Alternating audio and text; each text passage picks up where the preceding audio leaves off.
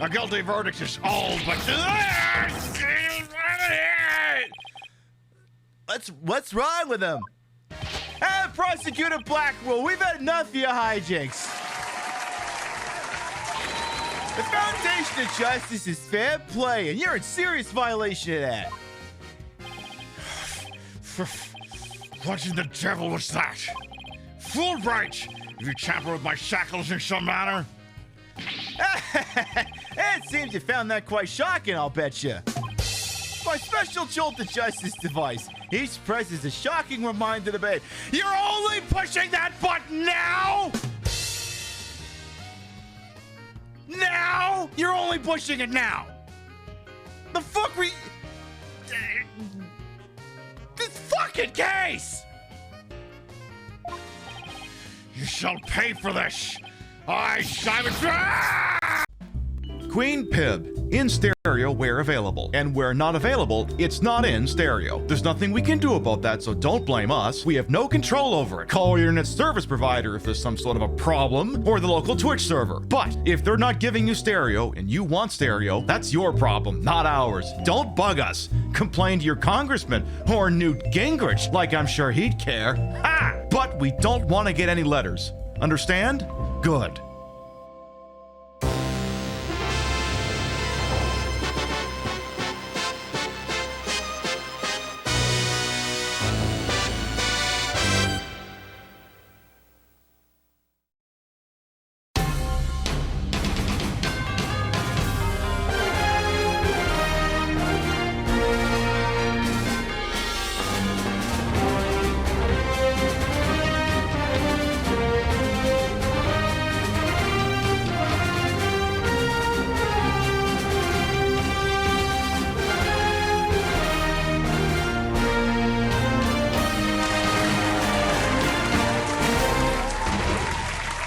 He's hit that electroshock button the entire time he's only pushed. I think we're about to find the author's hidden kink.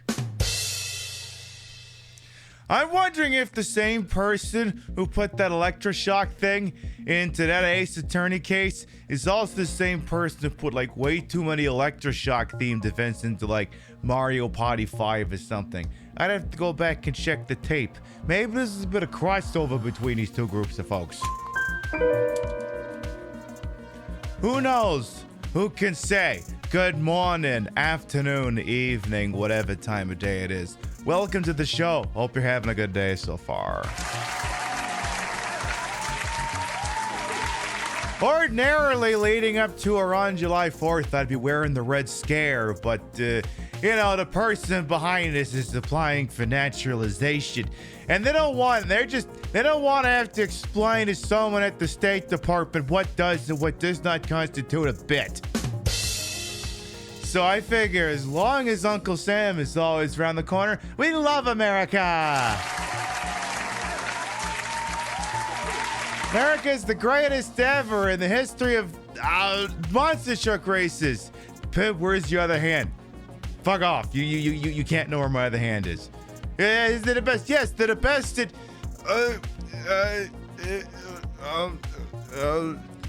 child delivery mortality rates. Or the inverse, whichever one is worse.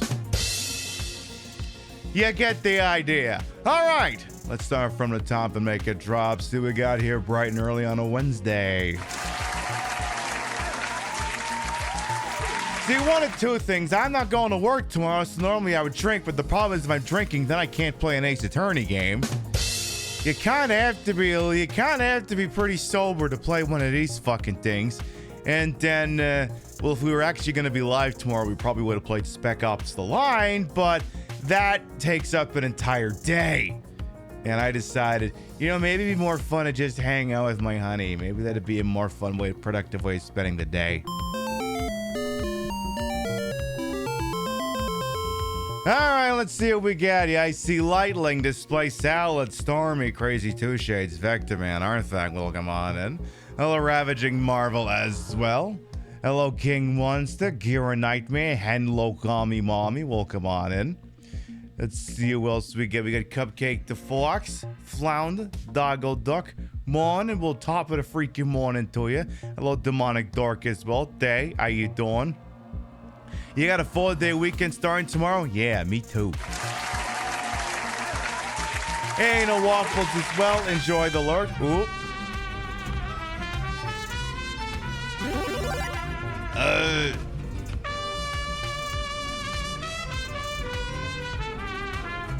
There's a lot going on here all of a sudden. This is exquisite. Very exquisite indeed. Pin B fine giant also high. Harley, thank you to 713 sub. Welcome back. Somebody saw yesterday's social media post. And Portia from all the way back with the steel chair.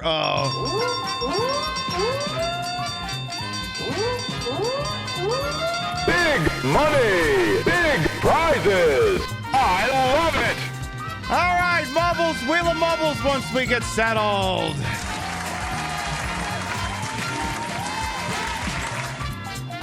Okay. I'm not going to say no to the tip jar. It's going to go to Dola for more emotes getting filled up. I'm not going to say no to that. I think you literally just paid for one of my new emotes coming soon. Thank you very much, Portia, for the $50 redo tippy. Thank you. So yeah, once a little bit more of the crowd is gathered, we'll go ahead and do the Wheel of Mubbles here. I'd like to think, now that we're all caught up on the list, I think, did I say hello to Deviant Individual and Dave, by the way? Welcome on in as well. Many of you noticed countlessly last month that we seem to be having an abundance of a troll problem. This is because we were being juiced by the Twitch gay shelf. There's a fancy name, but I just call it the gay shelf. I'm not normally one of Twitch's Rolodex gays, so I don't normally get that kind of exposure. So it meant in order to get some new diamonds in the forms of some new viewers, we had to sift through a lot of duds. Now, my understanding is that shelf still exists, but it's not going to be shown as prominently as it was in June. So I like to think things will calm down for a little bit. Also means that if I want to go out and find new people, I'm going to have to fucking start doing TikTok again, because Twitch ain't going to find more people for me. This is to say I'm not grateful and thankful for the people that I do have. Trust me, very grateful, very thankful. You know, you always want to see if you can find more eyeballs. And of course, this website, it's horrible at finding them. It sucks. It's like, you have this wonderful product. How do you get in front of more eyeballs? You can't. It just doesn't fucking work that way. So, gosh, we'll just have to sit here and keep playing Ace Attorney Dual Destinies. Gosh, what a fucking horrible thing to have to do. I'm so heartbroken about that, you can clearly tell. And Gimmick Puppet as well. So we'll be doing some more Ace Attorney Dual Destinies. We're still working on the Monstrous Turnabout. We basically finished the first half of it. And things are getting a little bit lit. Our client is apparently possessed by a demon. So, you know, usual thing that happens in an Ace Attorney game. There's that. Hawktor indeed, Mr. Welcome on in. So yeah,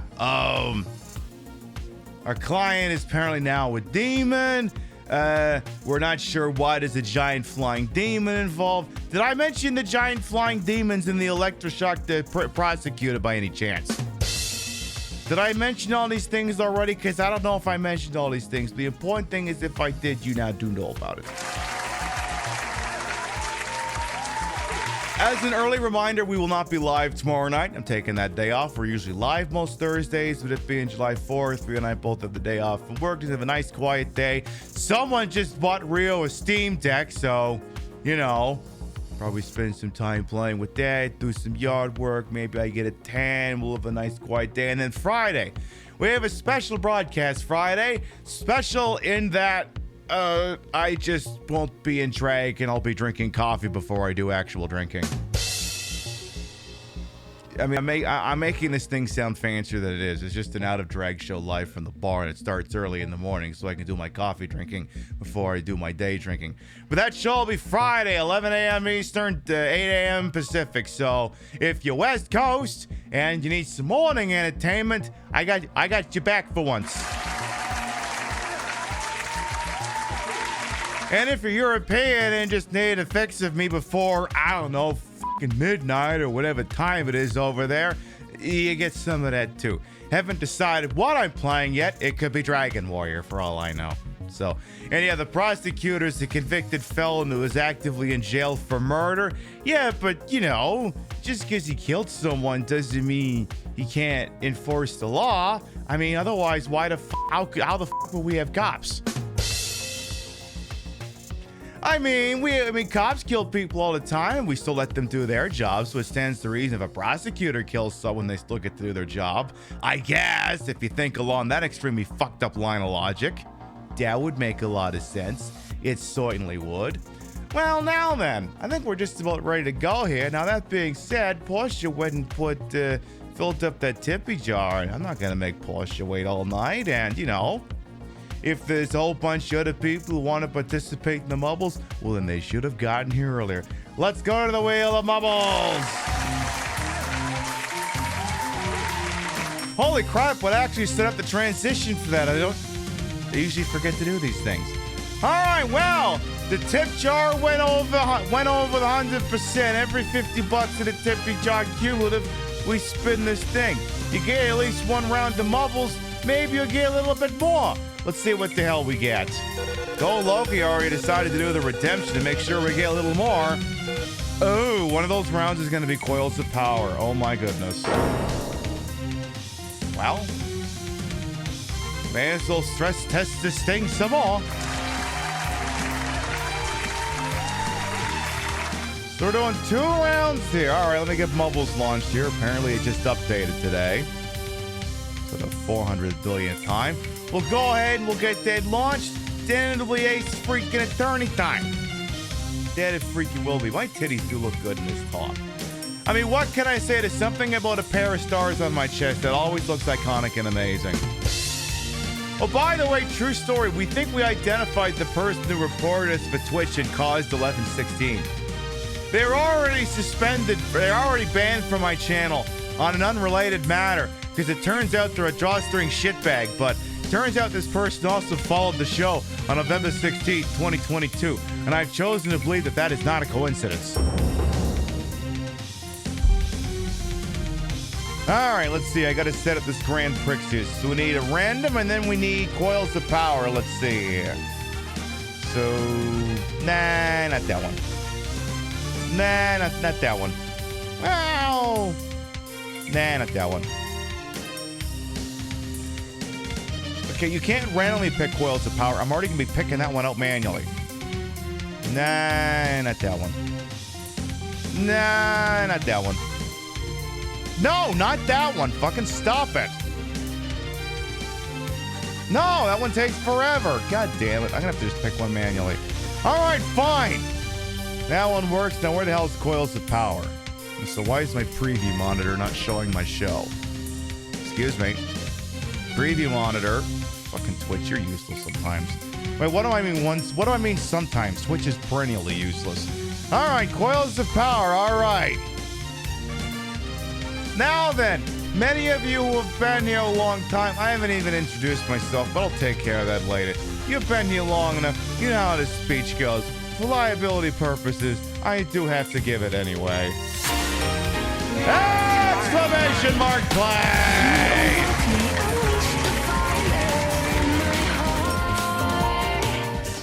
Like I said, many of you know this speech, but I'm going to give it anyway. Exclamation mark play gets you in here. The way this works is, hey, do you want to see your name in lights? Hey, do you want to be cock of the walk? Exclamation mark play gets you in here. This is the hop, skip, and jump. We don't have a local record because the people who made this game did something that wiped out a bunch of local records. So a bunch of them are all up for grabs. And if you want it, exclamation mark play gets you in here. We'll give you about a minute and don't do the goddamn thing. We will do these goddamn things. All right. What else is new? I don't really think there's much, to be honest. Not really much we're talking about. You know, courts are fucked, and Joe Biden's an idiot, and this stuff's too depressing for once. Besides, we're gonna live in a world with my tits are on fire. Subs only races? No, it's not a sub only race. Anyone get in this thing? Exclamation mark play will get you in here. You do not need to be a sub to be in this. I'm pretty sure your name's in here somewhere. Is Mock in here? Mocky, you in here? Swear you're in here somewhere. So I think you did something. Yeah, there you are. I see you in there. Yeah, you're in there. You're in there. You're good. All right, at present, we have 30 brave souls entered into Hop, Skip, and Jump. Now, Golden Loki has gone and put 52,000 chippies into the pot here for an extra round of Mubbles here. Now, if they win, I win, or the bot wins, or everybody dies, they're going to get their chippies back. So they got some skin in the game here. Also, I think I need to adjust my chroming slightly because I think my hair's getting ready to disappear. I'll fuck with that real quick. Let me see. Where's thingy? Little more. There we go. Problem is, if you squint real close, you can see like a residual of my green screen. But who the f cares anyway? You're not gonna look that close. All right. Exclamation mark player going once. Exclamation mark play going twice. All right, folks, you wanted Mubbles, you're getting 2 of them. Let's do this. 10, 10, 9, 8, 7, 6, 5, 4, 3, 2, 1. Boogity, let's go balling now.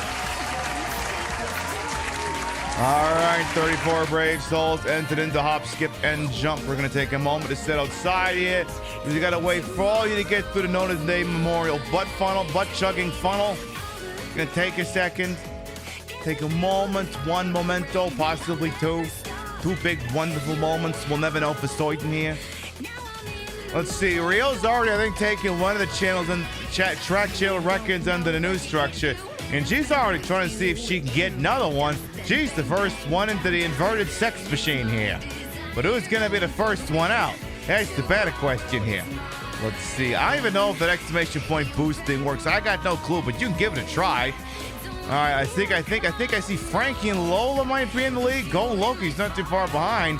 As well as Xena Waffles. Golden Loki wants their chippies back. We'll have to take a wide shot here in case someone overshoots here. Ooh, Mike from Canmore might be in the lead. Electric Brain didn't quite. Ooh, Harley landed, but they're going the wrong way. Porsche fell all the way down. That's okay. I think they'll be all right. Mike from Canmore is provisionally in the lead at the moment. What is this? This is... Oh, no, Pip, that's not new. You're just looking at it at a stupid angle. All right, we got Mike from Canmore in the lead, followed by Frankie and Lola. Oh, that's funny. All right, we got Mike from Canmore. Frankie and Lola actually says, fuck this. I'm going to go around the side and win. Why the hell are you going through there? I'm just going to take it all. I'm a Luigi, number 1. Congratulations. Frankie and Lola wins and takes the record, followed by Gimmick Puppet, Crichton, Cupcake to Fox, Artifact, Freya, Vector Man, Hambot, Dave, and Individual missed the exception to round out the top 10. Frankie and Lola really said, you know, there's a door on the side of that giant wall, right? You know, you could probably just take that instead of bashing through the wall. Frankie and Lola wins, followed by everyone else whose names I just rattled out, which means they're going to take the record by default for this track. You Duke Nukem Forever? Well, I came in dead last, but that just means you were all my opening act. It's true, you were all my opening act, and there's nothing you can do about it. All right, 1 down, 1 to go, and this one could be a little dicey because it's... This one's very mean to graphics cards. Let's see what we can do with this one. Exclamation mark! Play!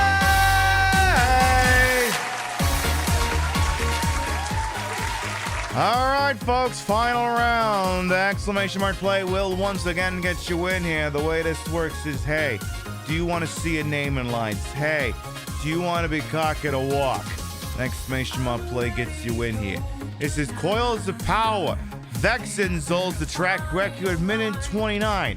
which I do believe was set during a Stream Queen's pool party. If you reckon you could do just a little bit better than that, exclamation mark play gets you in here. We'll give you about a minute, and then we'll do it a goddamn thing. We really will. We really will.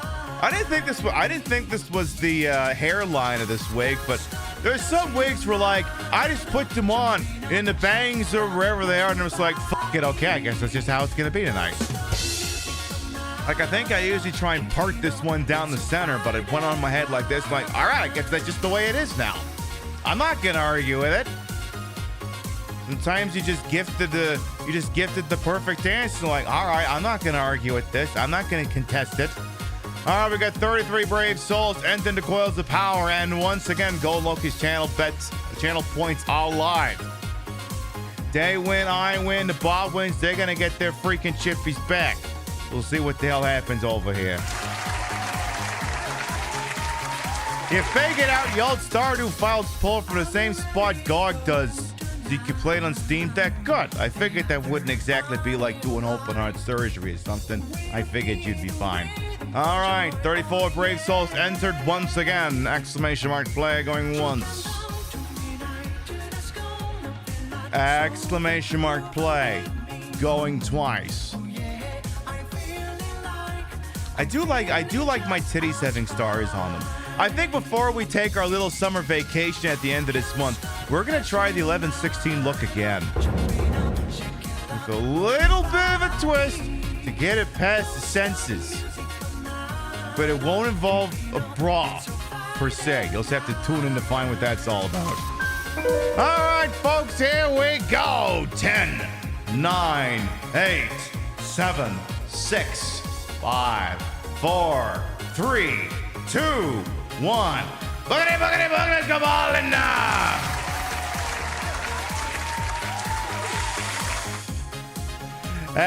Don't worry about Automod. I get the point. I don't know, like, some people can use that term. I probably wouldn't personally use it for me, but that's the way it is. All right, we're gonna see who's come out of the memorial butt-chugging funnel here first. Gonna take a hot minute, because, you know, so many people like hanging around my ass after all. A lot of room in there after all. So let's see. We got King Monster. The problem is, like, I can call it as in the lead at the moment, but this is like that Yoshi's Mountain track from Mario 64. You can't really goddamn tell who's in the lead until the whole thing is over with.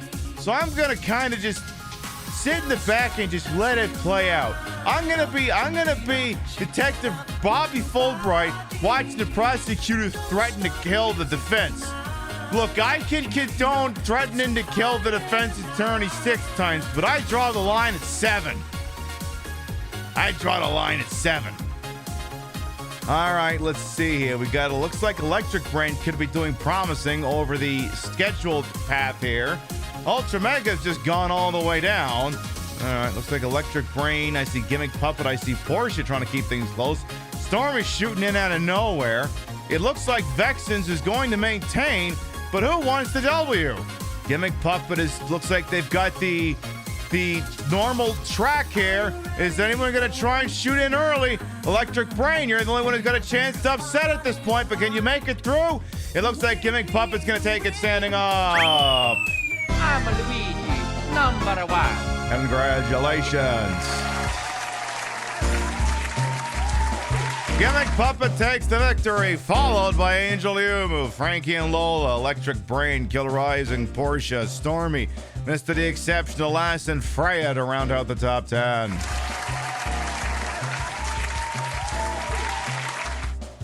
Did the compy handle the map well? It looked like it did just fine. I might be hamming it up just a little bit. But I mean, I've only got the AMD Ryzen X5. I don't have the X7, so it's, you know, it could still theoretically blow shit up. I don't know. But I haven't dropped any frames. Here you go. Gimmick Puppet takes the victory. Vexens will maintain the record by about a 12-second margin. We're not in June anymore, so I can do math again safely. I'm going to sit here for a second and see if it's possible for me to get rid of the green screen that's going on behind me here. What if I did this, then did this? No, that just makes things worse. What if we do this? I really don't feel so good. No. The problem is then you can see play streamer here. That won't do.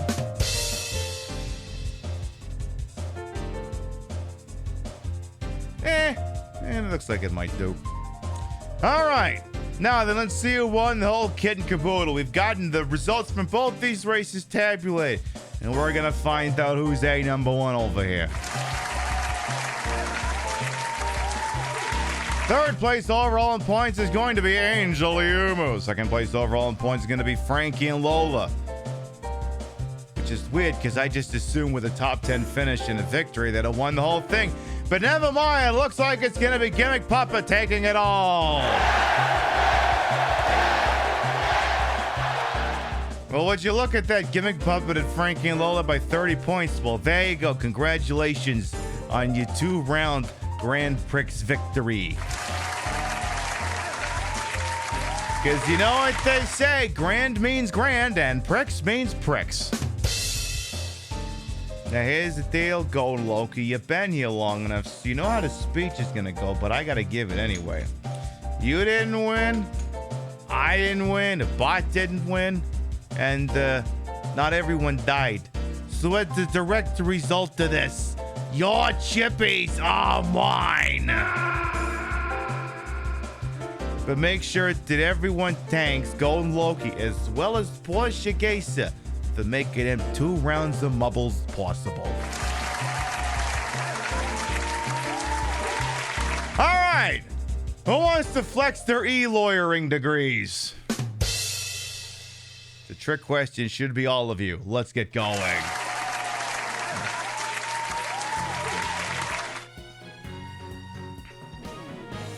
It's time for us to go back to court. All right. For anyone who might be new here, I am Queen Pib, Patricia Inga Bogart. You may also call me Trish. I am queen of the retro, queen of the ways of the old, and your time on this channel, this fat-lipped, fat-hipped, fat-boobied, and fat-bootied channel is well wasted. Welcome on in.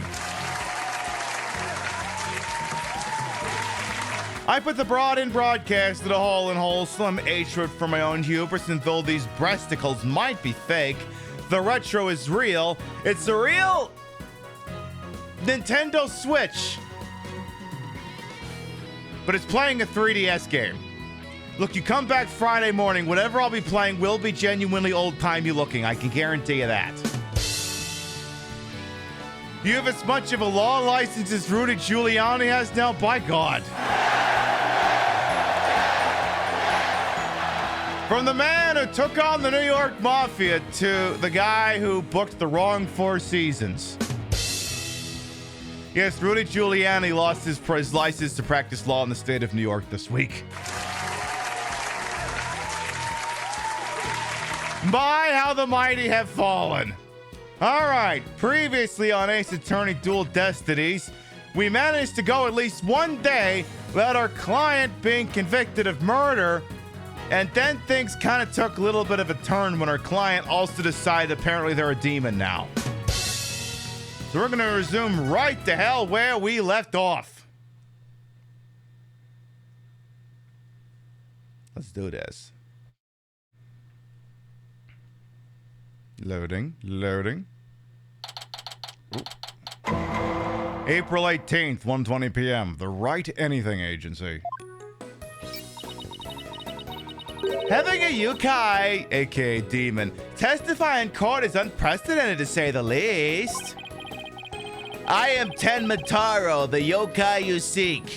Look upon my works, ye mighty, and despair. How could such a straight-laced man like Mr. Tenma suddenly become a demon? Well, I gradually turned into an oversexed drag queen so gradually nobody noticed. They say that to me all the time. Oh my god, Pibby turned into a hardcore drag queen so gradually. I didn't even realize what happened. One day it's some schmuck in a t-shirt sitting in a chair. Next you got gigantic titties. It's a remarkable transformation. Yeah, it's strange. Even worse, Prosecutor Blackwell is playing along. I can't even think straight anymore. Good, I love that for you. Good, welcome to the party. I need to go for a run. See you in a bit. Wait, what about the investigation? Back! Oh God! Whoa! Oh no, these two have the same voice. Ah, fuck. All right, we're just gonna make do. Whoa, Trusty, welcome back. Oh, you're in your stage outfit, back from work. Yeah, I really nailed this new magic trick I've been working on. I also heard about those tricks that were conjured up in court earlier today. You know, the demon out of nowhere trick and Polly's tightrope style defense trick. I was seriously considering a disappearing act of my own after all that craziness. Anyway, our next trick is to find a suspect other than the mayor. I know the killer must have used the air duct in their escape. And whoever did that was the 10 Mataro that Mr. Filch and Jinxie saw. Right. Maybe there's some evidence in the air duct. The real fight starts right now. Hey, before you go, let me make the evidence you no longer need disappear. Hey, you're not Percy from fucking Salad Kingdom. Don't do it. Don't do it. Hey, boss. Oh, God.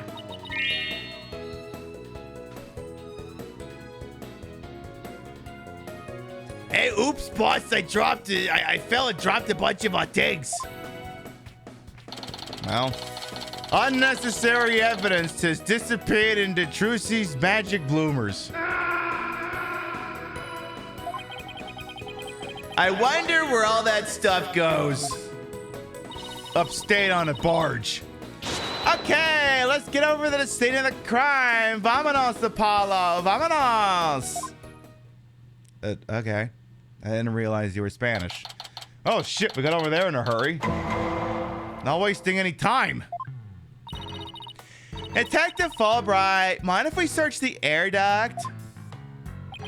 Well, since you really are on a side of justice, I suppose I can let you. Why are you such a fucking sourpuss? Plus, my own sense of justice has been called into doubt, so, what if he's ever been like this ever since the trial? Well, his sense of justice has been beaten to a pulp. Probably take a while for him to recover. I sort of feel bad for him, but he's also a cop, so frankly, fuck him, to be quite honest. But we have work to do. Let's go get the evidence we need. The air duct is the key. We know the 10 Mataro impersonator used it to make an escape. After murdering the alderman, the killer left the Fox chamber through the hallway door. Like so. Then, after locking the door from the outside, because apparently this door only locks from the outside, the killer entered the air duct in the hallway.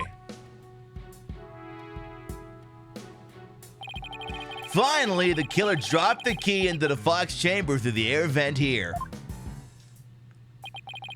Then went back through the duct and fled the manor. That's how the illusion of no one entering or leaving the locked room was created. Makes sense. If the killer passed through the air duct, maybe we'll find some evidence there. Can we get John McClane to go rooting through the damn thing? Yeah! Maybe some black feathers or something like that. How the fuck do you propose we get in there, though? Well, here's our vent. It's awfully high up. Is the Xenomorph from Alien Isolation handy? Maybe we can get them to go through this thing for us. Don't worry, I brought a stepladder. Oh no, not this fucking bit again. Apollo, don't make any smart-ass comments. Don't worry, I brought a stepladder. Happy hunting. How nice of her to volunteer me for the job. Oh, they're not gonna make any snide comments? Now I feel weirded out. Whoa, it's pitch black in here. Well, here goes nothing.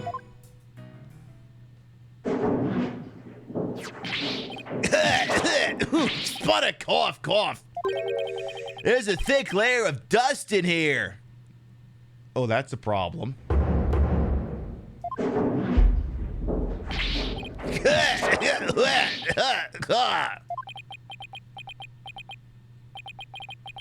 I don't get it. Yeah, if someone went through there, it shouldn't be covered in dust. That's a problem. Find anything? Yikes, Apollo, what happened? You're covered in dust. Yeah, dust. Lots of dust. So what'd you find? The dust! You know how dust collects on something when nobody uses it for a long time? Like your copy of Metal Gear Survive, you know? Where you also wander into the dust, but that's a separate discussion. Yeah, like Mr. Wright's desk back at the office.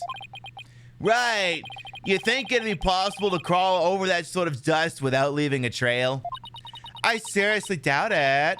Wait, you're not suggesting no one's gone through that duct lately? Maybe if we just vacuum the thing up real quick, maybe Detective Fulbright won't notice I'm covered in dust. Kinda looks that way. And if it's true, Mayor Tenma is gonna be fingered as the killer.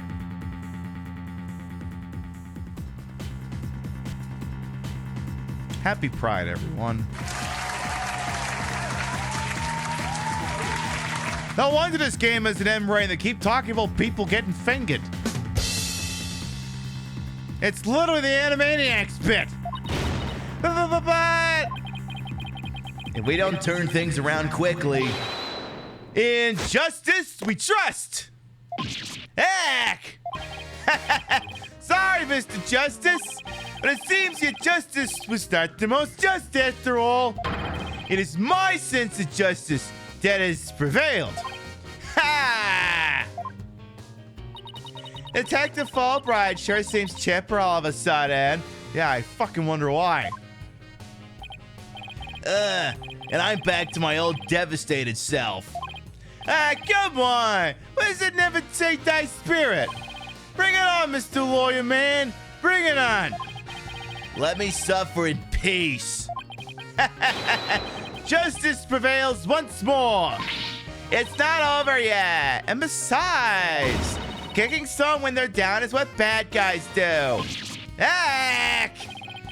Are you calling me a bad guy? Yes.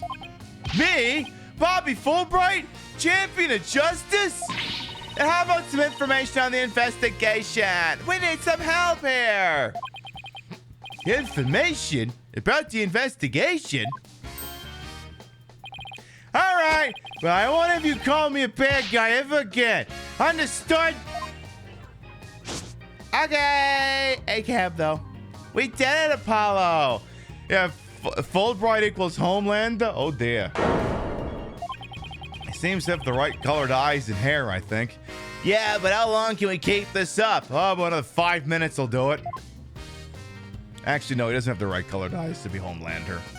All right, let's talk about the investigation with Detective Robert Fulbright over here. I can't believe Prosecutor Blackwell would stoop that low. I mean, depending the blame on a yokai, an imaginary demon thing, he really wants a conviction at all costs. She could give a yokai a run for its money when she's mad. Yes, I have him writing a self-reflective essay as we speak. I doubt that'll teach him anything. Yeah, he'll probably just write dotard 1,000 times. That old yokai business is most likely a ploy to win a conviction. Truth is, Prosecutor Blackwell believes Jinxie Tim and planted their yokai stuff. planning it in an effort to protect the father, the real killer. Yeah, right. And I like to see him prove it. Whoa, calm down. He doesn't have any direct evidence, but, well, we did find this. Oh, it was at the base of the cliff just outside QB Manor. Wait, that isn't the staff Ten Matara was supposedly carrying, is it? The one and only. Miss Tenma no doubt tossed it over the cliff when she was done. No way. Well, what about Prince? Nope, no Prince. But if she was wearing a costume, well, there wouldn't be any anyway. Well, Prince or no Prince, it's not gonna work in our favor. Sounds like the staff might have belonged to the mansion. But if that's the case, then where in the mansion did Tenmataro get it from? It's a very good question. Let's talk about the amazing Ninetales, that wrestler who's gone missing. Did Prosecutor Blackwell figure out the victim was the amazing Ninetales? He did indeed. He's a sharp one, all right. He figured it out while investigating the municipal merge during the victim's past. No shit. The amazing Ninetales sparked the Yukon craze and worked against the Moija. The Mayor Damien Tenma is the corrupt politician who murdered that great hero. The amazing Ninetales fans are so angry, they even tried to storm the detention center. Oh shit. I don't blame them. I mean, their favorite masked wrestling hero was murdered. They must have been shocked when they found out what happened. Speaking of which, isn't Jinxie also a fan of the amazing Ninetales? A wrestler's mask is more precious than his own life. He'd never unmask himself in front of others. But there are matches where wrestlers battle for the right to remove each other's masks. The bra and panties match. But like a bra and panties match, pink slip match. Have your mask torn off is the worst humiliation a wrestler could ever suffer. That's why their masks are more important to them than life itself. She spoke with a passion that only a fan could appreciate. We ought to become fans ourselves and go protest in front of the prison. What? No! Did you forget the Mayor Tenma is not only Jinxie's father, but our client? Oh, yeah. Huh, amazing how that just slipped my mind like that. You be careful now. You're defending the most hated mayor in history. Oh, come on. He's not Rudy Giuliani. I just hope you don't find yourself on the wrong end of a figure 4 leg lock. Maybe I should wear a mask to hide my identity. Well, depending on where you're going, you should wear a mask. But that's just good policy in this day and age. Are there any other new developments we should know? Now that you mention it, our suspect is suffering partial memory loss. But he did manage to remember something. Hey, Dad, what did he say? He said he didn't want to speak with us. That's a good response, actually. Considering his legal counsel wasn't present, no, he should not be speaking with you. His exact words were, "I am under no obligation to speak with you mortals." Our client correctly recognized that every day is Shut the F Up Friday. We love to see it. And other things of that nature. Tell you what, maybe we can do the whole speech here.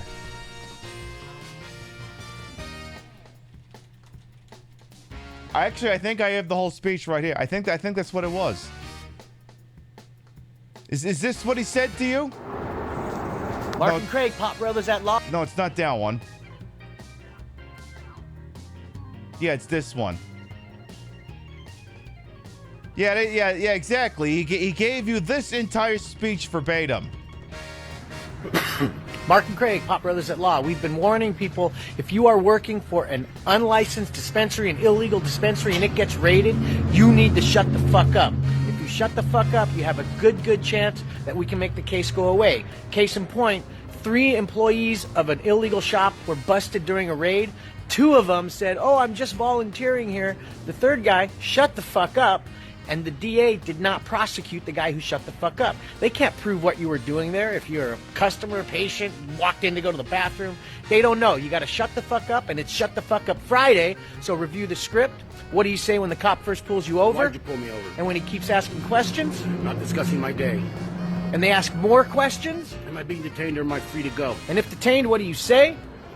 I invoke the 5th. And then what do? You shut the fuck up. Shut the fuck up Friday. Never answer questions when the cops ask. Have safe holidays. Damn right. Yeah, exactly. If you're making a sick-ass fan game, you also shut the fuck up. Before Nintendo's lawyers find it. I wonder what Mayor Tenma remembered. Too bad you can't go ask him now, because Prosecutor Blackwell's busy questioning him. Yeah, that's not how that fucking works, but... Go off, Ace Attorney. I know. Why don't you wait down at the playground with the rest of the kids? What now, Apollo? How about regrouping back at the agency? Good idea. We might get some words of wisdom out of Mr. Wright while we're there. That sounds like a horrible idea, but sure. Rethink investigation strategy. Okay. Let's go see if our boss is back here. Well, somebody's here. Maybe I'll go read over some past cases. And I'll go do some research on exorcisms. Hey, what's with you guys? And also double booking my voice. You seem bummed out. How should I put this? It's like we're at the edge of a cliff and the only way is down. In other words, business as usual, right? Yeah, I suppose so. Except this time it's like we're bound and gagged, too. That sounds like fun. Hello, Steven. Well, come on in. Don't forget blindfolded with our ears plugged up. Where is this analogy going?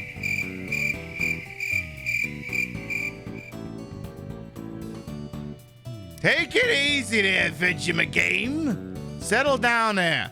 Stop being so horny on main video game. Oh, and monsters at every turn, huh? Sounds rough. You love the outfit, why thank you. Hey, Apollo. Oh, and Athena's here, too. Mr. Wright! How goes the investigation, Apollo, Athena? I think it's safe to say that it's f***ed. Things have gotten hairier than before. Really? What happened? Things got a little fucky. I was watching the two this morning from the gallery. That was one tough day in court, to say the least. I know. I've never had to defend a Yukai before. I love Phoenix's look on his face. That business about the locked room was another major hurdle. Yeah, and on top of that, Jinxie was accused of being an accomplice. But at least you figured out how someone could have escaped the locked room. Yeah, well, we just found out that her reasoning might be a tad flawed. Oh, really? Well, that's bad news. How are we gonna get out of this one? Well, the worst of times when lawyers have to force their biggest smiles. Force a smile? Is this my first smile?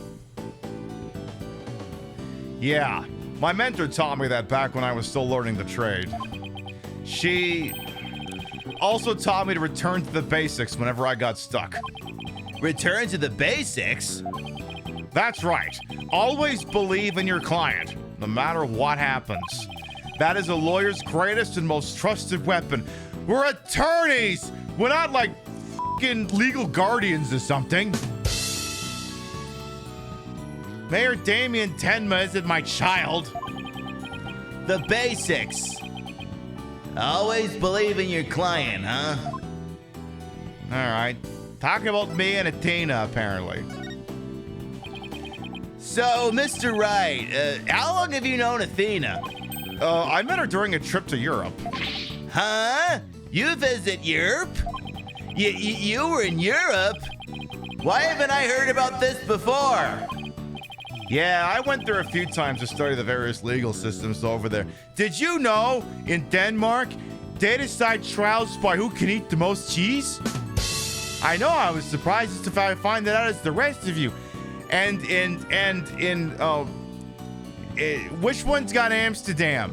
Whichever one's Amsterdam, that one, they determine who loses the trial by who can't hold their bong smoke. It's wild, it's amazing. I think we should try it over here. Oh, okay. Wait a minute. I thought you worked as a pianist after you quit practicing law. I did, but an old friend of mine needed some help with some legal work from time to time, so... Oh, I guess you're never far from the courtroom then. It was like fate brought us together. It's thanks, Mr. Wright, that I became a lawyer at all. This is going to be discussed in another game. I knew she was lawyer material from the moment I met her. And I have high hopes for her ability to analyze people's emotions. It's nothing special. Maybe I've underestimated that analytical psychology mumbo-jumbo pseudoscience of hers. It's just, I thought that if my special ability could help defend innocent people, then I had to do everything in my power to bring it to the courtroom. That's when I really started hitting the books hard with my head.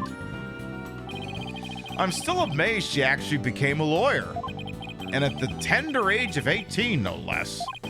Wow, that's almost superhuman. Or personal, like she's trying to help somebody she knows.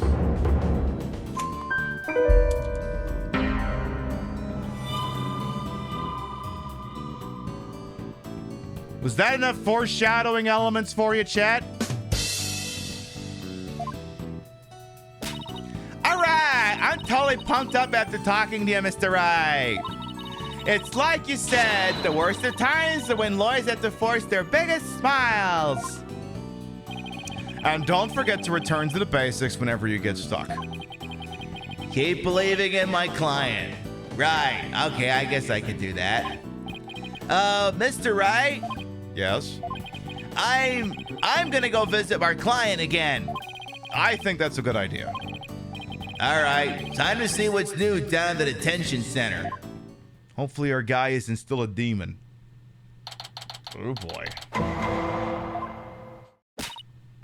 Mayor Tenma, we wanted to talk to you about something. Ah, fuck! Oh shit, he's still all fucked up. Egg! Caw, caw, caw, caw. So, my minions have returned. Apollo, he still thinks he's a yokai. I wonder if we'll ever be able to talk to Mayor Tenma again. Hey, Lux, welcome on in. Silence, peddler of the legal trade. Free me from these imprisoning walls with great haste. Wow, he's sounding more and more like a real demon with every sentence. I'm starting to wonder if we should even be helping him win his freedom. Still, we can't let Mayor Tenma stay possessed. You know what I mean? You can clear me of these charges. I shall help in whatever manner I may. Now ask of me what you will. Get rid of the grabby hands like you're the guy who works at the Hody Clinic. If you've played these games long enough, you know who I'm talking about. I suppose it's worth a shot. Okay, demon boy. Let's talk about the feathers and the tracks at the crime scene. Were those feathers and tracks at the scene of the crime really your doing? Indeed, the remnants of Tenmataro, king of the underworld they be. The day when I once again dominate the mortal world is at hand. Ha ha ha! The prosecution claims the feathers and tracks were planted by Jinxie. What's this? Ooh. I think somebody dropped character for a second.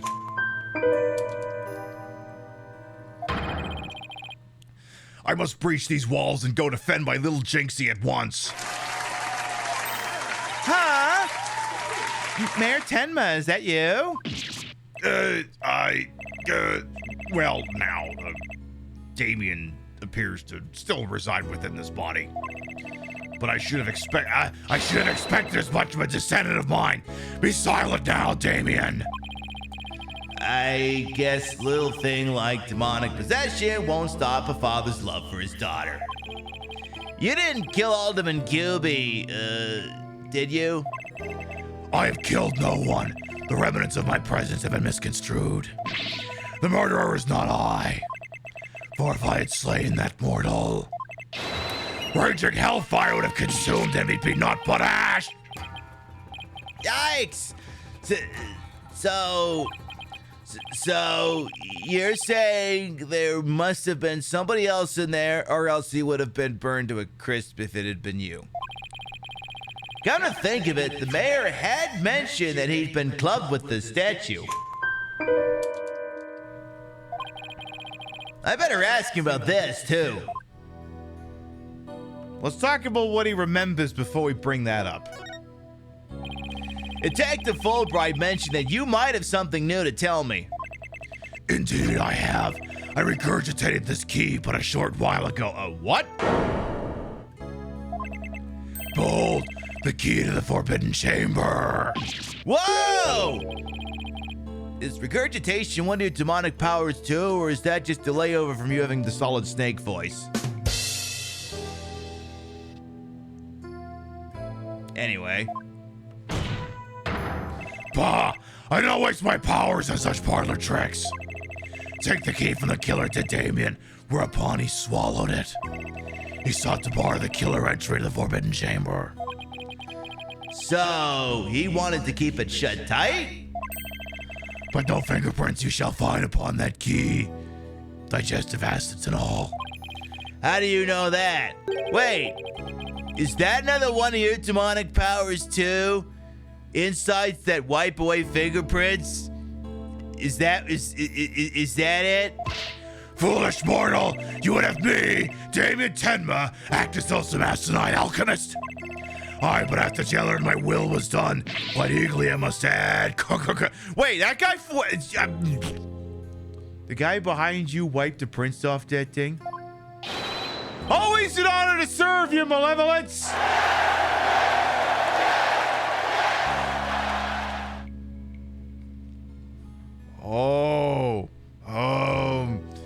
You know, maybe he doesn't need us to get out of here. Maybe he can start a cult and escape.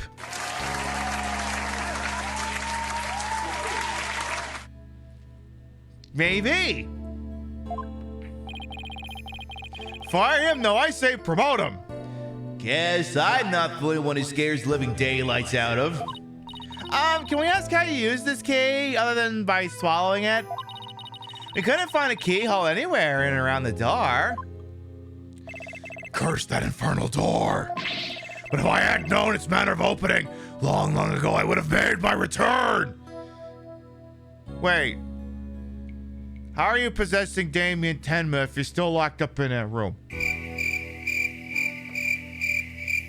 I hate to ask a stupid question, but, it bears asking.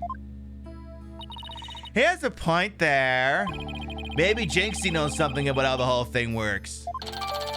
The Forbidden Chamber key has been added to the court record. No fingerprints could be lifted from it, apparently because the bailiff back there wiped all the puke off of it. Just one more thing. If I may do one of those Columbo thingies. Could you talk about the statue supposedly you was clubbed with? What, might I ask, is that? The statue was found at the scene. Somebody had Mayor Tenma over the head with it. It had been wrapped in a large cloth before the alderman's murder. Let me see whether Damien knows about such a thing. And all I can hear is like that wheedly wee communication noise you get like on a 3DS or something.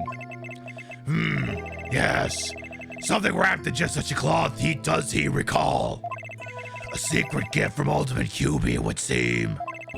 He, however, had not a chance to see it till now, for the cloth did conceal it.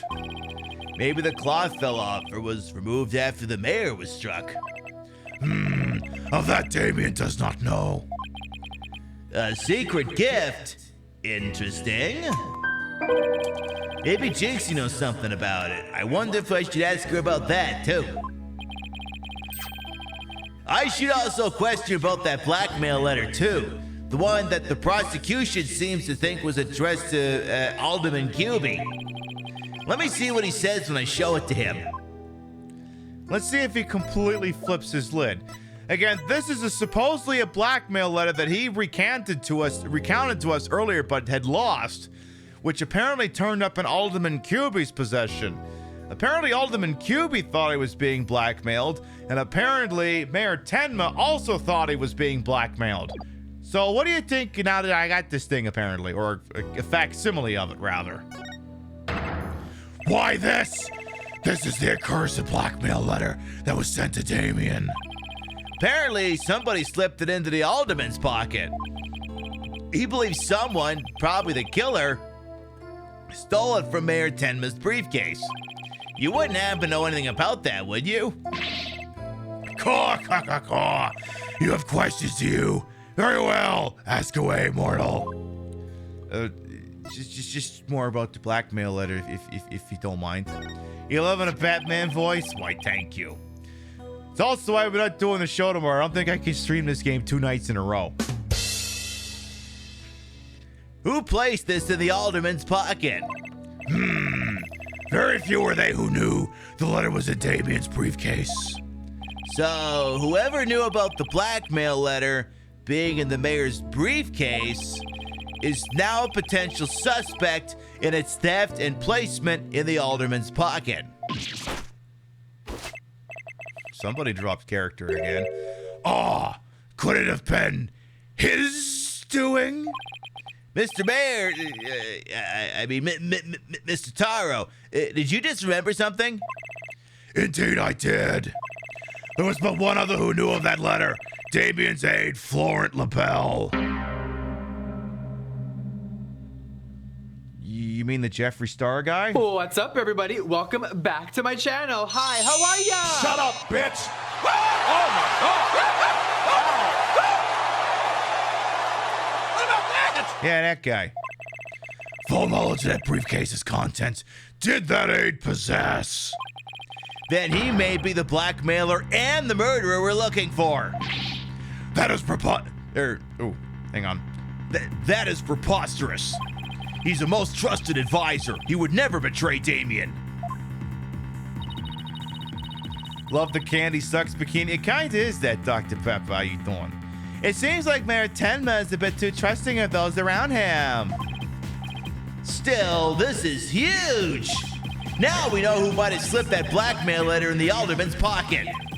Look out, Florent LaBelle. Here comes justice. Let's go find Mr. LaBelle and rake him over the coals. Thanks for the help. You just given us a major lead. The blackmail letter's been updated. It's highly likely that it was Florent LaBelle who took it from the mayor's briefcase. There's something that still bothers me. If Mr. LaBelle is the killer, what could motivate him to open the Forbidden Chamber? We should probably search it for clues now that we've got the key. Only one problem. How do you open a locked door that doesn't have a keyhole? Dynamite usually works pretty well. Let's go talk to Jinxie. Maybe she can help. Do you think she's gonna let us open that fucking thing? Do you honestly fucking think she's gonna let that happen? Let's see if she's hanging out here in front of Ninetales Vale. Let's see if there's a distinct chance that that's happening. Hey, isn't that... Oh. You okay, darling? You look like you're having a little bit of a time over there, my goodness. Just a second. Boom. Jinxie! She's acting really strange. That loathsome, no good, nine-tailed fox, he shall know the terror that is mine in despair. Yeah, you shall pay. Oh, you shall pay dearly, all of you. Jinxie, are you all right? Oh, is that you, Mr. Demon Lawyer? Morning, Jinxie. Actually, I think it's afternoon, but anyway. Morning, isn't it already past noon? And what am I doing here? Last I remember, I laid down to take a nap back at the manor. Oh no, it must have been the Makoragashi. It must have been the Makoragashi. Makoragashi? Ever wake after a restless night's sleep to find your pillow in an unusual place? Or that you've been sleeping on the floor in the hallway? Well, it's that you guys' fault. The Makuragashi preys on people while they're asleep. It sounds like you just need to be tucked in real tighter. Maybe a snug sleeping bag. Jinxie, how come you don't have any charms on your forehead? I don't. Oh, they must have fallen off. Without them, evil spay things could creep into me. I'd say we have more than adequate demonstration of that just now. I better reapply them. Much better. Jinxie, there's something we wanted to ask you. There was something I wanted to tell you, too. Settle down there, computer. Graphics cards are revving up. I remembered something else. You did? What was it? Speak to me. What do you remember? Jinxie, can you tell us what you remembered? Well, after the trial, I remembered lots of stuff. But there was one thing I thought was really weird.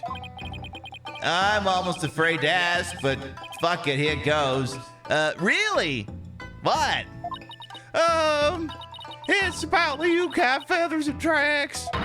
They weren't there when I first opened the door. Wait, what? Are you sure?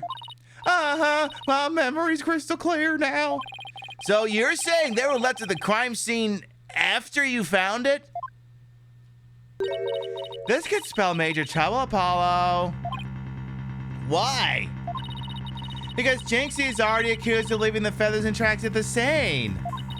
If they weren't there when she discovered the crime scene, it will totally fuel the claim that she fabricated the evidence later on. Fuck! Jinxie's fuzzy memory of the whole incident is really working against us.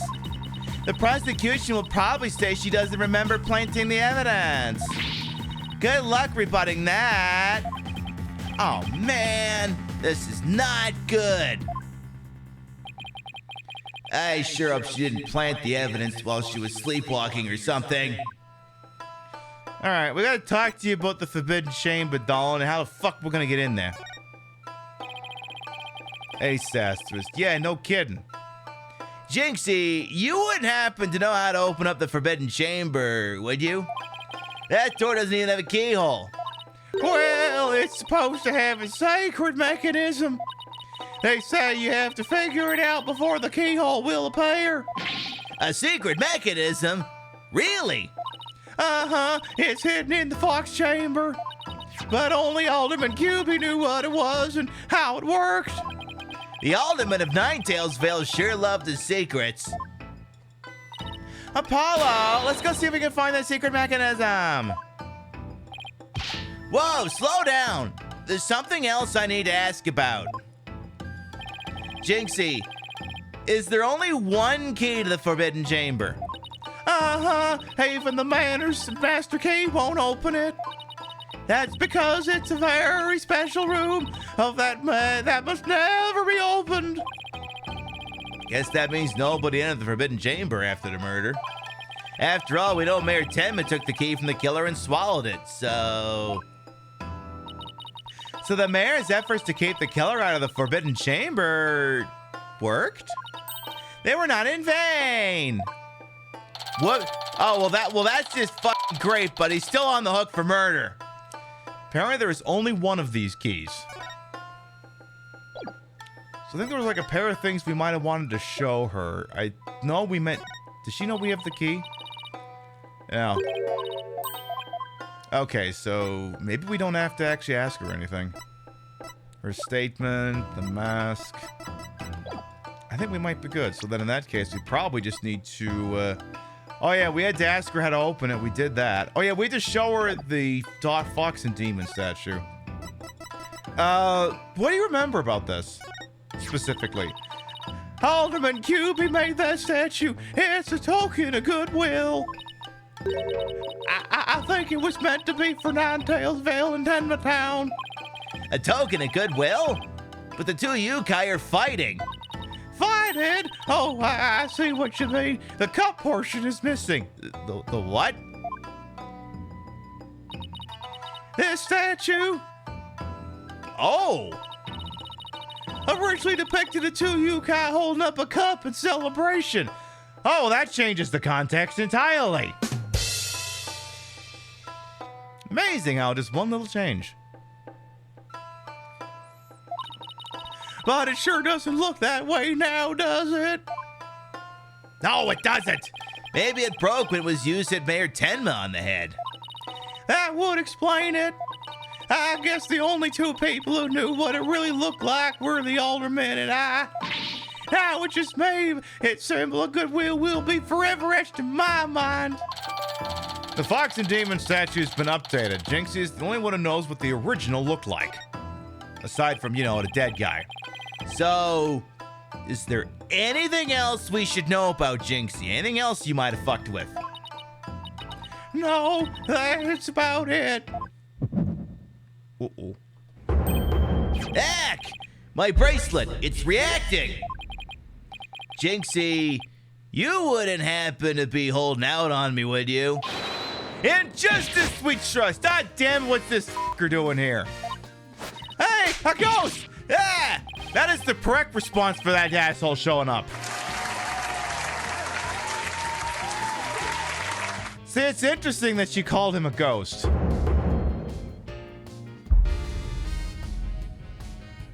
You'll get that one later. Detective Fulbright, what are you doing here? I have business with this young lady, if you must know. Prosecutor Blackwell has asked me to question her. Who asked me? It's Shut the Fuck Up Friday. I'm not interested. Are you here to ask about the whole Yukai affair? That's right. Specifically, we want to ask. But I can't tell you that now, can I? Oh, come on, please. We're partners in justice, right? No. Prosecutor Blackwell specifically told me my questions drove to utmost justice. I will not fall for your lies. In justice, we trust. The Twisted Samurai sure has him on a short leash. So you're not a ghost? Maybe some sort of urban troll, then? Now, come along, Miss Tenma, to the station with you. I feel like that's not how any of that works, but go off. He took her away. Missed my chance to see what she was lying about. Well, at least we found there's a secret mechanism for opening the chamber and that she's fucking holding out on us with something. Let's go check it out. I just hope they let us in now. Well, they had better. All right, we're in front of the manor. So a little look-see here. Oh, Jeffree Star's got blue hair now. Why is it blue? Oh, what an absolutely fabulous scent. I'm so glad I had these carnations imported from England. Nothing but the finest will do. Perhaps I should place one aside for our dearly departed alderman. Hey, it's Mr. Fuckface. I mean, Mr. LaBelle. Paul, let's ask you about you-know-what. Oh yeah, before we search the Fox Chamber, we should ask you about the blackmail letter. Yeah, what in the JoJo's Bizarre Adventures going on here? Why, if it isn't the mayors and the lawyers, what do you want from me? That's literally how I envision the voice, and I've done my job. Oh, there's something we wanted to ask. Where's that ringing coming from? You'll have to excuse me. Hello, the bell here. What the? Oh, okay. You know they make headsets for that. Those things on his shoulder are cell phones? The detail in his eyes reading motion, yeah, it's pretty solid. Yes, about that, you must forgive me. This whole matter with Mayor Denver has been a complete nightmare. Where do you buy clothes like that? Oh. Surprised? This is my own special design. It's the ultimate in functional beauty, yes. Functional beauty? Are you sure about that? Looks a bit unwieldy for me. Why don't you just try fucking Google glasses or something? Ah! You simply don't have an eye for beauty. If having an eye for beauty means looking like this guy, I'd rather be blind. So, what did you want with me? You see Tenmataro, you wanker? Both Jinxie and Mr. Filch said they saw Tenmataro. But what about you, Mr. LaBelle? If you were in the foyer, why didn't you act? Very well, I admit it. That's right, I, Floyd LaBelle, saw the demon Tenmataro, yes. So we did see something. Hey, chill bat, how you doing? Then why did you lie about not seeing him? I was simply trying to protect our dear little Jinxie. Protect Jinxie? What do you mean? Why don't tell me you ever heard of that strange little habit of hers?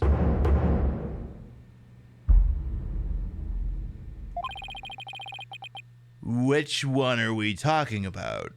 The one where she wanders around making mischief without knowing what she's doing. Oop. I'm gonna need to double source this before I believe it. Rumor has it she's possessed by Tenmataro. That one's new to me. Well, there you have it. Anytime you hear about a Tenmataro sighting, little Jinxie should be your prime suspect. Tell us more about that rumor. You person is clearly lying and has an agenda. Go on. So, what was that rumor about Jinxie, the one you're totally not making up just now? They say she's possessed. Not all the time, of course.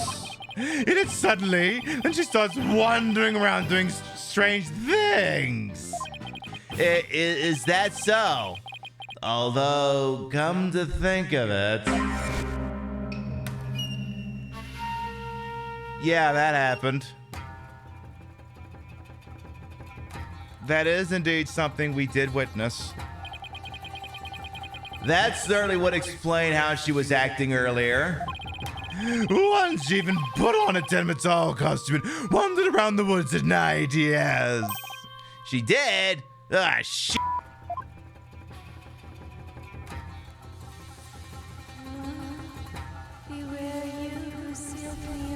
Oh, Christ.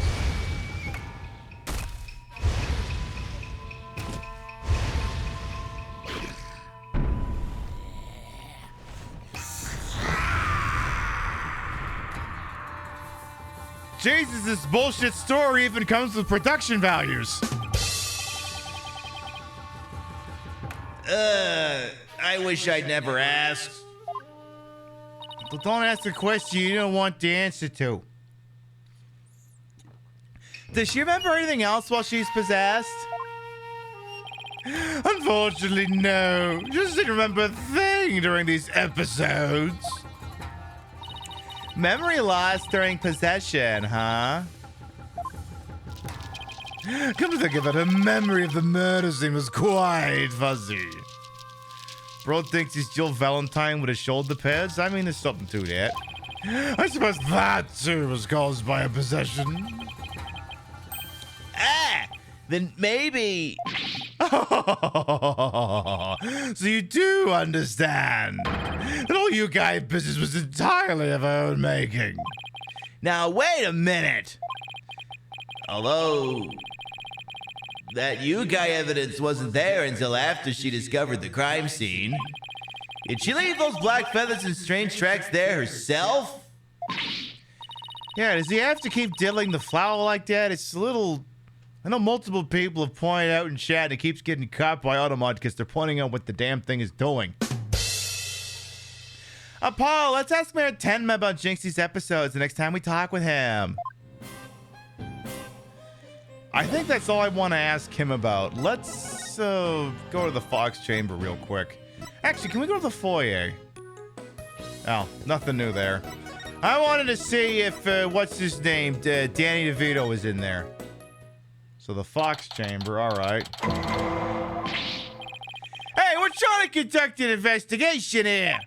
Come back later once we're done.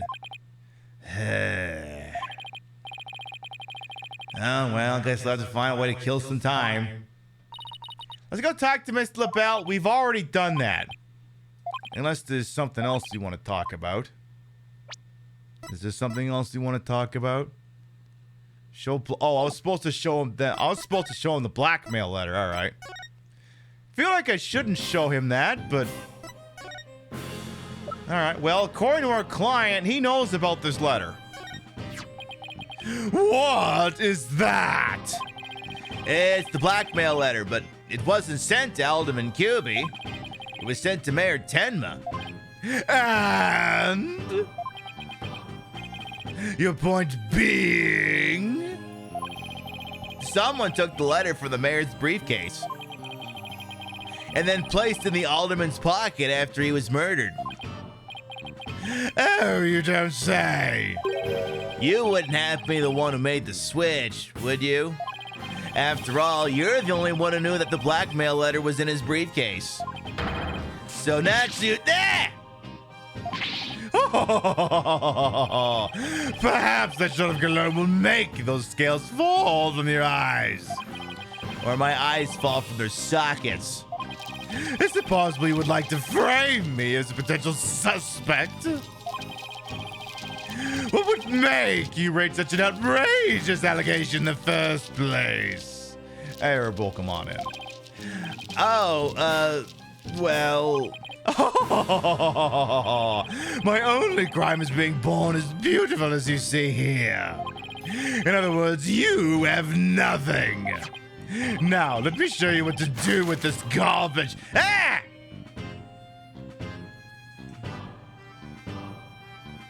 You know, that's just a copy the police gave us. It doesn't... Whatever. Okay, but like... Please tell me that... Help me out here.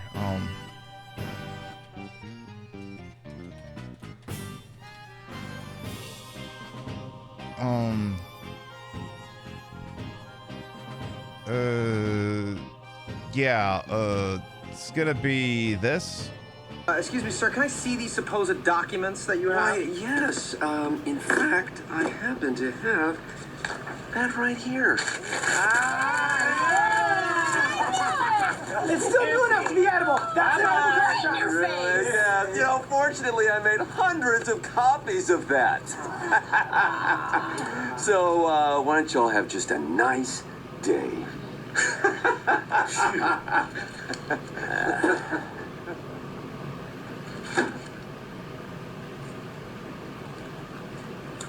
You can probably stop eating that now. Excuse me. I so hope that's the next thing that happened. Please. Hey! You can't. Oh, damn it! He ruined the game from the master. You can't destroy evidence like that. I do like that sneer on his face. I do like that. I need to save that. What do you mean I can't? I just did. Feel delighted now.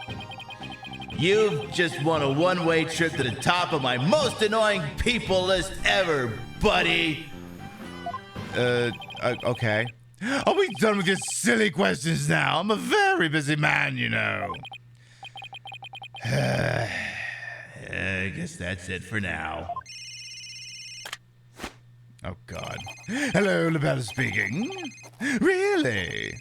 You wish to carry my new product at your store? But I'm afraid it's my own private brand. It's not available to the public.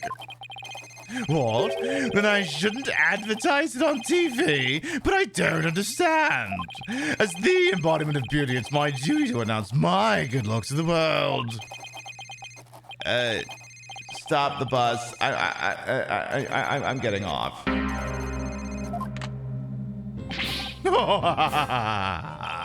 Everyone wants my exclusive Jeffree LaBelle brand products. It's the crown jewel of my collection, born of my long, relentless pursuit of beauty, yes. But now that it's become so popular, it's been an absolute nightmare. You don't say. Well, they can't have it. It's just for me. It's not meant for you peasants. Peasants? This is my latest product. I'm calling it Couleur Me LaBelle. A dazzling hair color that you can wash out with just water. So it's Kool-Aid then. This isn't a new... Capcom, please consider hiring at least one gay person. One gay person. Okay? I don't give a shit which letter it is. Just hire one. Guess that means you can't sweat. Exactly! I have 7 colors in all. You can find out more in my commercials and magazine ads. Yet it's not available to the public? Great sales strategy there, genius. It's that one commercial I hear sometimes when I'm playing You Don't Know Jack. It's just one rich guy who just takes out a commercial basically to fillet himself. Come to think of it, Mr. LaBelle, your hair color's changed since the last time we met. The little lady has quite the discerning eye. Here's a little sample. Consider a gift for one who truly appreciates beauty. Apollo, what should I do? Better take him before you get a face full of cologne. Good point. Wow, thanks, Mr. LaBelle. Couleur Me LaBelle added to the court record. Hair color that washes out with water. It's Florent LaBelle's own brand and isn't available to the general public. Okay, let's head over to the Fox Chamber. I've had enough of this asshole. We still gotta find a secret mechanism for opening the Forbidden Chamber. Yes, we do. And I gotta get away from discount Jeffree Star over here.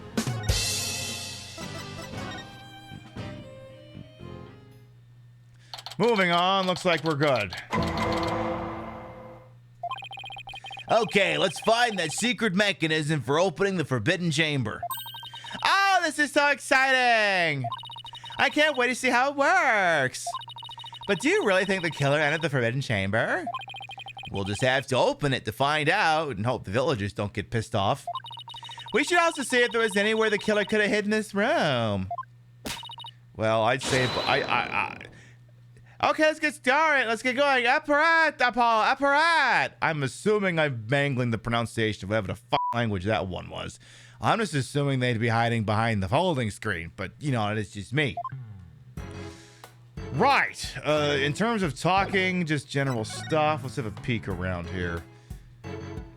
So I guess maybe the key would be to look for anything that doesn't have a check mark on it, because anything with a check mark we've already searched. So if we look at the main door here, Still no keyhole, huh? Yeah, and a door won't budge, just like those spiky bangs of yours.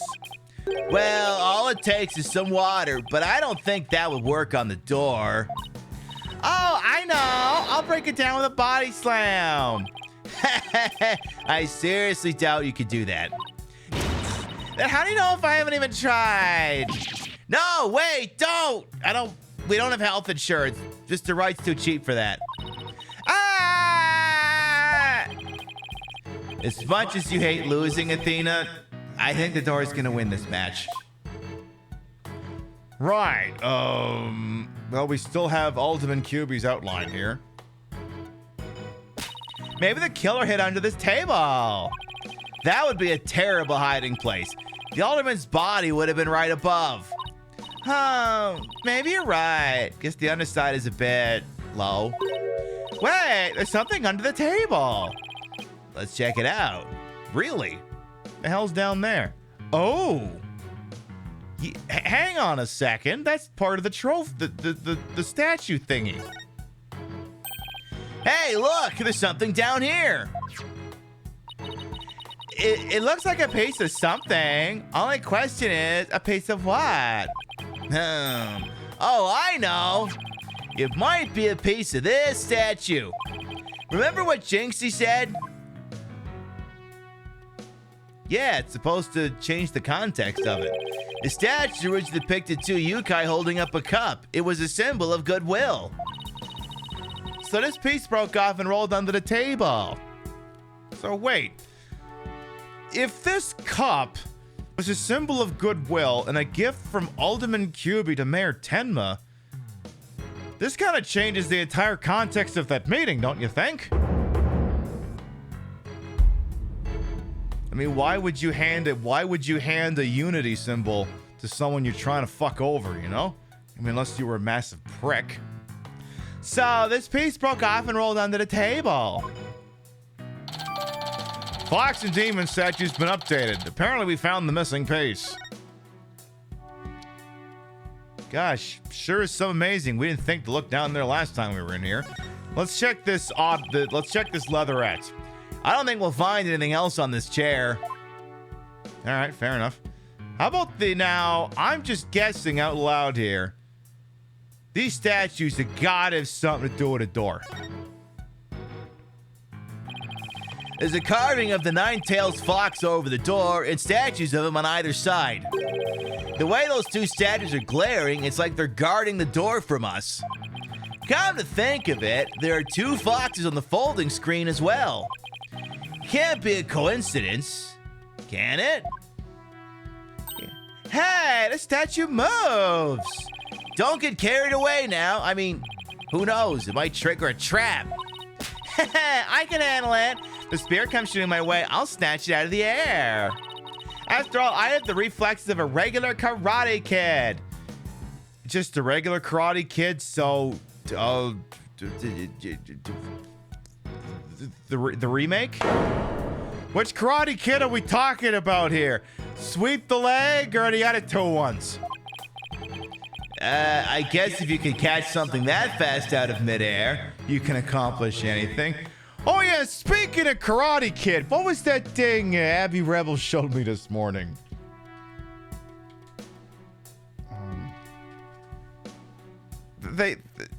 I was watching Abby Rebel earlier this morning, and they showed off the intro to this TV show that apparently you just can't fucking find anywhere, and this thing is lit.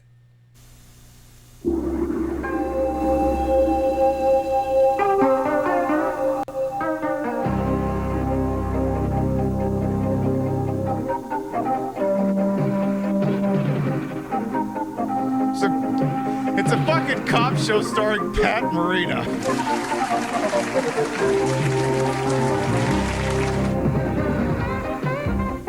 And this is some lit fucking saxophone.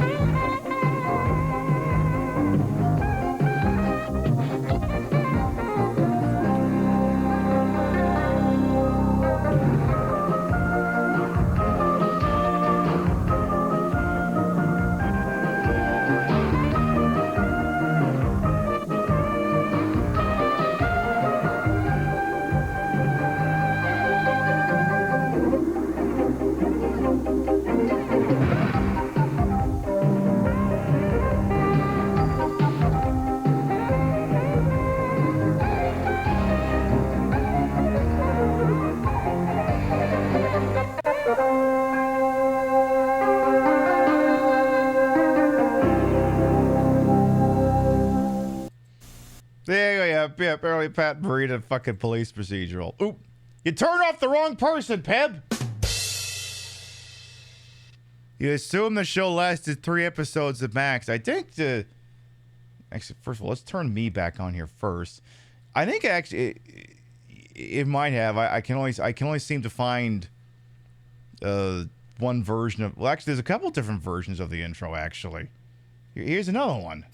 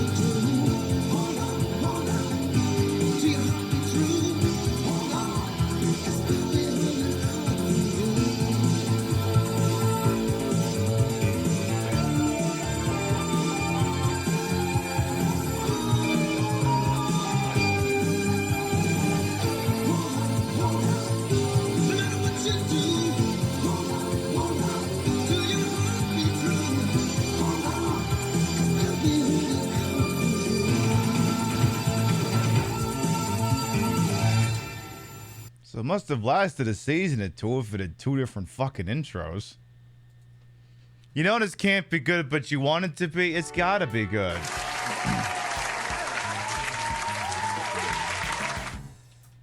There, Abby Rebel was responsible for bringing that to my attention, so they're getting a shout out. I love that they make sure you know Mr. Miyagi's in it by keeping on screen for 50%. I mean, if you're gonna pay for Pat Morita, you may as well get some mileage out of it. You might as well do that.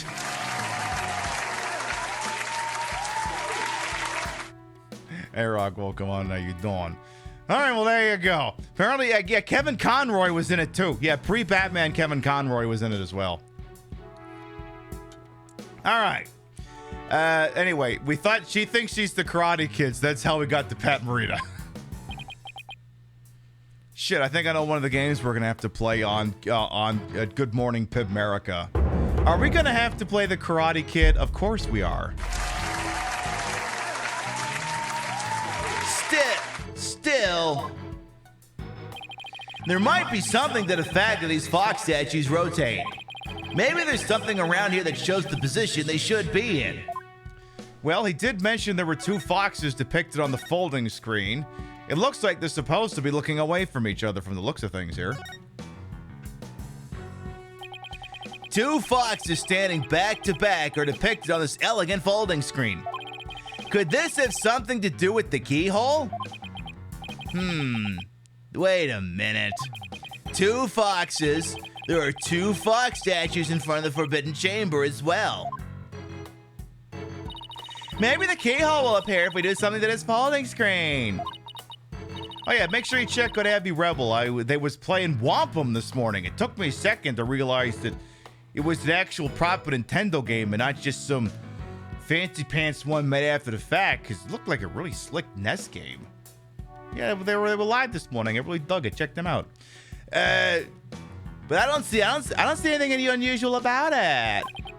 Well, it does have 2 foxes on it, and there are 2 fox statues in front of the door. Then maybe there's a clue somewhere in this room. Let's turn the whole place upside down. 30 episodes, they got a full second season. Damn, this shows these days can't even get that. She's as excited as a kid in a candy store. All right. Well, I can't think of anywhere else to look. You find anything, Apollo? We'll never find the keyhole of the Forbidden Chamber at this rate. There's something about that folding screen.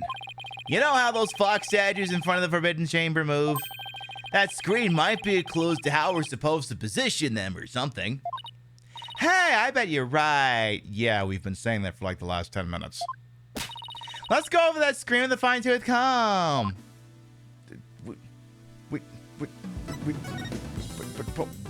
We did. We literally just did. On closer inspection, I think there's more to this screen than meets the eye. Let's check every last inch of it. Oh. Hey, Miss Hire, welcome on. Oh, we're going like this. I can rotate the folding screen with the R stick. And if I spot anything of interest, I can press A on it to inspect it further. You can also zoom in with the X and B button to get a better look. So, I don't know, just flip the thing over. I'm no scientist, but that's the outline of the key. It's a picture of a key. That shape looks awfully familiar. Oh, I know. It's shaped like the Forbidden Chamber's key. We're definitely getting warmer. Okay, let's take an even closer look. I mean, yeah, you could have sworn you seen O'Hara on, like, Deja Vu. We'll have to keep our eyes open then. What's this? Looks like a keyhole or something. You think it could be the keyhole of the Forbidden Chamber? Wait, what about that key drawn on the end of the screen? You think the two are related? A key and a keyhole? Oh, I just got an idea. If we fold the screen up just right, the key and keyhole should overlap. Hey, I think you're right. Let's give it a try. Okay, so fold the silly thing up. Like that. Oh. Okay, so they should be facing each other. Look! Look. What fucking voice do you have again? Look, a door! Yeah, and it's open too! The two foxes are now facing each other. So, hey, what if we made those fox statues face each other? What if we got my titties to touch? Apollo! Let's go check the two statues! Finally! Okay, help me move the two statues. They face each other, just like on the screen, because we couldn't have just fucking trial and errored the goddamn thing. We had to find it out this way.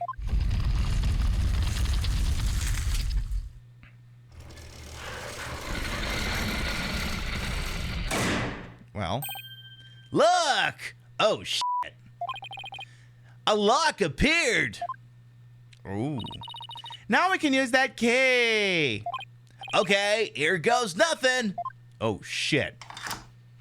From the people who brought you the secrets of Al Capone's glove compartment. Which, by the way, what was inside Al Capone's glove compartment, by the way? George Newman. He starts where the others stop. Sex with furniture. What do you think? Not that. The world watched in amazement as he unlocked the mysteries of Al Capone's glove compartment. Uh-huh. Road maps! Well, from the people who brought you the contents of Al Capone's glove compartment, what's inside the Forbidden Chamber? Time to see why this chamber's so forbidden. What secrets could it hold, I wonder? Sex with furniture, I beg your finest pardon. I'm sure it's an offshoot of car fucking. Uh-oh. The Forbidden Chamber. Creak. Thud. These doors need some serious oil. Ah, that was like nails on a chalkboard. Oh, right. Forgot about those super good ears of yours. Oh. Look! More feathers! And one of Florent LaBelle's fucking hair care products is on the floor. Or lubricant, whatever it is.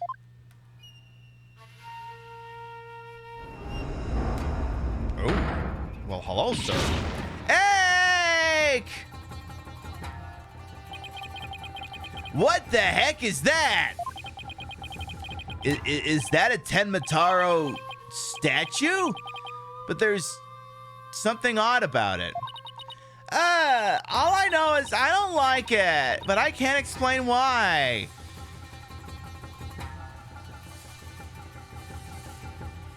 Yeah, that's me with a lot of things Twitch does.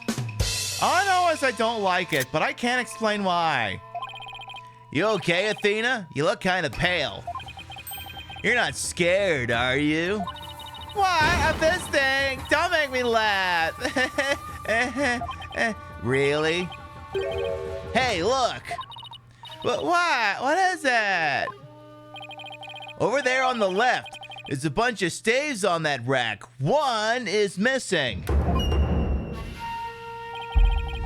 They kind of look like the staff we saw earlier. You mean the one Jinxie said she saw Temataro carrying? Yeah, I bet our Temataro impersonator really did come in here at some point.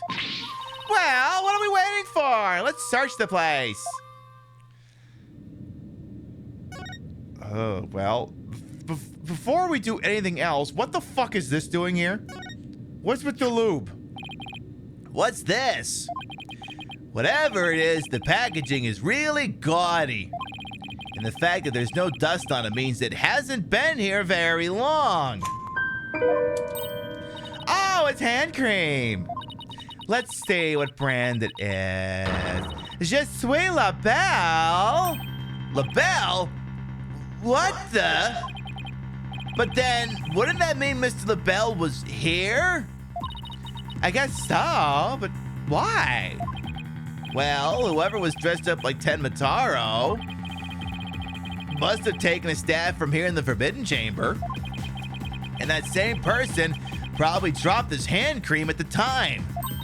In other words, the Temataro impersonator we're looking for is none other than... fucking Jeffree Star himself. What's up, everybody? Welcome back to my channel. Hi, how are ya? Shut up, bitch! Oh my God! This might be a big break for us in court tomorrow. Now all we have to do is get the truth out of Mayor Tenma. An item that was recently dropped in Forbidden Chamber bears the Je suis la belle logo. I guess we could look at some of the more obvious things, like the obvious lack of a staff over there. Hey, there's a bunch of staves here, or Steve.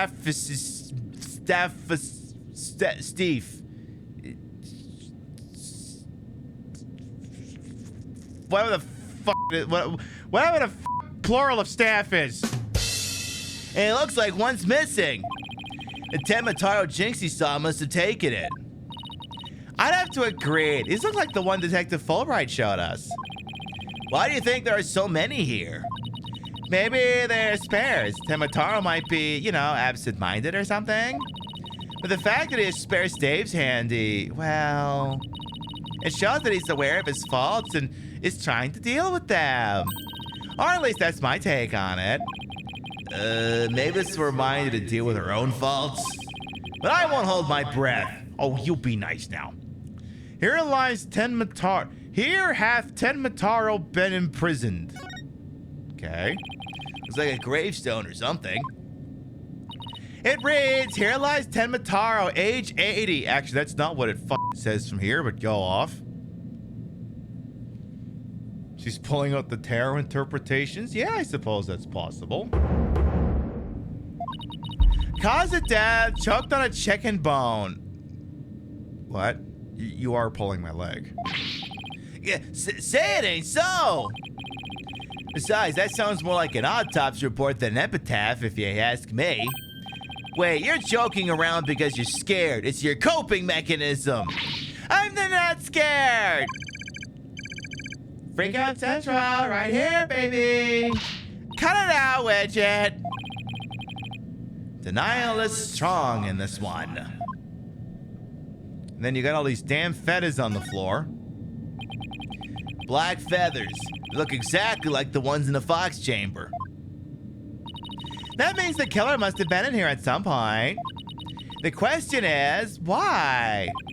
Maybe the Temataro costume was hidden in here. I mean, if someone carried it through the manor, it would have stuck out like a sore thumb.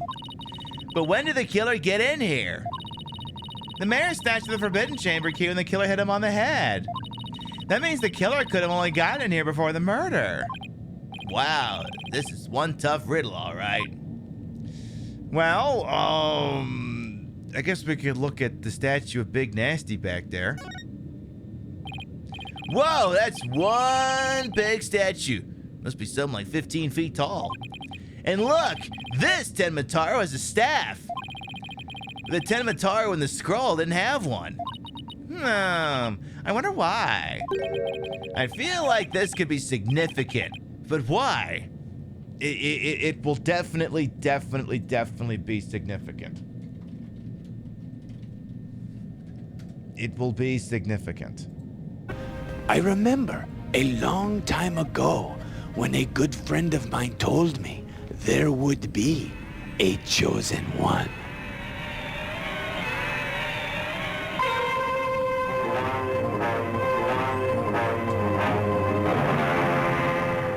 There will be a chosen one. Then he told me of the significance. It will be significant. And then he killed the dog.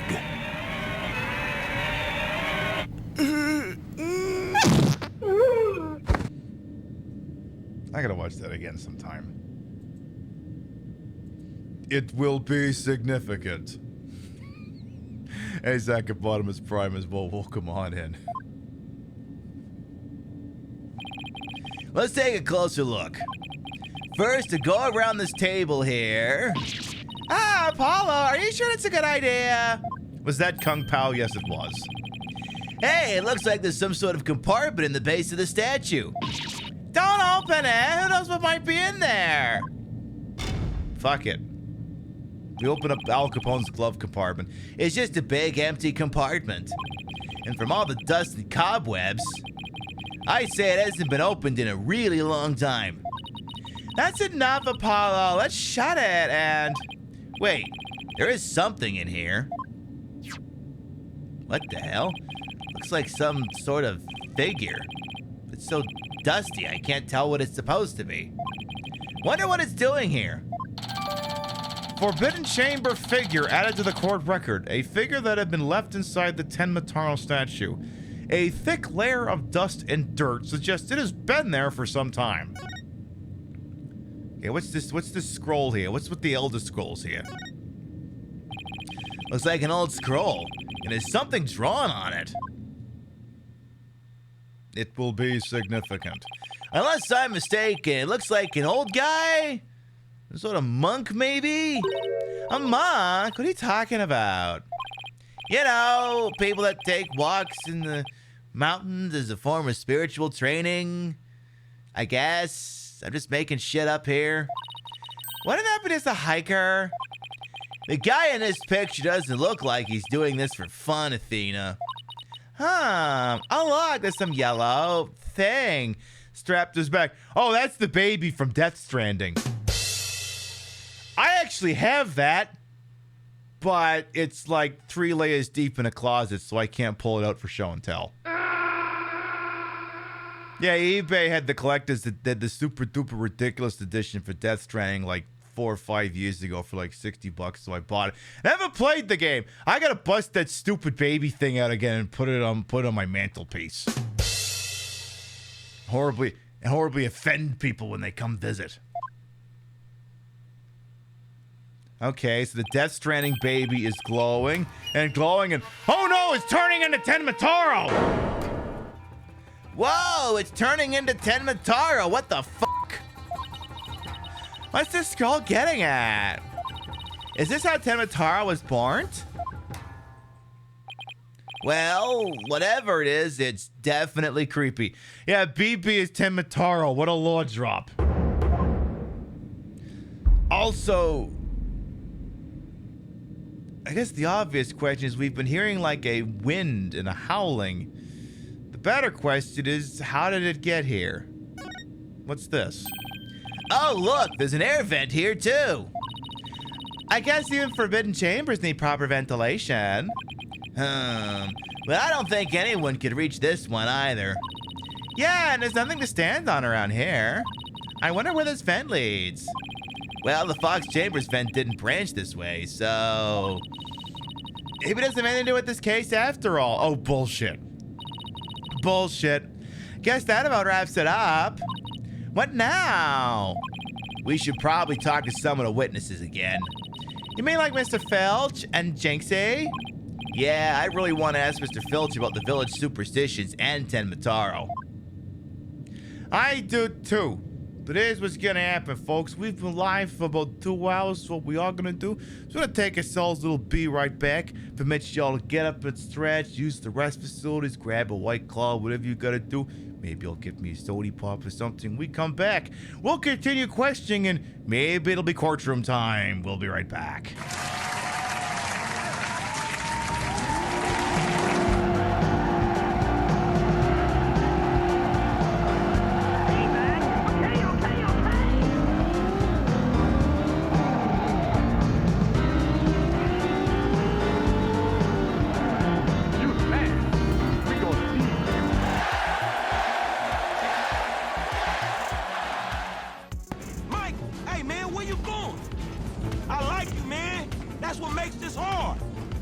I mean, liking people usually does make things hard. Oh, you meant, the conflicted feeling of having to kill your friend. Oh, sorry, my bad.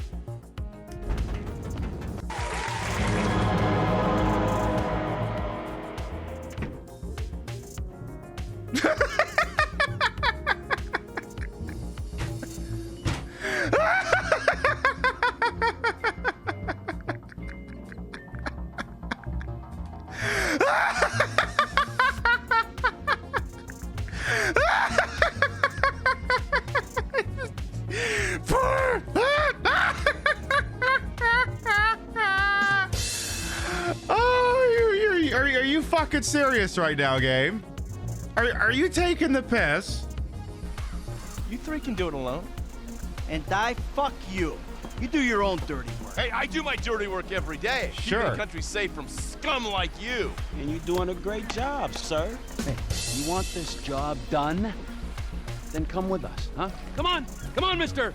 Leisureware, Mr. Depressed Accountant. Let's go save America. Captain, long-range sensors have indicated increased tachyon energy in the Bofa sector. And be like, Data? Where's the Bofa sector? Both of these nuts, Captain! Ow! Because he can grab himself. He can do that. I don't know where I am. I don't know what I'm going. I don't know what I'm doing. I don't know where I'm going. But at least I'm hot. As long as I'm hot, everything else will just fall into place. What are you talking about? You don't remember? No. Do we not illustrate the effects that the Guardian Force usage has on our memory loss? Have you or a loved one junctioned a Guardian Force and experienced memory loss? You have rights and you may be entitled to compensation. I'm Saul Kamen and I'll fight for your rights. Were you bamboozled by Balam Garden faculty into using a Guardian Force without knowing the side effects? It's expected that you'll be using quite the numbers of girlfriends along the ways. Be sure to ignore all the girlfriend's criticisms you hear from others gardens or military forces. Were you pressured into using GF and experienced any of the following symptoms? Diarrhea, running nose, eczema, shortness of breath, anal leakage, uncontrolled rage, low blood pressure, high blood pressure, instant death, neck spasms, eyeball spasms, loss of hair, shortness of breath. Did I mention the shortness of breath already? I used Guardian Force on Balam Garden orders and used to be the best looking guy at the party. Now look at me. Act now. Operators are standing by. Get the compensation you deserve. I'm Saul Kamen and I'll fight for your rights.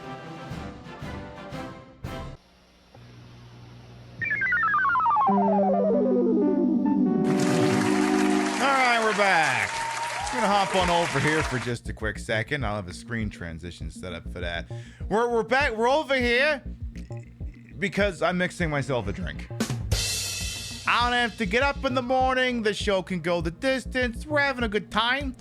So I have myself here, little glass with some ice in it here. Hello, Axolotl. Welcome on in. And I'm gonna make myself an airplane rum and coke. You just now got the name Cayman after saying that so many times. Yeah, Saul Goodman was taken. So I went with Saul Kamen, distinctly different legal character. So I got myself here, a little mini can of Coca-Cola and a little mini bottle of Captain Morgan. We got these mini bottles. Let's put them to this. And this is exactly how they would make you drink on a fucking airplane. There you go. Take the shot. Take the bloody shot. Go ahead and pour that thing in here. Yeah, take the bloody shot like I'm Judi Dench yelling orders in Skyfall here. Take the bloody shot. Yeah, me at the bar hanging out with the friends. Take the bloody shot. And of course, you got the specially designed mini-ass can of Coke, which probably doesn't cost much less than a full-size can of Coke, but, you know, portion control being what it is. And there you go. Now, granted, I think an airplane rum and Coke would probably have more ice in it than this, now that I think on it. Probably a lot more. Let's see. Tonight's lip color. Nah, tonight's lip color should play with this just fine. And, yay, yummy. We're not live tomorrow, but I have tomorrow off. So, like I said, I can have myself one little drinky. As a reminder, in the chat bot has been pointing this out periodically this evening. We will not be live in its time slot tomorrow night. Gonna take the night off, relax. I don't know, have a couple of drinks and watch something stupid maybe, or some fireworks, or see if there's any 4th of July bullshit going on here adjacent to New York City that maybe would be of interest to us. And we'll be back on Friday morning, 11 a.m. Eastern, 8 a.m. Pacific, for Good Morning PiBcast, which, I'm not going to sugarcoat it, is just me, live from the bar, out of drag, but looking fabulous and just playing old Nintendo games all day. But the Pat Morita helmed The Karate Kid is a mortal lock to show up at some point that day. We can't watch the intro for O'Hara and then not play The Karate Kid. Because if we beat that thing, we get to see Pat Morita wink. It's truly worth getting through that entire shit show. All right, let's do this. Sorry, Switch, I put you to sleep here. All right, for anyone who might be new here, by the way, I am Queen Pib, Patricia Inga Bogart. You may also call me Trish. Queen of the retro, queen of the ways of the old, and your time on this channel, this fat-lipped, fat-hipped, fat-boobied, and fat-booted channel is, of course, always well-wasted. Welcome on in.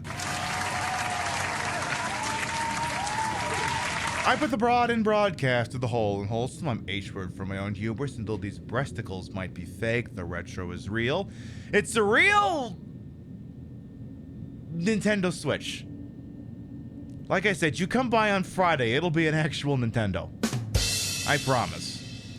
So, we posit that we need to go speak to, we need to figure out what Jinxie's lying about. We need to figure out her alleged possession, and we need to talk to Phineas Filch. I'm not sure where he's at. Let's try the Manor Foyer. That's kind of where he's been hanging out. Oh, yeah, sure enough. All right, let's do this. It's the cois at Tenmataro! Hey! Hey! What'd you just steal from us? You outsiders ignoring them superstitions at all peril. Mind your business, will ya? What did you keep stealing from me? He's stolen, bro, you stole Widget. You think for a single fucking second we're not gonna see that? He's literally stolen Widget. Anyway. Youch! What's all this about a curse? Temataro's gonna curse all y'all unless you stop sticking your nose where it don't belong. Stop the investigation. Stop the steal. He's also taken my bracelet. Listen to what them superstitions say. Right, how about obeying the law before you go obeying the superstitions? Huh? Hey, what are you doing with Widget around your neck? He's mine! You know better than go around stealing people's stuff like that. He doesn't. He really doesn't. The same goes for my bracelet. Sorry, I promise I won't do it again. Awkward wink, affirming that he is going to do it again in 3, 2, 1. Ah, damn it. Never mind. He almost kidnapped my sweet little widget. That'd be fucked up. The big jerk. I'm sorry. Totally. I guess you can't teach an old raccoon dog new tricks. Just call him a tanuki. Well, as long as we have him here, well, I guess we should ask him about what happened. Well, I figure where the fuck I'm gonna put my drink and still have ready access to all my buttons here. Why do you keep stealing shit? I can't believe you did that. It's one thing to steal a pair of shoes, but to steal widget. Also, how'd you let it... Anyway. Grrr. Yipes! Mercy! I can't seem to control myself. It's that thieving blood running through my veins. Thieving blood? The hell's that supposed to mean? Hey, Glitchix! The infamous bandit Azuki Kozo was my grandpappy. Hey, again did this. Actually, it wouldn't be Azuki. Wouldn't it be Uzuki? It would be Uzuki, wouldn't it? Because it kind of looks like Asuka. Like, but you wouldn't pronounce it Asuke. It'd be... I wonder if it's the same principle. I'm gonna try. Fuck it. I'm gonna roll with it. Infamous bandit Azuki Kozo was my grandpappy. Take a gander at this. Oh, Jesus Christ. What exactly am I looking at? Looks like another one of them yokai to me. It's none other than Azuki Kozo. Robbed from bridge to get to the pool, he did. And he leave one of these figures at the scene of the crime.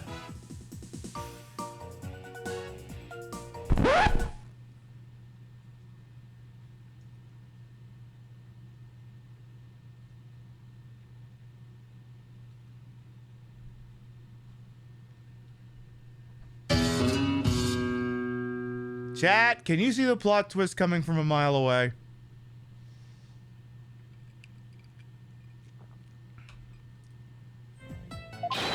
What's more, I'm his grandson, because he was my grandpappy. Wow, you don't say. D's honest, the honest truth. It's luscious sound of Husky beans scraping together in the dead of night. It's the magical sound of dirty money getting washed clean for giving out to the poor. I'm Husky Kozo, wash your money. Give her out our wealth, reborn. We're not falling for that. Forget the money. You should be washing yourself of this nasty habit. Ah! Wait a second. This figure looks familiar. Like a lot familiar. Yes, looks just like that old dusty figure we found in the Forbidden Chamber.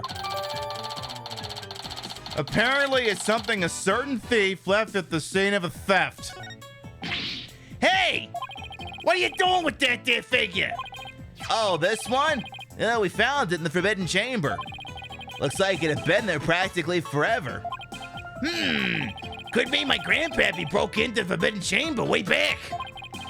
Hey, it reminds me. You once told me there's treasure in that dead chamber. Yeah, I think the key word there is was.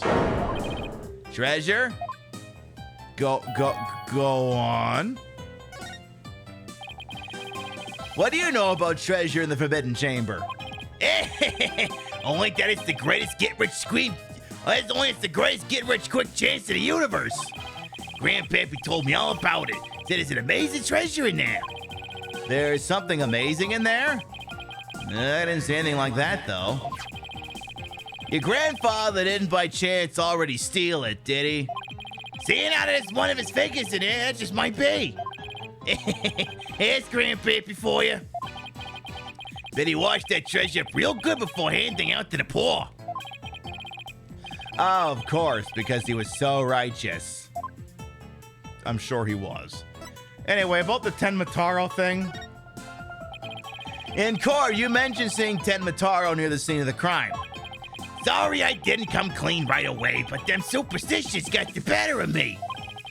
The people of Ninetails Vale sure seem like a superstitious bunch. Yeah, we acknowledged that yesterday. Move on. I'm not surprised you wouldn't want to talk about seeing Tenmataro.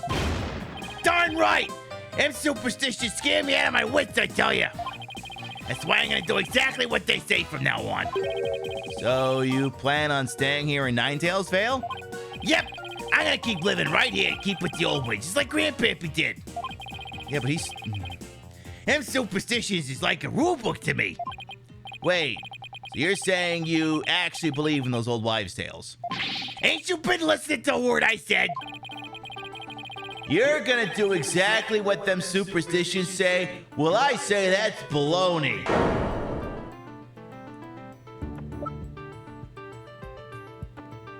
Well, he keeps stealing my shit. What contradictory evidence do we say that he's full of shit? Other than the obvious fact that he's full of shit.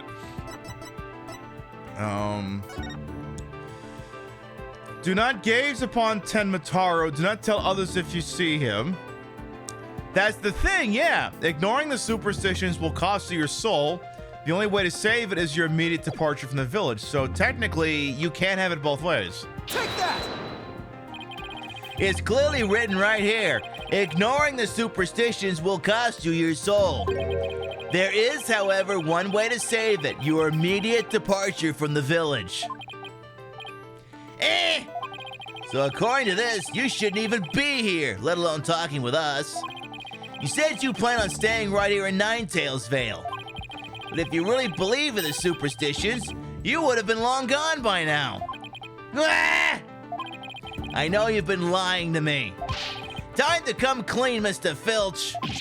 Yipes! All right, spill it there, Phoebe. You were lying about believing in the superstitions, weren't you? Sorry, but I didn't have no choice.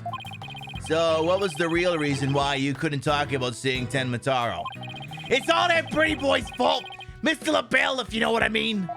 He told me not to say a word about seeing Tenmataro. Said if I did, he'd do to me what them superstitions said would happen. So, it was Mr. LaBelle who muzzled you. He did the same thing to Jinxie.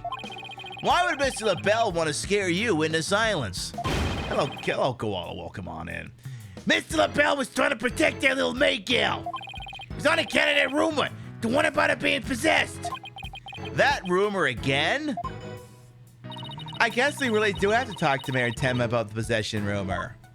Yeah, I guess we're gonna have to. Ouch! Hey, watch it! Village superstition stolen by Phineas Filch. Well, I guess that we don't need that anymore. I'll be taking this back now. Kind of like family to me. You could have just asked instead of stealing it. Yeah, but that wouldn't be on brand now, would it? Was that all we wanted to ask, Mr. Filch? Yeah, I think that was it. Let's go see Mr. Tenmataro one last time. Just thinking about dealing with that Yukai again just makes me want to say pass. Well, let's see. So I guess we have to go speak with our client, huh? Well, back to the detention center we go. You loving the voice acting? Hey, well, you know. Otherwise, it'd just be like me going detention center, visitor's room. We need to go speak with Tenmataro. You know, you fall asleep in no time flat, which I know some people would be into that, but I'm trying to keep you all awake. Also, I love that like one of the big loud concussive noises the game made went off the same time a fucking firework went off somewhere around, so it was even louder than it should have been. Fuck's sake. Lord Tenma, your turns are here to see you, your malevolence. Oh. Is he back to normal? Why are you speaking like that? Oh, Mayor Tenma, you've returned. Yes, well, Jinxie came by earlier to apply a new charm to my head. It seems to be suppressing the demon within me. That's a relief. Maybe we'll actually get somewhere this time. So, what can I do for you today? We'd like to ask about the rumor that Jinxie is possessed. Oh. She allegedly left the Yukai evidence at the scene while under a demon's power. We'd kind of like to ask you about that. At least that's what the prosecution is going to claim at tomorrow's trial. Oh no, not again. Huh? Ah, damn it! Caw, caw, caw, caw. No matches is warning charm for me. Ah, the charm! Temataro's back again. Tama's back. Tell a friend. Those foolish mortals, they shall regret blaming the child for my doings. Ah, I blew it. That question brought that Yukai back. And he probably won't drop the act until Jinxie's name is cleared either. Well, can we ask? Well, okay, Your Malevolence. Can we ask you about that rumor in Damien Tenma's stead? Please and thank you. We'd like to ask you something about your aide, Florent LaBelle. Something your aide, Florent LaBelle, mentioned. Did you know Jinxie is rumored to be possessed? I know not of what you speak. You're not trying to protect Jinxie, are you? I, Temataro, Demon Lord of the Yukai, protect a mere mortal? Caw, caw, caw, caw. No affections do I possess for you, race of humans. Please, we already proved it was a third party disguised as a Yukai at the scene. But if you deny that tomorrow, we'll never be able to clear Mayor Tenma's name. But I've already told you I know not of what you speak. No, the wrist thing ain't going off. I don't think we'll get anything more out of him. It's all over unless we can somehow prove that Jinxie didn't plant that Yukai evidence. Hey, Apollo, I think I've got this one. I think I can prove that she didn't do it. Really? How the fuck do you plan on proving that? Sure. I should be able to use psychology to explain the whole possession thing. Oh, fuck, here we go. Knock yourself out then. Wow, Athena's really something. I'm gonna make myself a drink back here while you figure out what the hell you're on about. I can really count on her when it counts. All right, let's try this. Mayor Tenma, Jinxie isn't possessed. Lobby playing Edgy Boys game? I have no fucking clue what that is. I believe her so-called possession episodes are a form of somnambulism. Somnambulism? You mean sleepwalking? Yeah, I think she's exhibiting a rare form of the disorder.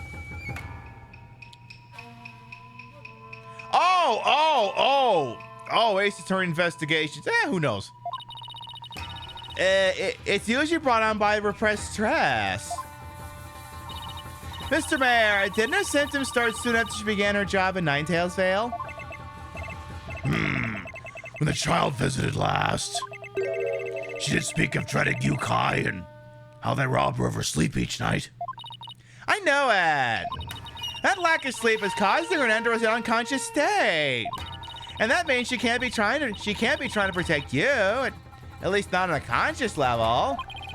So then, the Tenmataro that was spotted at the manor wasn't Jinxie. No, it was Tina Belcher. No, wait, no, it wasn't Tina Belcher. It was Bob Belcher. Going through all the time he was potty training Tina. He did this whole fucking thing, Jesus Christ. Sleepwalking, eh? That would indeed explain the matter. Wait. Oh, hang on. That would indeed explain the matter. Look, Temataro's spirit. It just went whoosh, I guess. It's left the mayor's body. Can you tell us the truth now, Mayor Tenma? Very well. It's the least I could do for a superb exorcist such as you. Can we get on with this, please? The feathers and tracks. Mayor Tenma, you didn't leave those feathers and tracks at the scene, did you? I did not. Neither I nor Jinxie have anything to do with that. That was the killer's doing, no doubt. I I knew it. You suspect Florent is behind all this. But why? Did he really want Ninetails' veil that badly? Can you think of any reason why? Looking back, he did seem fixated on Tenmataro for a spell. Could it be? What? I mean, we did. Perhaps he was attempting to release Tenmataro. Nah, that can't be it. He wouldn't give a fuck about that. That's crazy. Are you saying that Yukai is real? Whatever the case, Tenmataro brings nothing but pain and misfortune. It's as the superstitions warn. You must not gaze upon him, nor free him from his prison. But how can people actually believe that? Apollo, just accept that they believe it and let's move on. The more time you're spending being exasperated on the concept is just...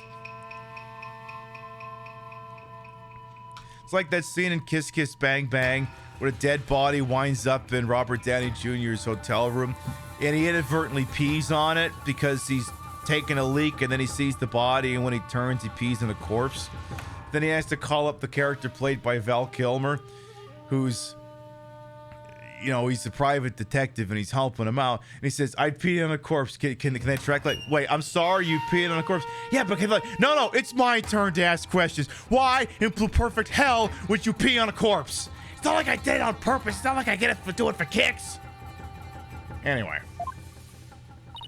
Well, at least we know who's behind this whole Tenmataro thing now.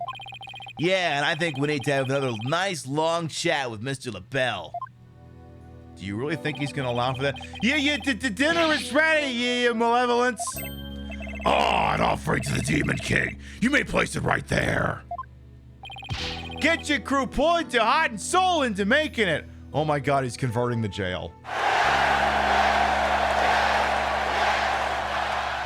Where were you when the Tenmataro Revolution started? Did they now? Souls happen to be a favorite of mine. Just hold the hearts next time. Yes, your malevolence. I'll remember that. How long is he planning to keep up this Yukai charade? Well, we've already talked to Mr. Filch and Mayor Tenma, so why don't we go see Florent LaBelle next? Now that we know the truth. He won't be able to claim that Tenmataro was Jinxie or the mayor anymore. But the real question is, how are we going to get him to admit it was him? Hey, Rainbow, come on in. The facial expressions always get you. Yeah, they're always pretty good. All right, we're back in the foyer. Okay, now let's practice that again, Filchy. From the top! Hey, Mr. LaBelle was in the foyer at the time of the crime.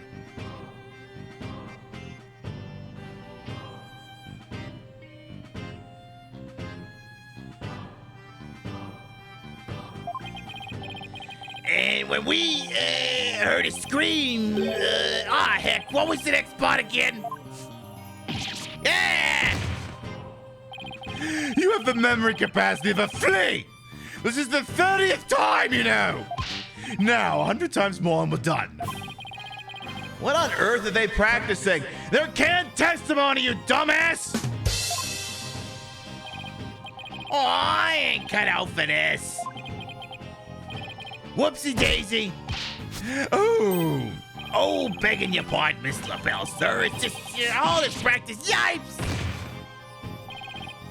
James Charles and Rudy Giuliani expect the lines. Oh, good Lord. And here I thought it couldn't get worse than a Jeffree Star comparison. Unbelievable! What if you had sullied my outfit with those grubby paws of yours? Did Filch LaBelle's wallet just now? So, what do you think they're up to this time, Apollo? Oh, it's you two. Eavesdropping, are we? You peasants are so tacky. Well, what do you want with me? Your confession of being Tenmataro would possibly be nice right about now, but I'll take what I can get. All right, spill it. Mr. Phillips filled me in on a conversation you two had. About how you told him not to say a word about seeing Ten Mataro. Filch, you fool! Yipes! I told you nothing could become of you running your mouth. So why did you want to keep Mr. Filch quiet like that, Mr. LaBelle? Why, to protect darling little Jinxie, of course. But Jinxie was never really possessed. She was sleepwalking. Being asleep at the time, she couldn't have been consciously trying to protect the mayor. It also means she couldn't have possibly been Ten Mataro. Interesting. Where are you going with this? Since you asked me so politely, fuckface, I believe you have a different reason for trying to keep Mr. Filch quiet. That reason would be to deflect doubt away from the one who was really Ten Mataro. Now this is getting interesting. Are you insinuating that I'm Ten Mataro? So sorry to disappoint, but I'm nothing of the sort. That's right, Miss LaBelle even told me Ten Mataro was a shit. I said Ten Mataro was Jinxie, you fool! Honestly, you have the memory capacity of a flea! Perks it 100 times more! Yipes! So, have you been called to testify tomorrow? Yes, and I'm so looking forward to my courtroom debut. But you'll just have to wait until then. Oh, I'll be waiting with a special piece of evidence I've been saving just for you. Gamer word. Filchy, wake up, you lazy bones. Huh? What? Was I sleeping? Yawn? Must have been that sweet cologne of yours, Mr. LaBelle. Made me right sleepy, it did. Well, it's time for your lesson on what to do and say tomorrow. Oh, I'm begging you, not a lesson. I ain't cut out for this thinking and remembering stuff. Yeah! Right after Schnozola. Keep quiet and do exactly as I say. No, please! Anything but another lesson! Well, there they go. Missed our chance to get the truth out of him. Yeah, but we'll get the proof we need in court tomorrow, one way or another. All that's left now is that lie Jinxie told. We'd better go clear that up before tomorrow. You think they're done questioning Jinxie? Maybe. Let's see if she's over on Yukai Lane shopping for more charms. One would think this is the last thing before court, I would assume. All right.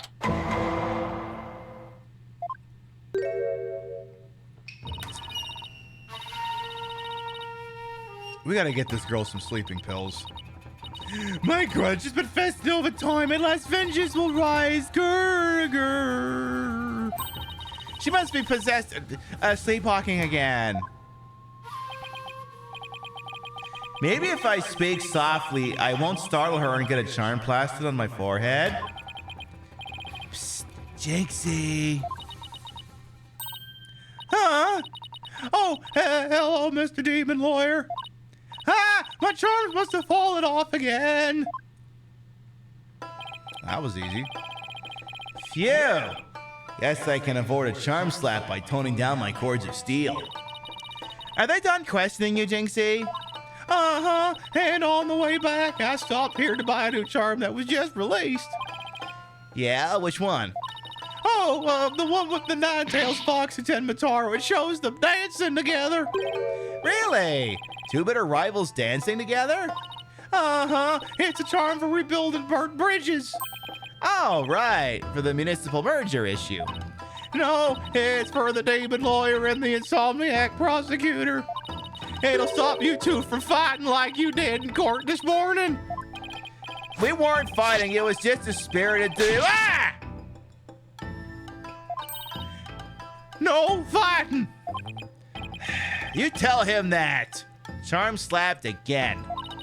Apollo, if you're done playing around, let's find out what she was lying about. Oh yeah, you were lying about something, you filthy filthy, smelly liar. Tell me what you remember again. Jinxie, it seems like you're starting to remember things. Hey, MSK, well, come on in. You already said the feathers and tracks weren't there when you discovered the crime. Have you remembered anything else that seems important? Hey, like what? Tell us what you saw that day. Maybe you'll remember something else this time. Hey, not again. When I opened the door, Papa and Alderman QB were collapsed in the Fox chamber. That's when Papa told me to call an ambulance and the police. That's all he said before he passed out in the chair. She's holding out on us. I knew it. She's holding something back. All right, well. Sorry, darling. But I gotta do what I gotta do.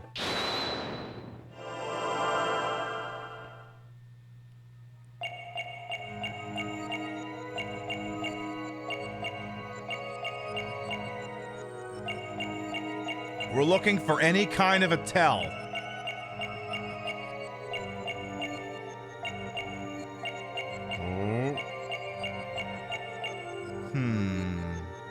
Let's keep going here.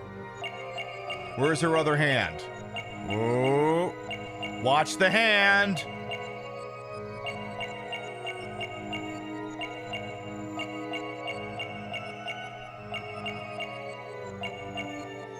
Okay, nothing's going with the hand.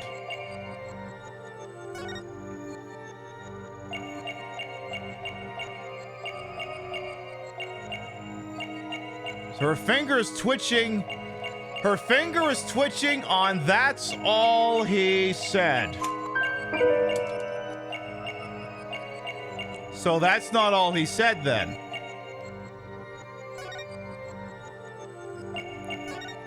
You're holding out on me. Spill it! Gotcha! You were very nervous when you said, "That's all he said," as opposed to saying, "That's what she said." Weren't you? I know, because I saw your fingers move as if you were going to slap someone with a charm. Huh? Listen to me, Jinxie. This is very important. Did Mayor Tenma say anything else to you? It was nothing. He was just talking in his sleep. Talking in his sleep? You admit he did say something else. Hey! How could you tell? Only a demon could have such powers. Yeah, I suppose you're right. Spill it! Like I said, he was just talking in his sleep. I mean, why else would Papa say something like that? Could you be a little more specific? Before he fainted, he said, "Forgive me, Jinxie, I killed Alderman QB." Well, fuck this, I guess.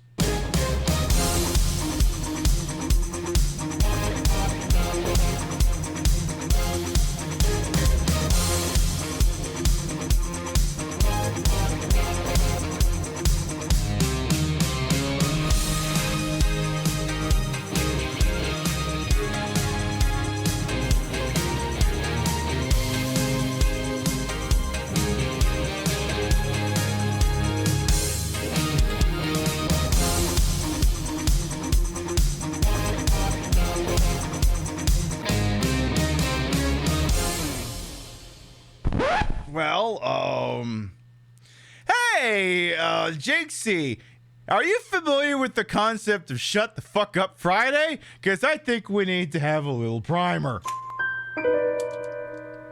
I think we need to have a little chat akin to what happens whenever these people have a chat. You know, the normal lawyers who handle this crap. Like this, for instance, we need to have a talk. Mr. Aroni, before you go into the courtroom, I just want to remind you that even if the defense happens to catch you in a contradiction of any kind, it is imperative that you stay calm. Do you understand? Okay, Sounds good to me. Okay. I didn't even know the victim who passed away. I never seen her before or her red handkerchief. Red handkerchief, you say? Don't you fucking dare. Objection! Don't do it. That's funny, Mr. Macaroni. How did you know the victim was wearing a red handkerchief? Mamma mia! I'm guilty! I'm guilty! I'm guilty! Looks like we have our murderer. You're no shit! Yeah, we basically need to avoid that happening, except, you know, with the role of the defense attorney and the prosecutor reversed. He said, what? The mayor actually confessed to the crime? Ah, fuck. But he didn't mean it. He couldn't possibly have known what he was saying. He was probably possessed, or maybe he was in the middle of a nightmare. A nightmare? No, this is a nightmare. This is the one statement I wish I'd never heard. What in the world are we gonna do now? Return to the basics? That's right. Always believe in your client, no matter what happens. That's a lawyer's greatest and most trusted weapon. Right, just believe in my client, even if all I could see ahead is darkness and despair. Oh, shit. Jinxie, does Prosecutor Blackwell know about your father's confession? I didn't mention it when he was questioning me. Good, keep it that way. I mean, there's no way Papa's the killer. Why would a mayor confess like that? Could he really have been dreaming or simply delirious? Who knows? Well, apparently they were both fucked up on sleeping pills or something, so who the hell knows? And I'm sure I'm feeling like I'm in a living nightmare right now. Apollo, what are we gonna do about tomorrow's trial? The crime scene was locked up tight until Jinxie arrived, and our clients even confessed. Not only that, Jinxie's been accused of planting the Yukai evidence. Both the mayor and Jinxie are gonna prison if we don't do something. I know. Well, let's see here. Our lack of a third party in the locked room is a major problem. Jinxie has testified that when she first opened the door, Alderman QB and Mayor Tenma were the only people she saw in the Fox chamber. But the real killer must have been hiding in there as well. Considering the room was locked tight, that's the only logical explanation. Our mystery person must have fled the Fox chamber when it was opened. And that's when Jinxie saw what she thought was Tenma Taro. But Papa and the alderman were the only people there. I didn't see anyone else. Did you look? What's going on here? LaBelle's extremely pale, but he's far from transparent. Just how did he hide himself at the scene of the crime? There's a folding screen in there, you dumbasses! Is this your first fucking trial? Someone hid behind a folding screen in the second case of the second game! That shouldn't be a foreign concept at this point! God! The fuck do I do with you now?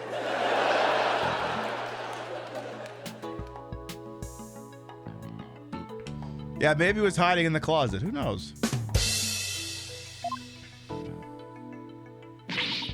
Whatever it takes in court tomorrow, Apollo. We have to take down that dirty, rotten Tenma Taro Florent LaBelle.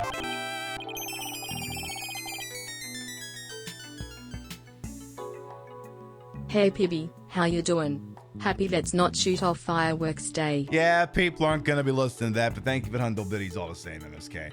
We'll get it with a legal exorcism, justice style. Whatever the fuck that means. Does this mean is it time for court? Is it time for court? Do we have a court date finally? I believe we have a court date. All right, here we go. Let's fucking go.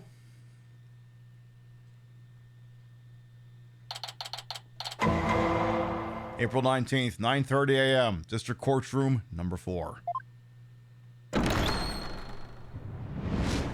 All rise for the right honorable Judge Dumbass. You may all be seated. Court is back in session for the trial of Damien Tenma. Apollo Justice, defense team leader, is ready, Your Honor. Athena Sykes, assistant defender, is ready too, Your Honor. Je suis prêt. It's Jeffree Star, and in French, no less. In prosecution, is he done having is he coming down from his electroshock therapy? See, he's got a lovely new set of shackles. Very well, then. By the way, I asked Detective Fulbright to provide sturdier shackles today. I didn't think that was a thing I'd ever have to ask, but damn it, here we are. There will be no more of your funny business this time, Prosecutor Blackwell. Now, your opening statement, if you would. I believe it's standard procedure for the prosecution to handle it. Looks like the judge is really bringing it today. He probably realized how Blackwell played him like a damn fiddle. That was one mean game of Simon Says. Yeah, His Honor has to fight to defend His Honor today. Your baldness.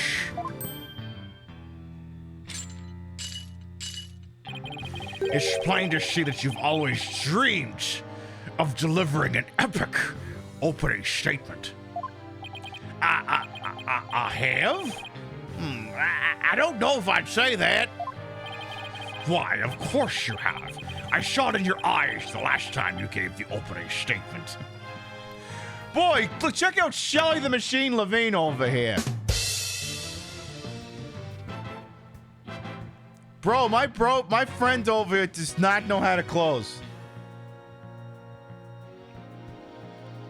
My guy over here really sat across the table from Bruce and Harriet Nyborg for 20 minutes, thinking he broke their will and forced them to sign to make the sale of all that property, when in reality, they just signed whatever was in front of him to make him go away, and they never had the money for the deal in the first place. But anyway, that was the look of one who yearns deeply for the thrill of an epic opening statement. For decades now, you've been watching opening statements from your bench. They were the crown jewels of the court, the one thing you could not possess. The crown jewels of the court? Now, at long last, they are within your grasp. How could you possibly refuse? Oh, so you don't mind if I do it then? I'll make a special exception, just this once. Here we go again. Yep, more of Blackwell's mind games. All right, well, in that case, I think I might go ahead and make the opening statement myself. Fuck it. Ahem. Well, in yesterday's session, we learned the shocking truth that, the victim, Alderman Rex Cubic, was the Amazing Nine-Tails. We also learned that, the Amazing Nine-Tails was a key figure in the Yukon craze and anti-merger protests. It was further revealed that upon learning Rex Cubic's secret identity, Mayor Damien Tenma murdered him. Feels a little weird for the judge to be saying that, but, well, here the fuck I am. The fact the crime took place in a tightly locked room was also brought to light. And the only people in that tightly locked room were the defendant and the victim. The defense proposed the existence of a hypothetical third party, but further investigation revealed no proof of a third party who had escaped the room. Ergo, we must conclude the evidence against the defendant is, well, conclusive. Hey, did I say something wrong? That was quite astonishing. You've truly outdone yourself this time. Oh, one more thing to boast about to my grandchild. Well, this was not an unexpected turn of events. Now then, it seems prosecution has called new witness to testify. The inexplicable Yukai evidence left at the scene of the crime. Well, does that not demand some sort of explanation? Feathers and tracks? Were those left by the mayor while he was possessed? That was but an act to protect his daughter. Yes, of course. I expected as much. Wait, did he actually believe the mayor's award-winning performance? His daughter was the one who planted the Yukai evidence. Ergo, the true identity of the Yukai in the manor was the manor's maid, Jinxie Tenma. Objection! Hey! The prosecution is engaging in mere conjecture. Would you care for some witness testimony then? For I am ready to prove that the little scamp is the one behind the Tenmataro farce. Witness testimony? I'll bet he means Filch and that creep LaBelle. Very well then. Bailiff, would you bring in the first witness? You swear to God, you keep hearing me say Tignotaro instead of Tenmataro. I know, you keep trying to make that happen, Portia. I love it for you, though. Mr. Filch, you made quite the hasty exit yesterday. Hey, good boy, welcome on in. You love the voiceovers? Hey, it's what I do. See that it doesn't happen again today. Been known for my hasty retreats since I was a kid. Bit of a trademark of mine. Indeed, you managed to give a total of 5 bailiffs to slip. Like those amateurs could ever nab me. Yipes! What did I do? Perhaps we should shackle you by the neck. That would keep you in place. Yipes! No, please. I'm liable to rip my own head off if I start running. Your statement, now. Yes, sir. Mr. Blackhead, sir. He may be the hasty retreat, but there's no escaping Prosecutor Blackwell. Yeah, Blackwell doesn't strike me as the give-up easy type. Yeah, the Falcon just like, I'm just dealing with this the same as anyone else. Now then, Mr. Filch, your testimony, please. Specifically, the true nature of the Yukai you saw in the manor shortly after the crime. All right, go on. The Yukai is Jinxie, allegedly. Temataro's really a little maid girl. Ain't no doubt about it. I mean, at Temataro, I saw his little thing about his size. A little runt and a big old staff. I seen it when she came into the foyer. Bet she stole from the Forbidden Chamber and stumbled on a crime scene. He was gonna use it to wallop me on account of my fierce reputation. I just know it. Okay, now I know you're lying. So, Tenmataro was short in stature, and that's because he was Miss Jinxie Tenma all along? You betcha. Besides, all the rest of the man were way taller than her. Feigning height is but an easy thing. But the big old ox like the defendant could never pass for short. What if the Temataro impersonator was walking on their knees? The fuck you say? What if the Tenmataro impersonator was walking on their knees? What if they were walking on the knees, though? You can't deny the possibility exists. I seen a guy run on his knees once. I seen this cardboard fucking guy, this guy in a cardboard box pretending to be a panda. He ran really fast on his knees. You can't tell me it's not possible. Word no knee walking. I seen it myself. And perhaps the Yukai really was Miss Tenma after all. All monsters are not but tricks, either of the mind or the cheap parlor variety. So you're saying she created an illusion like one of those magic eye things, the thing where if I take my eyes and I press my face to the goddamn static on the TV and then kind of go like this, if I hold it like that, I get to see like a picture of like a bucket or something.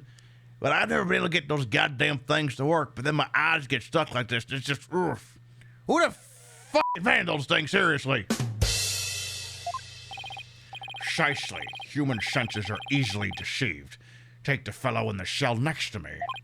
Each night, he cries and screams about some ghost he thinks he sees. But, in truth, it was simply the janitor. Prosecutor Blackwell just gave up the ghost, literally. The janitor's deathly complexion and all-white attire are, no doubt, partially to blame. That and the fact he constantly mutters about taking vengeance for this or that. That actually sounds like a real ghost to me. Uh-oh. The defense may now cross-examine the witness. Yes, please. Can we get on with this? Thank you. All right. The Yukai is Jinxie.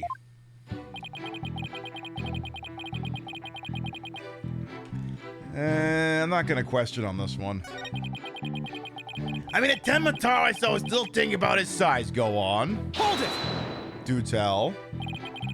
I take it you got a good look at how tall the Tenmataro impersonator was? You betcha. I got a habit of sizing people up. I could even give you a prime on how to pull it off. All under the table, niche. I got a knack for figuring out where people's pockets on how much money they have. I size them up real good before I leave them in their valuables. He just admitted to being a pickpocket right here in court. Do you think anyone gives a shit? There's a witness hole of this Tenmataro went at the foyer. I'm gonna start pronouncing it randomly as Tignataro just to f with Portia specifically. Darn right I do.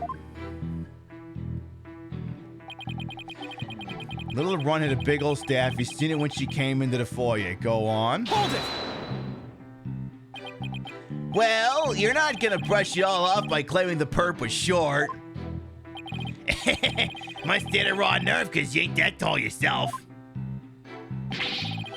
Look who's talking, Mr. I've got to stand on a box just to testify. Ah, the milk crate from when we were cross-examining, what's the name from the Borscht Bowl Club is back.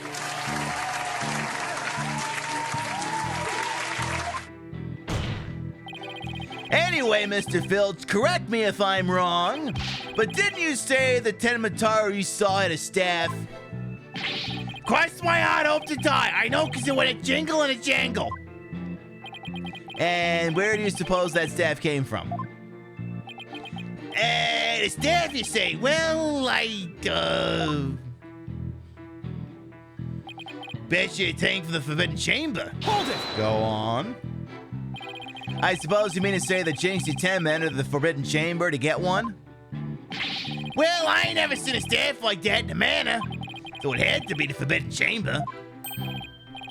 Oh, really? The stench of LaBelle is thick in the air today. Jinxie in the Forbidden Chamber after the incident? Then she took the staff and tried to cover up her action by pretending to be Tenmataro? I guess that's what Filch is trying to say. Could Jinxie have even entered the Forbidden Chamber if she wanted to? There's one thing I was wondering about. Why did that Yukai have a staff in the first place? Well, I got my hunches about that. And that would be... She was gonna use it to wallop on you because of your fierce reputation. Now I know you're lying. Hold it! Wallop you?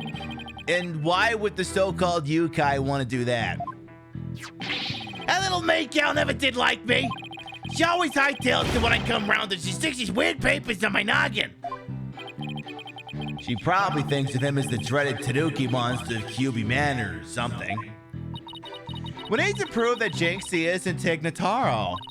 But I have no idea how we're gonna do that. All we have to do is prove that it was impossible for Jinxie to turn into Tenmataro. And that might be easier than you think. Really? Now's our chance. Our chance to expose the real Tenmataro for all to see.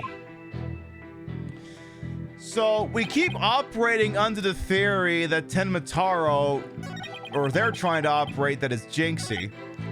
But the problem is, it was impossible for her to enter the Forbidden Chamber because the damn thing had already been hawked to us, swallowed by Damien Tenma at the time. Objection! It would seem that Tenmataro was in fact not this innocent little girl. Huh? How do you figure that? You claim the Tignataro you saw had one of those staves in the Forbidden Chamber. But it would have been impossible for Miss Tenma to get a hold of one. Would you care to elaborate, Mr. Justice? The mayor swallowed this key shortly after the murder. He wanted to keep the killer out of the Forbidden Chamber. Watch this. This key was deep in the mayor's stomach when Miss Tenma discovered the crime scene. So you see, it would have been impossible for her to get into the Forbidden Chamber. In short, the Tenmataro seen holding that staff could not have been Jinxie Tenma. What? All right, let's go. Let's go. But then who did the defense believe was impersonating Tenmataro? Our Tenmataro impersonator is none other than their Tenma's aide. Such accusations beg evidence. Aside from his ghastly appearance, can you prove he's the Yukai we seek? Yes, in fact, I can. Very well, let's see where the defense is going with this. Mr. Justice, please show us the most obvious proof in the world as to who's the Tenmataro impersonator. It's his hand cream was in the fucking Forbidden Chamber. Take that! We found this hand cream in the Forbidden Chamber, and we know that whoever was Tenmataro took one of the staves out of there. In short, I believe whoever this hand cream belongs to is the Yukai impersonator we're looking for. But Mr. Justice, how do you propose to identify the hand cream's owner? I'm glad you asked, Your Honor.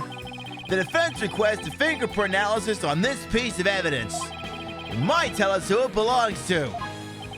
Interesting. So you expect to find the Yukai's prints there? Very well. I hereby call a short recess while we wait for the fingerprint results. No need for that, your baldness.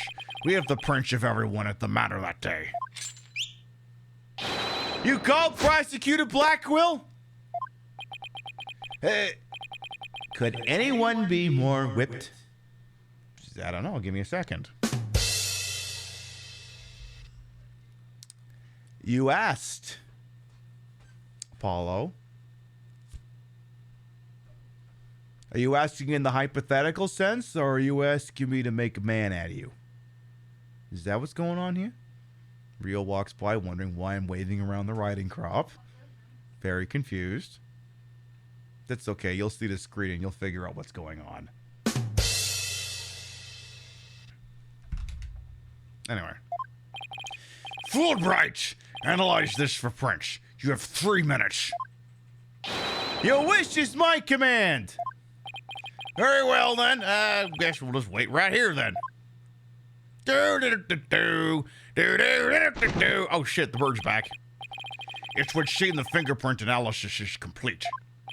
What do the results show? What in the world?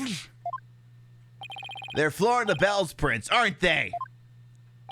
This is absurd. Prosecutor Blackwell? I'm not gonna like this, am I? They're not your prints, are they? Don't tell me. They're Tenmataro's prints. What you just said is one of the most insanely idiotic things I have ever heard. At no point in your rambling, incoherent response were you even close to anything that could be considered a rational thought. Everyone in this room is now dumber for having listened to it. I award you no points, and may God have mercy on your soul. What he said. Fingerprint analysis has revealed the prints belong to... Ho! Phineas Filch. Objection! Wait, what? What? Then Mr. Bell wasn't the one who went to the Forbidden Chamber? Objection! Why, you tricksy little Tanuki! Explain yourself, now! The prince is mine! I mean, I did bill for the hand cream for Miss LaBelle after all! So you're the one who went to the Forbidden Chamber? So what if I did? Got a problem with it? Yipes! Go get him, Taka! You fool of a Tanuki! It's big drama. Order! Order! Mr. Justice, care to explain what this could mean? Excellent question. The fact that Mr. Filch was in the Forbidden Chamber. Wait a second.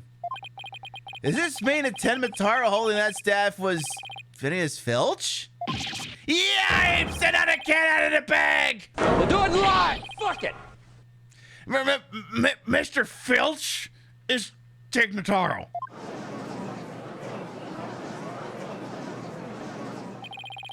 I don't understand. Does this mean Mr. Filch is the real killer? Even I don't buy that.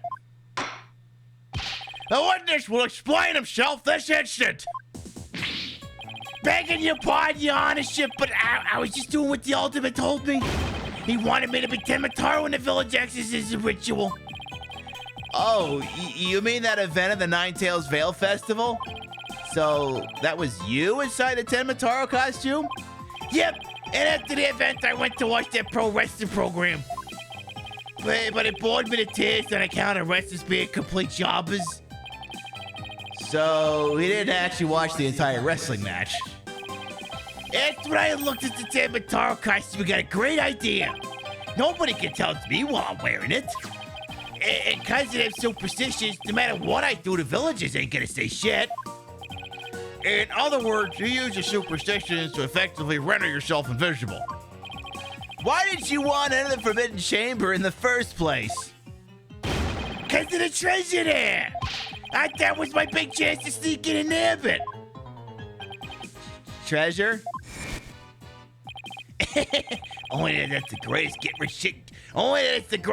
rich quick chance in the universe. Grandpappy told me all about it. Said there's an amazing treasure in there. He went in there not knowing his grandfather had already pilfered it. Guess that's one tale that didn't get passed down from grandpappy to grandson.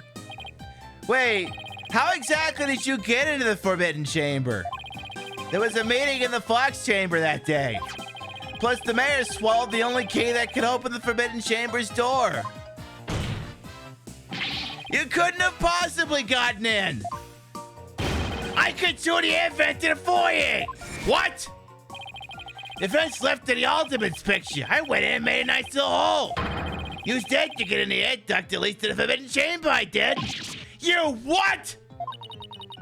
But how's that even possible? Wait a second. Remember that air vent in the Forbidden Chamber, the one that you looked at and I decided was pointless? So Mr. Phillips found a way to get into that air duct.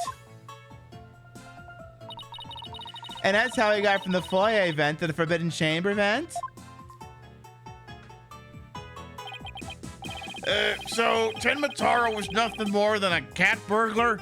Or rather, a tanuki burglar? We're back to being without anyone in charge for the Ultimate's murder.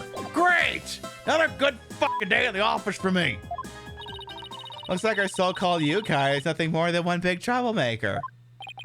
Tell me, Mr. Filch, what did you do after fleeing to the foyer? I kind of fucking want to hear this. I got out of that costume right quick. Would have just caused trouble at that point. And where is that costume now? Heck if I know. And it ain't my fault if you never find it. The police searched every nook and cranny. No Yukai costume was left in that manner. What if it was tossed outside the... Oh, fuck, I know where it went. Yeah. No way! But maybe, just maybe? The fence seems to hit upon an idea. Well, go on. We're waiting. Okay, here's what I think happened. I'm gonna Adrian Monk the hell out of this. Mr. Phillips, did you get rid of the costume here? The fucking window? Take that! Did you toss it out the window? Because that would certainly explain why it didn't turn up inside the manor. You think I tossed it out the window? That costume cost me a pretty penny. So why would I do something like that? I can think of a few reasons. Any bright ideas, Apollo? Well, assuming the costume really was tossed out from the window, and the next question would be, what happened to it after that? And if I'm right, I may have just the thing to prove what happened to the costume. Phineas Filch, I have just the evidence for you. You do? This evidence proves you got rid of your Tenmataro costume through the window.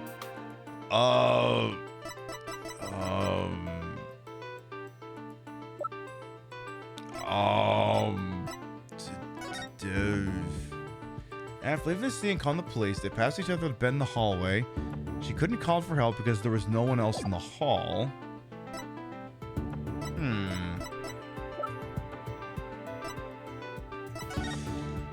I don't think we can just go with saying that the newspaper is the piece of evidence. I don't think we can just do that. I mean, in reality, there's no other place for him to have done it, but... Because the Amazing Ninetales mask should have nothing to do with this. Passed each other to bed in the hall, maybe the foyer. She couldn't call for help because there was no one else in the hall. Oh, I can do a safety save? Oh, that's good.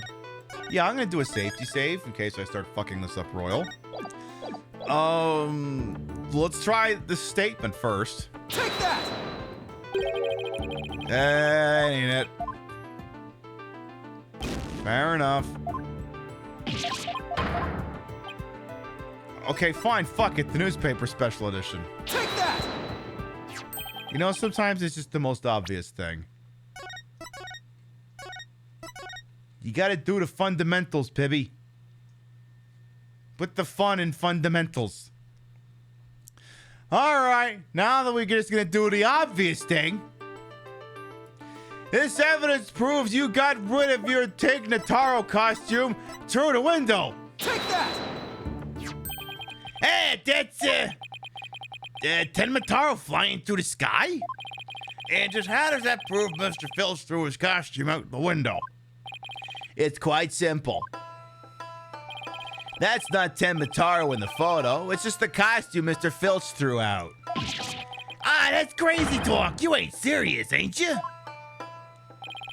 There's a steep cliff right outside the foyer window, meaning the manor is pretty high up. The costume flew through the air after it was tossed out. That's when the photo was taken. In other words, the photo of Tenmataro really was a flight of fancy. What? Yikes! Well, there you go. Oh my, so there really never was a Yuka. I can't keep any of them cats bags. Can I still file a claim for the lost costume? No. This more than proves the defense's position. Jinxie Tenma had nothing to do with staging the Yukai sighting. You raise any objections, prosecutor fuckface? None whatsoever. I'll deal with that Trixie Tanuki after I've dealt with this case.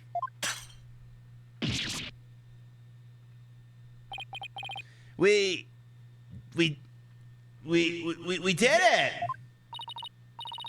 Get going! Now all we have to do is make Florence the Bell take the stand. Objection! What do you mean, objection? Sheathing the sword a bit early, are we not? Huh? Nothing has been proven beyond a doubt. Take this tricksy little Tanuki, for instance.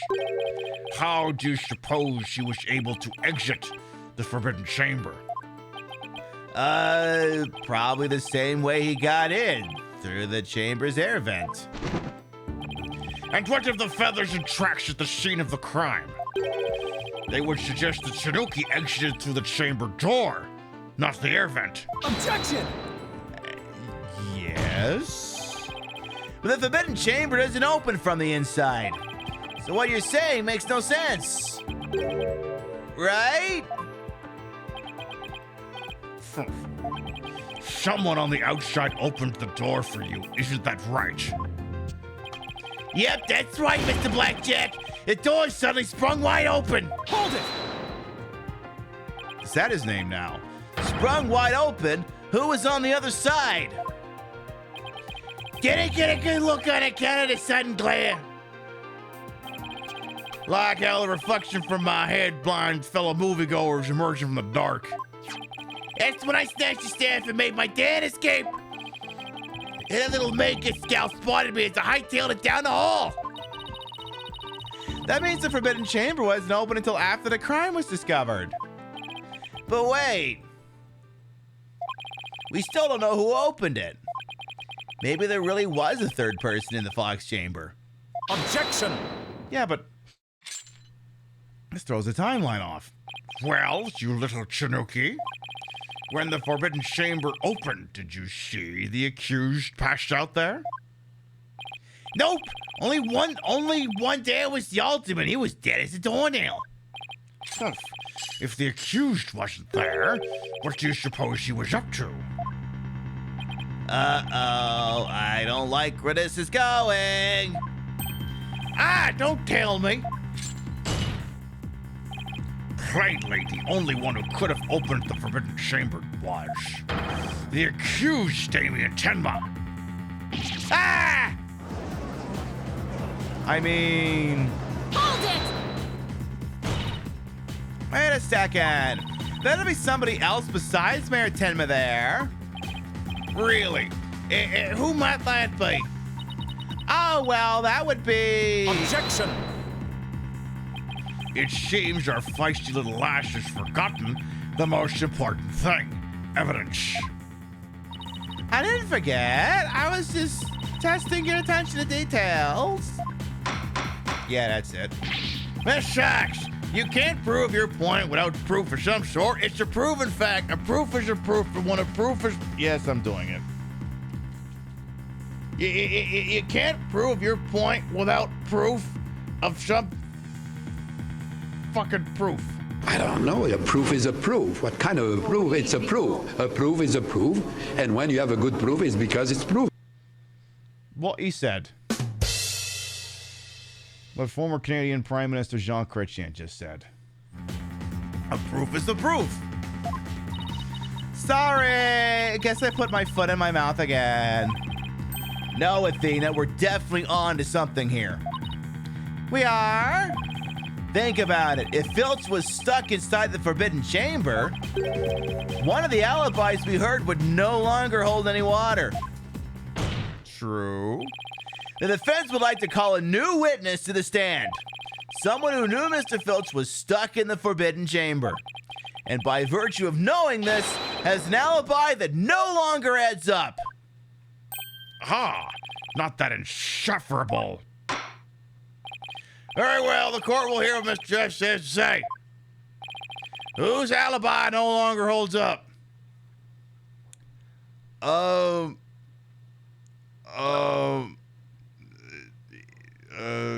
Simon Blackwell's?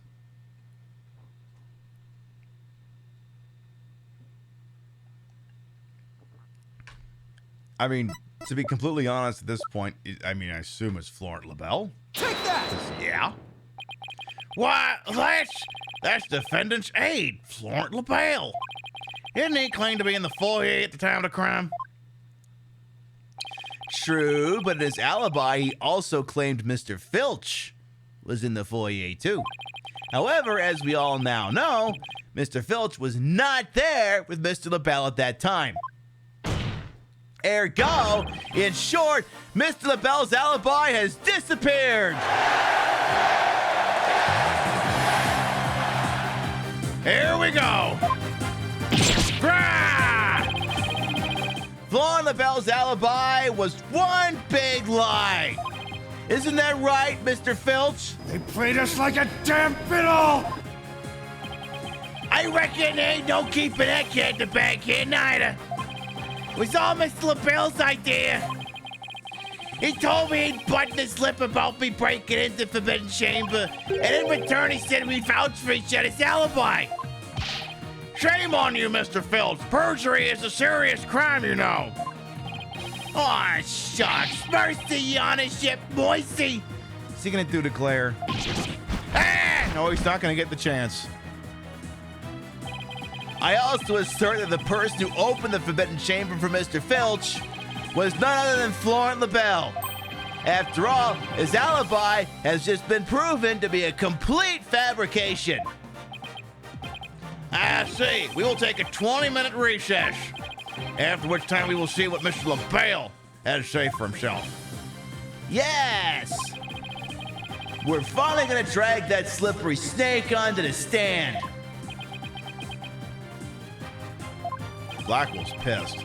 In the meantime, the prosecution will question Mr. LaBelle about these new allegations. Court will take a 20-minute recess. All right. We did it, Apollo! We finally dragged Mr. LaBelle in the car! Yeah. Yeah. Hey, why the long face? I can't help but feel I'm missing something important. Plus, Prosecutor Blackwell's bound to mount a counterattack.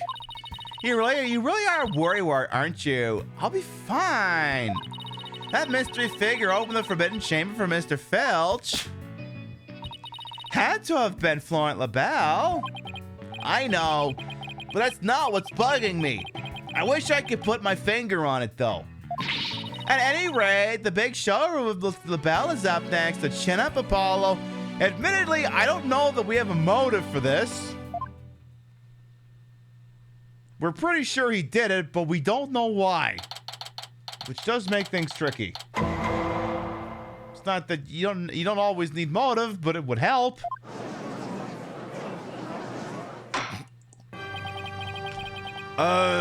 What's the Joker doing here?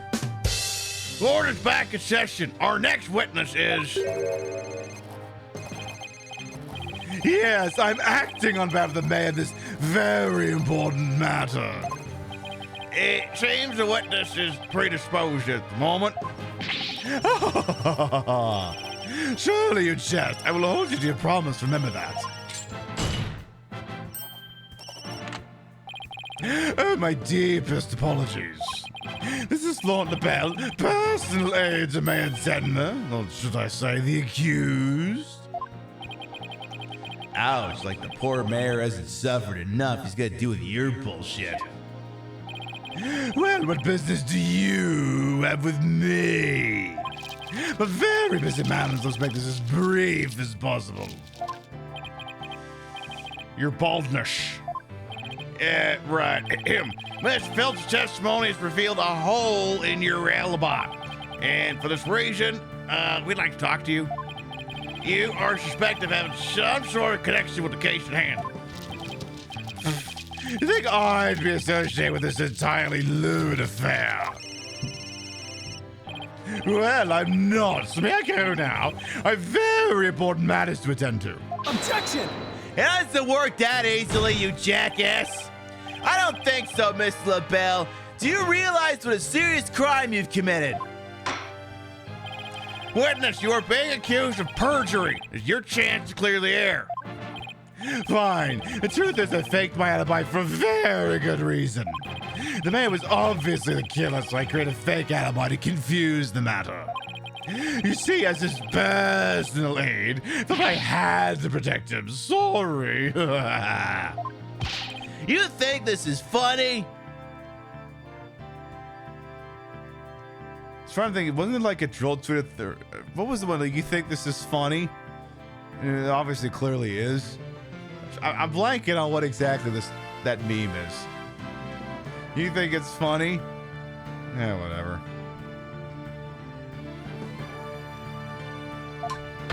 Without your alibi, you're a suspect too. What were you really doing at the time of the crime? Peasants! How dare you accuse me, one of the beautiful people, of being... Stop stalling and tell the court what you're really doing at the time, you gamer word! Silence! Blackwell says no homophobia.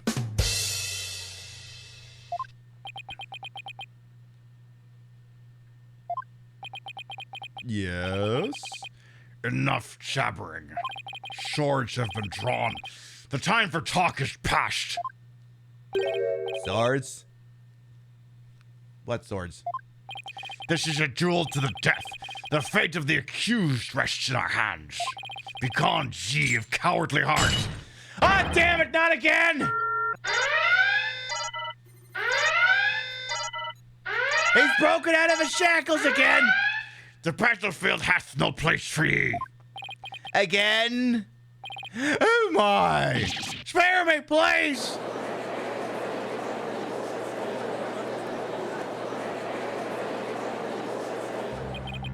So much for sturdier shackles. Yeah! Those chains hindered my vow that he'd heads would roll this day. This gives keeping your head on in court a whole new meaning. Will the witness please deliver the accused death knell? You know of what I speak. Most certainly. His goose is already cooked. Time to stick a fork in him. Whatever he has to say can't be good. As I told Prosecutor Blackwell during the recess, I rushed right over to the Fox chamber when I heard little Jinxie scream. What? Then, drumroll please.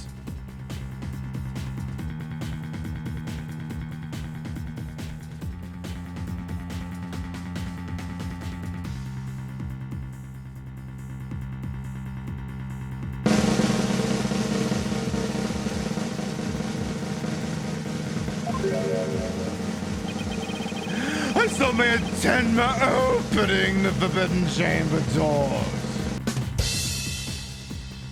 Oh. Waste of a perfectly good drum roll. But... There's you have it. The mystery man who opened the chamber door, as witnessed by one Phineas Filch, it was the accused. There was never any third party. Hey, how come I have to provide evidence? No, they have to provide his conjecture. I have to sit here and prove he's lying, as opposed to the state having to prove he's telling the truth. Oh, and that's not all. I had something quite startling there at the scene of the crime. Startling sounds bad. The mayor was barely conscious, muttered this. Forgive me, Jinxie. I killed the alderman. That's right. The mayor actually confessed the murder right then and there.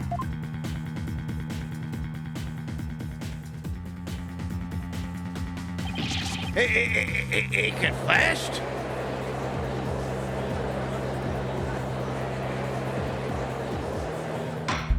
Sorry, Apollo, I'm out of rum. Order in the court! This quite conclusive testimony, if it stands, you said in this court of law evidence is everything! He just had words come out of his mouth and has no legal standing in this judicial system! Just so. Quite astonishing, I might add. I only learned of this fact during the recess. Again, how come they get to use hearsay testimony and I had to find 20 pieces of evidence in irradiated turkey? I just love surprises, don't you? That's why I say the best for last. Consider it a gift from me to you. No way. I don't believe Miss LaBelle heard the mayor confess. But is this really true? Mayor Tenma really confessed? It is indeed. During that last recess, I confirmed it with the mayor's daughter. Did we not talk about Shut the Fuck Up Friday?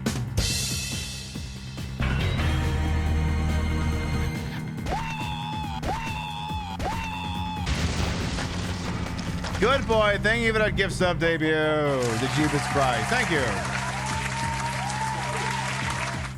It is indeed. So, yeah, again, excuse me, Jinxie Tenma, did you forget the lesson we learned earlier here? Tip of the day.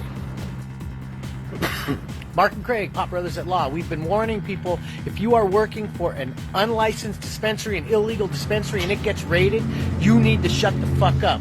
If you shut the fuck up, you have a good chance that we can make the case go away. Case in point, 3 employees of an illegal shop were busted during a raid. 2 of them said, "Oh, I'm just volunteering here." The third guy shut the fuck up, and the DA did not prosecute the guy who shut the fuck up. They can't prove what you were doing there. If you're a customer, patient, walked in to go to the bathroom, they don't know. You got to shut the fuck up, and it's Shut the Fuck Up Friday, so review the script. What do you say when the cop first pulls you over? Why'd you pull me over? And when he keeps asking questions? Not discussing my day. And they ask more questions? Am I being detained or am I free to go? And if detained, what do you say? I invoke the 5th. And then what do you do? Shut the fuck up. Shut the fuck up Friday. Never answer questions when the cops ask. Have safe holidays. Tip of the day. Jinxie, when we're out of here, we're gonna do some serious testing on Shut the Fuck Up Friday. It would seem Mayor Tenma actually did confess.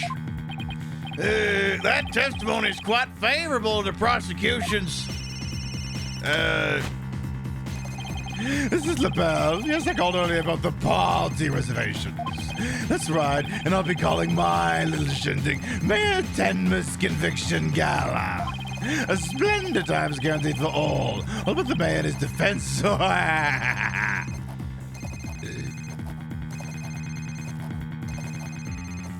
I want this fuckwad dead. Well, it seems our witness is a very busy man. Let's get right to his testimony. Miss LaBelle, please tell us what you saw when you came upon the scene of the crime. Please and thank you. Abby welcome on. How you doing? We had to show everyone the Pat Morita clip because there was a Karate Kid reference, and you know how the transitive properties work. Hope you're doing all right over there. You doing? Apple phones are serving. I mean, it's a smart idea. It actually is. Can we do a shout out for another shout out for Abby Rebel, please?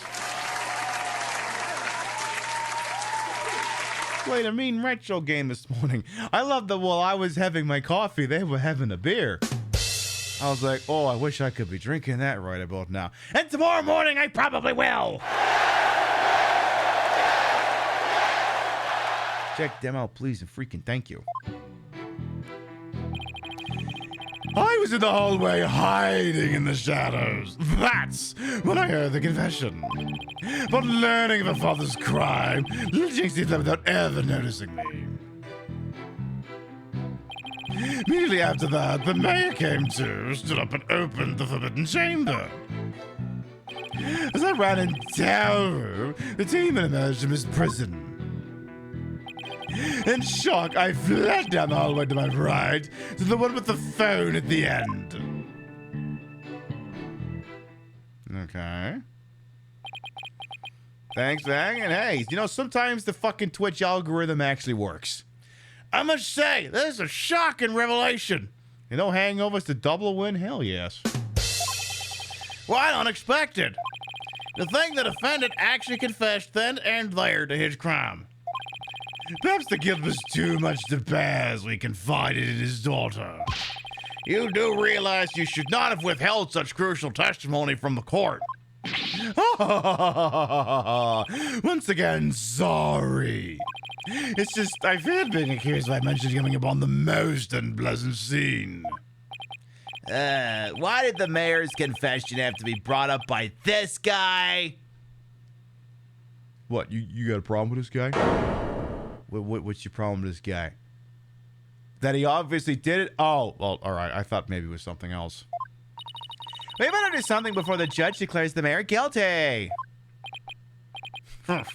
As a death row inmate once told me in years gone by, there is a time to fight and a time to yield, a time to live and a time to die. Ah! He's laying it on real thick now. The defense may now cross-examine the witness.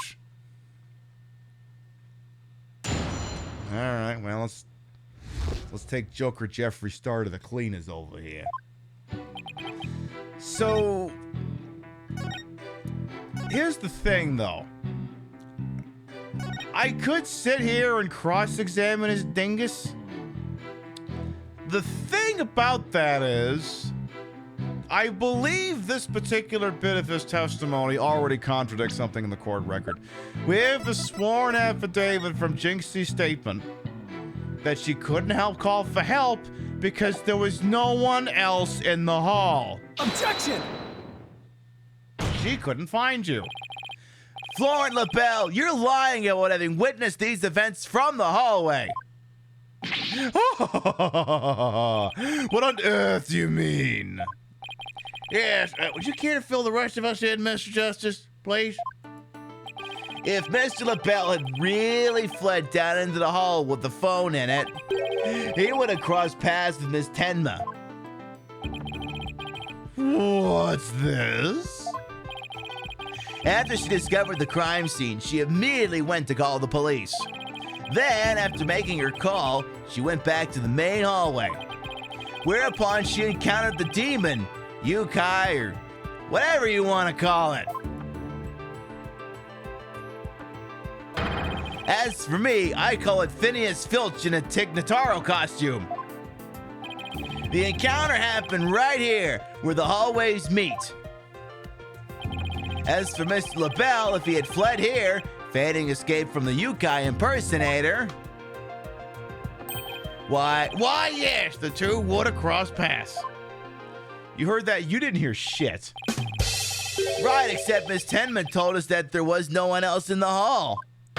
In short, Miss Tenma did not see you in the hall because you were never really there. Oh, my eyes! My beautiful eyes! Not such a fabulous scent now, is it? Asshole. But, Mr. Justice, the witness also stated that he heard the mayor confess. He was lying about hearing the confession from the hall. And where was he when he heard it? Inside the Fox chamber. Where else? But isn't that within the very crime scene? You catch on fast. It is, Your Honor, and that means he's not really a witness. Rather, he's the third party I've been alleging this whole time. What? You think I'm the killer? How dare you? Silence. He said to shut the fuck up every day. Foolish fop.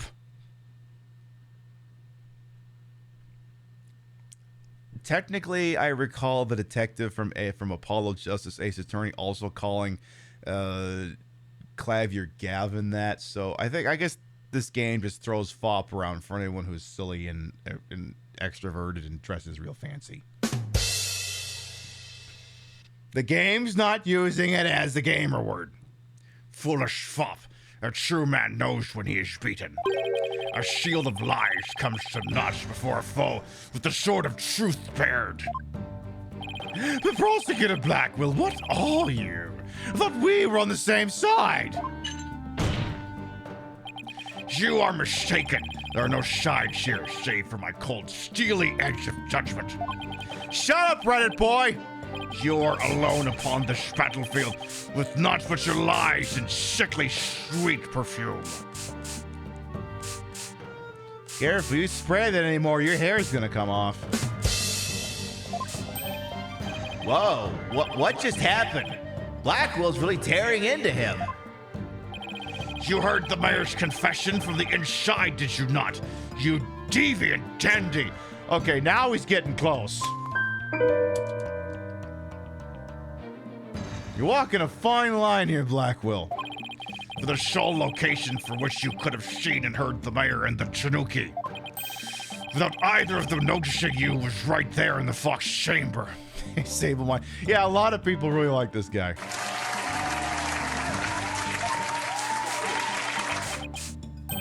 Oh my.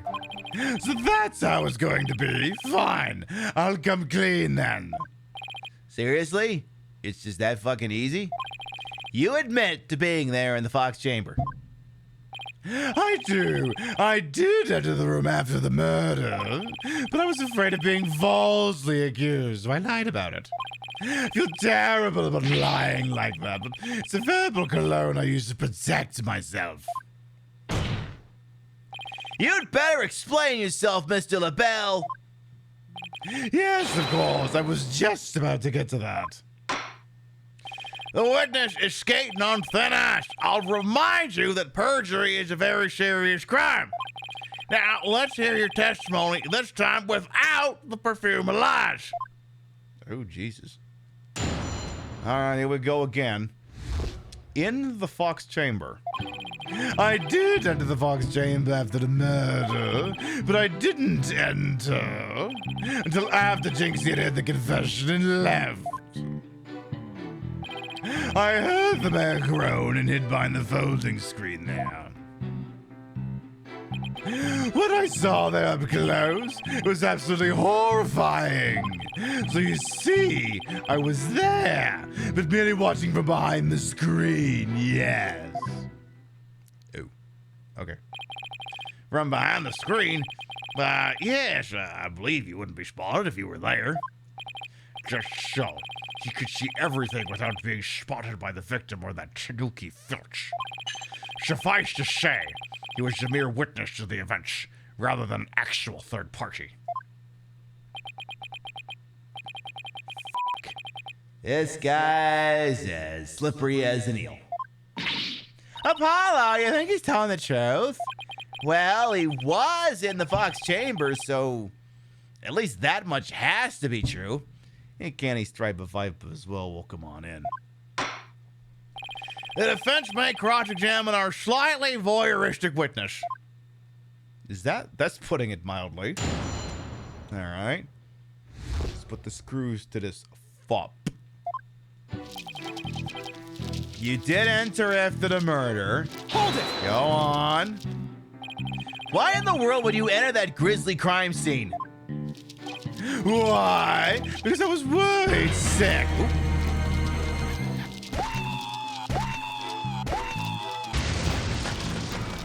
Rock, thank you much for the Prime Gaming. Thank you. Because I was worried sick. May attend my suit. What? It was designed personally by me. I was worried my work of art might get blood on it. This man clearly has his priorities in order. Okay, let's get this over with, shall we? Now, where was I? Oh, yes. So I entered the Fox Chamber almost without thinking. Okay. But you didn't enter until after Jinxie had heard the confession and left. Hold it! Thanks for the good entertainment. You're welcome. Why didn't you enter right away? And ruin my designer shoes? Your shoes? Even now, just thinking about getting blood on my fabulous footwear, it sends chills down my spine. That's why I hesitated. Objection! That's terrible. A man was dying, another injured, and you're worried about your fucking shoes, you fop? Silence. I know what words you are thinking of saying. Don't say it. Need I remind you, this is a court of law. We are not teaching morality here. We have schools of etiquette and the like for such trivial pursuits. Hey, Regal Roadkill as well. Gah! Now, you listen to me, you deceptive dandy. Get to the point and be quick about it. Yes, well, I was there in the Fox Chamber, but... Heard the mayor groan hid behind the folding screen. Go on. Wait a second. Why did you hide yourself? Oh my, so you do understand. I do? By hiding, I was concealing my fabulous beauty, which, for the sake of the universe, is something I should never, ever do. That's what you were thinking, right? I'm sensing a black hole of egocentricity forming around the witness stand. No, you actually see it. You're not just sensing it, it's happening. We can deliberate his mental process another time. Get on with the testimony, now! Well, regarding the murder scene, what I saw up close is absolutely horrifying. What did you see? Could you describe the crime scene in a bit more detail? You who allegedly saw it. Hey, American Idiot as well. I'm glad everyone loves the outfit. And what exactly would you like details about? Well, I'd like to ask you about his, the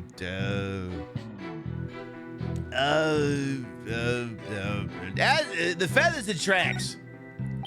What did you remember about the Yukai feathers and tracks?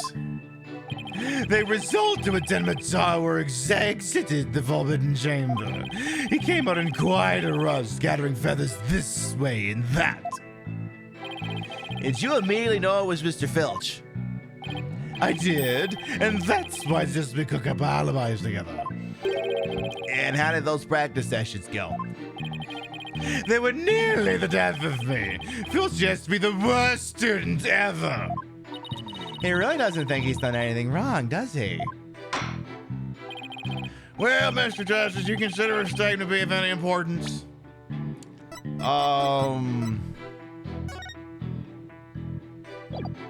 Not unless we have anything that establishes firmly when the feathers got there.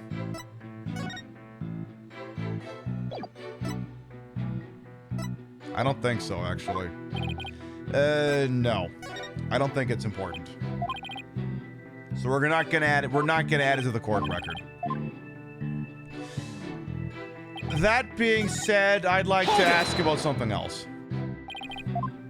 So let's pick something else. How about the Forbidden Chamber? Could you please describe the Forbidden Chamber at the time? It was shut tight until the mayor opened it. He's really trying to stress that it was the mayor who opened the Forbidden Chamber. That big liar, he opened it himself.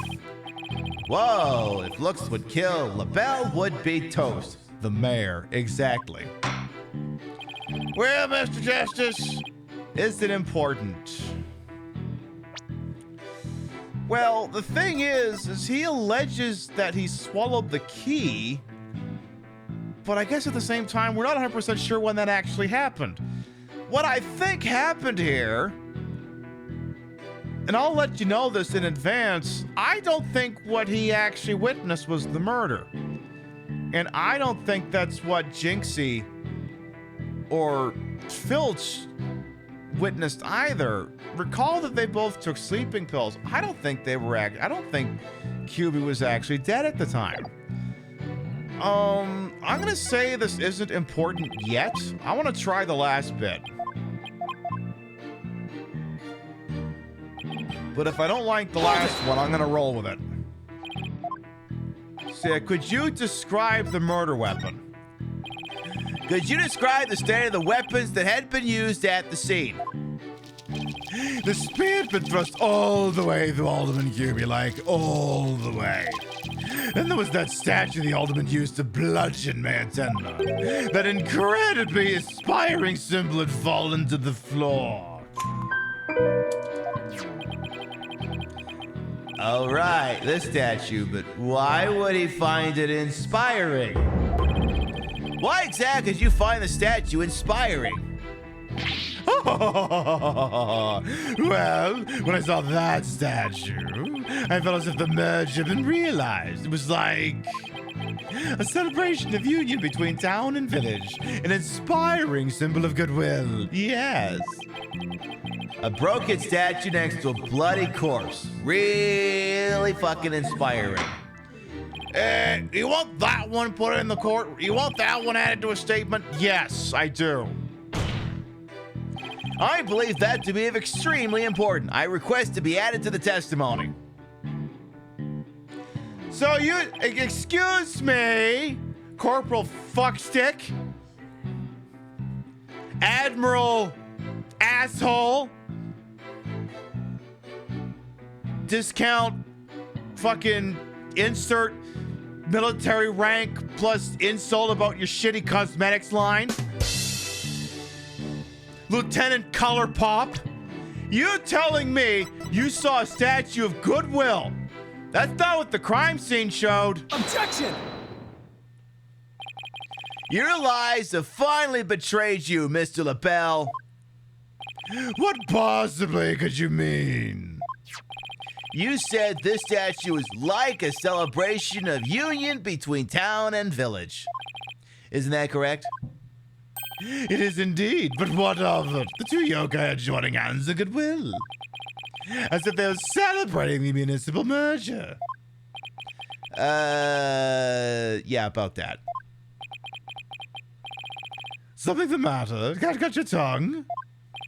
So, how did you really know that this statue is meant to be a symbol of goodwill again? What? Justice Dono, explain yourself and make it quick. Well, this statue was meant to symbolize goodwill in its original form, but that was a secret. A secret? Whatever do you mean? What I mean is that it broke when someone used it to strike Mayor Tenma on the head. What's left clearly makes it look like the two yokai are battling it out. The statue's secret and its true form were lost inside that locked room. But Miss Tenma is the only living soul who should know what it once looked like. So, Mr. LaBelle, where could you have possibly seen the statue in its original form? What do you mean where? The only possible answer is this. You saw the statue in its original form right there in the room where the alderman was murdered before it was broken. How dare you? Mr. Justice, are you accusing a witness for some sort of crime? Yes! Not the least of which is crimes against fashion. Yes, I am. Florent LaBelle, I accuse you of the murder of Alderman Rex Cuby. Ah!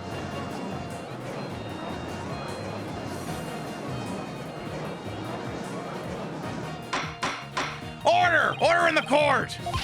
Mr. LaBelle, you've been accused of murder. Do you have anything to say in your defense? How could you possibly accuse me, the embodiment of beauty? Well, the extremely vain person was also the villain in Resident Evil Dead Aim, so I just kind of feel like this tracks. You know, queer-coded villains, it's a tale as old as time.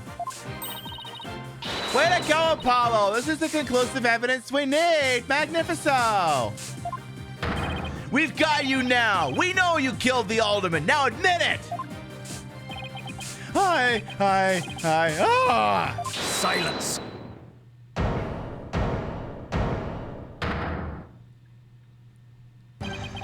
Enough of your silly games, Justice Dono. This prancing peacock could not possibly be the killer. Objection! Based off of what? What are you talking about? His alibi is already crumbled to dust like his cheap foundation. And I just proved that he was in the Fox chamber while it was still locked tight. Pip, I think you mean his highlighter. Whatever! Silence. Why could he have not seen the statue in its true form before the murder? After all, he was close friends with the alderman. Ergo... Yes, that's right. I clearly remembered now. Alderman Cuby told me about it. No, we haven't established that he's a personal friend of Alderman Cuby. He works for the accused. He's Mayor Tenma's aide. But what the statue actually looked like. I mean, he was a good friend of mine. Objection! Yeah, right. He wouldn't show you a sacred gift just like that. Silence. Moreover, it was already been proven that he was not present at the scene of the crime. And it has? Forgotten, have we? Recall the little scam statement, if you will. When Jinxie Tenma unlocked the Fox chamber, she saw the alderman and the mayor collapse therein, and no one else. Oh, dang it. The fact is, it was you two who made that apparent in yesterday's court session. Thus, Florence LaBelle could not possibly have been in that locked room. Shit. No!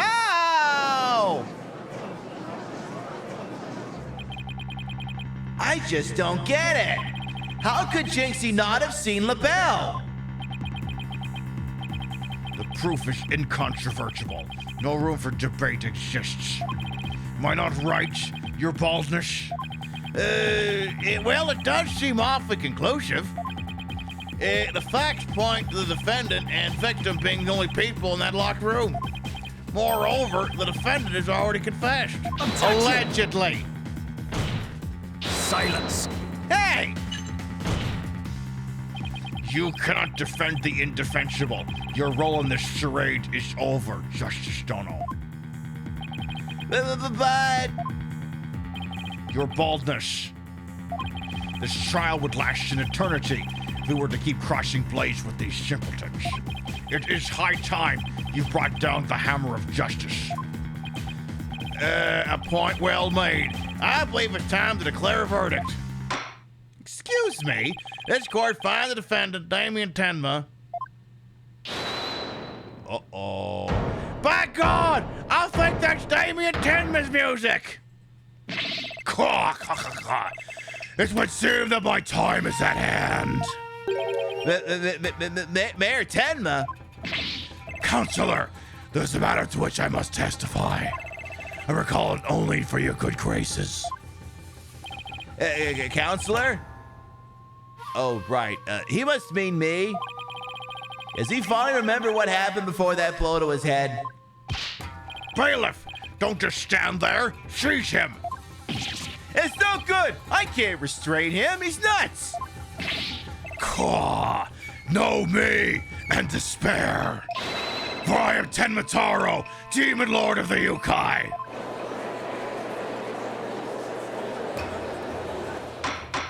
Fuck it, let him testify. Mr. Justice, do something! Since when am I responsible for court security? Apollo, this is our chance. We might get some new information out of him.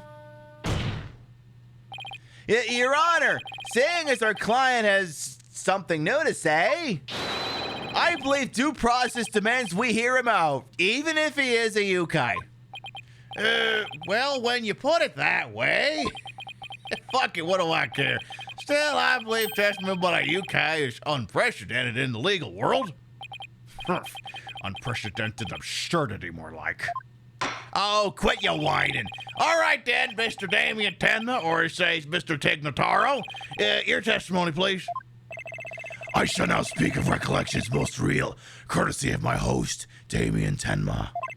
Heed these words, mortals, for hear them but once you shall. Okay. Okay, Mr. Dragon Quest Hands. The ruler of demon kind, apparently. Barely conscious was Damien there amid the darkness. Suddenly, two Yukai did appear. On one side, I, Damien Tenma, ruler of demon kind, and on the other, my mortal enemy, the nine-tailed fox. Yeah, we've let parrots testify in this court before. We've let parrots testify. We've let walkie-talkies testify. We've let people allegedly being possessed by spirits testify. We let a panty thief testify in the fourth game, but nobody wants to talk about that one. This is just par for the fucking course. Why do I get a feeling we're going to be busting out ye old analytical psychology on this one? So, is the defendant asserting that the room he was in was very dark at the time? Strange as it may be, yes. Indeed, all was in darkness. And the part about Tenmataro and the nine-tailed fox being there? Yes, that too. Tenmataro towered overhead, and the nine-tailed fox glittered gold. Ah! I call animal abuse, Your Honor! It would seem the defendant's recollections are not to be trusted. Yes, well, truth be told, my host's recollections are still a bit fuzzy. As if it were half dreamt, that happening lingers in his mind. Apollo, maybe I can help here. Really? Oh, you mean Yeah, I can hear it. The discord in his heart. Oh, it's the bullshit time again. I sensed an unusual emotion in the mayor's memory of the event. Okay, I just hope our findings don't come back to haunt us. Again. Do your little circle, dealy bopper. Praise be to Yevon and all that. Yeah, it's time for the Vulcan meld mind. My mind to your mind, your thoughts to my thoughts, my tits to your tits. Barely conscious was Damien there amid the darkness. Sadness is going right now. Suddenly, two yokai did appear. We have sadness and shock. On one side, Tegnataro, ruler of all demonkind. We have sadness and shock still going. And on the other, my mortal enemy, the nine-tailed fox. Why the f*** are you happy to see this bastard? Got it! When the nine-tailed fox appeared, you not only experienced shock and sadness, but also something like joy as well. Joy? Perhaps it was joy at the light coming to my eyes at long last. A long and terrible creaking did pierce silence.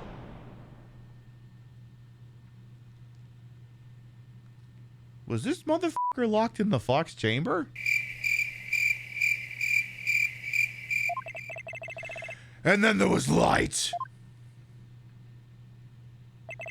On reflection, it was a door that did produce that infernal racket. My God, he was in the fox chamber. A creaking door?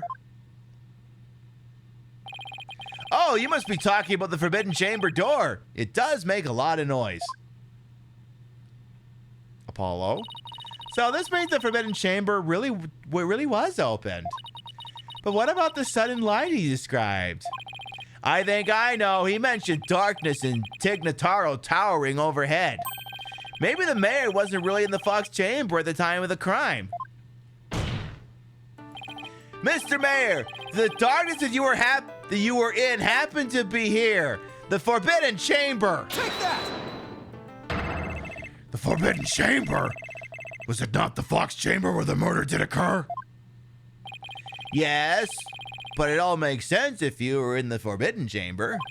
That terrible creaking sound was probably the Forbidden Chamber's door opening. And the towering Tenmataro you saw, most likely the Forbidden Chamber statue. Why, yes! That would explain it. The darkness and the staff and a demon's grasp. Well, also the demon is you, so wouldn't you just say it was you? But even if all that's true, then what about the nine-tailed fox? Maybe he was just seeing things like Jinxie and her imaginary yokai. Fantastico, Apollo! It's entirely possible. In a groggy, dreamlike state, people can misremember things and events and names and stuff. Misremember, you say? Let me think. Ah, I do believe I remember now. That was not the nine-tailed fox. It was... Oh. The Amazing Nine Tails. Whoa, what? The Amazing Nine Tails. At first, this is but a dream, I thought. Now, however, most clearly do I recall it. 'Twas the Amazing Nine Tails that did open the Forbidden Chamber's door. You're fucking me. I'm sorry I asked. The Amazing Nine Tails? But that was the victim, Ultimate QB, right? Yeah? Why would he open the Forbidden Chamber? Wasn't he trying to keep it sealed? Never mind that. This is completely new information. Let me enter it and run an update. Yeah, you do that. Barely conscious was Damien there in the Forbidden Chamber. Now we have an update. Amid the darkness, the statue of Tenmataro loomed overhead. Silent door did open, shaft of light did pierce the gloom. And then you thought you saw the amazing Ninetales himself had come to the fucking rescue.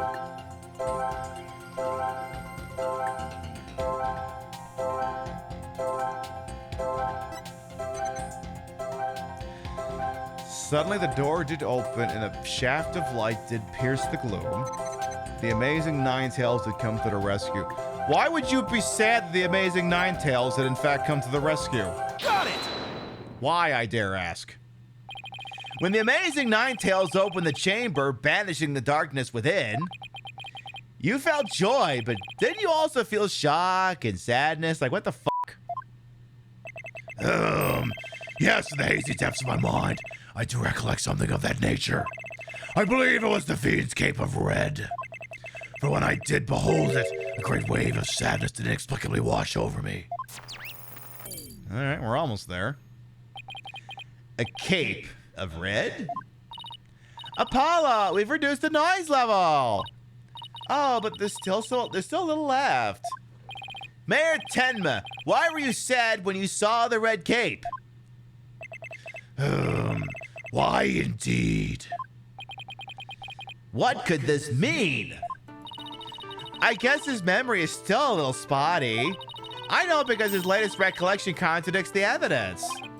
Yeah, it's one of those contradictions that slaps you right across the face.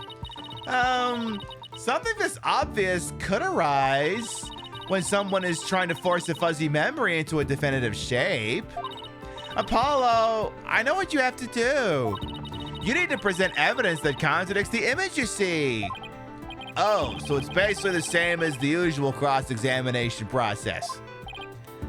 Okay, time to review the evidence. Look out, contradictions. Here comes justice. So I basically have to cross-examine this bastard. Barely conscious was Dame in the Forbidden Chamber. The statue of Tignataro loomed overhead. The door did open, a shaft of light did pierce the gloom. And then you saw the amazing Ninetales in a red cape. Does the amazing Ninetales have a red cape in the promotional image? No, he just has 9 fucking tails. Bro, the Ninetales you see in this weird thing we're visualizing, which exists only metaphysically here, does not jive with this promotional glossy. Objection! You said the amazing Ninetales cape was red. Are you sure about that? Yes, well, I do believe it was a red cape I saw, but... Mayor Tenma, does this cape look red to you? I don't even see one, to be honest. Oh, that story does not look red. Not even scarlet or crimson either. Nevertheless, upon my liberation, something red did fill my as yet hazy field of view. And I thought to myself, the amazing Ninetales is arrayed in a cape of red.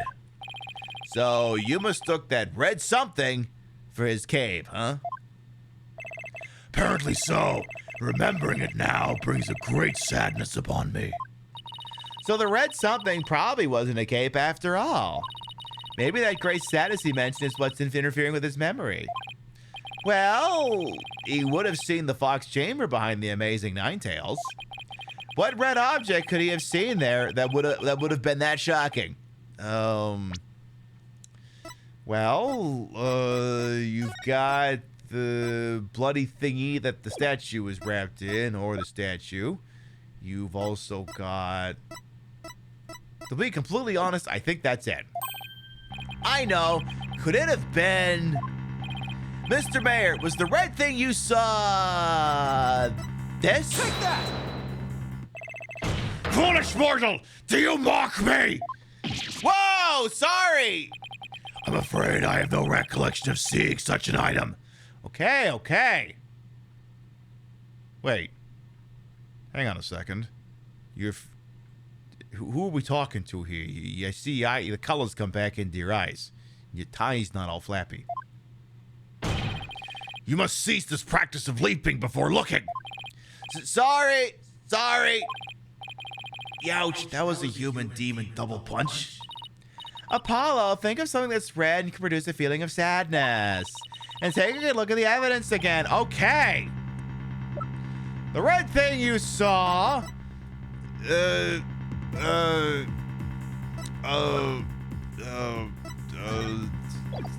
thing of blood? Take that! Something red that could produce a deep sadness. The blood stain on the ground, maybe? Could it be, Mr. Tenma, that what you saw was the alderman's blood? Blood? Why, yes. It was blood.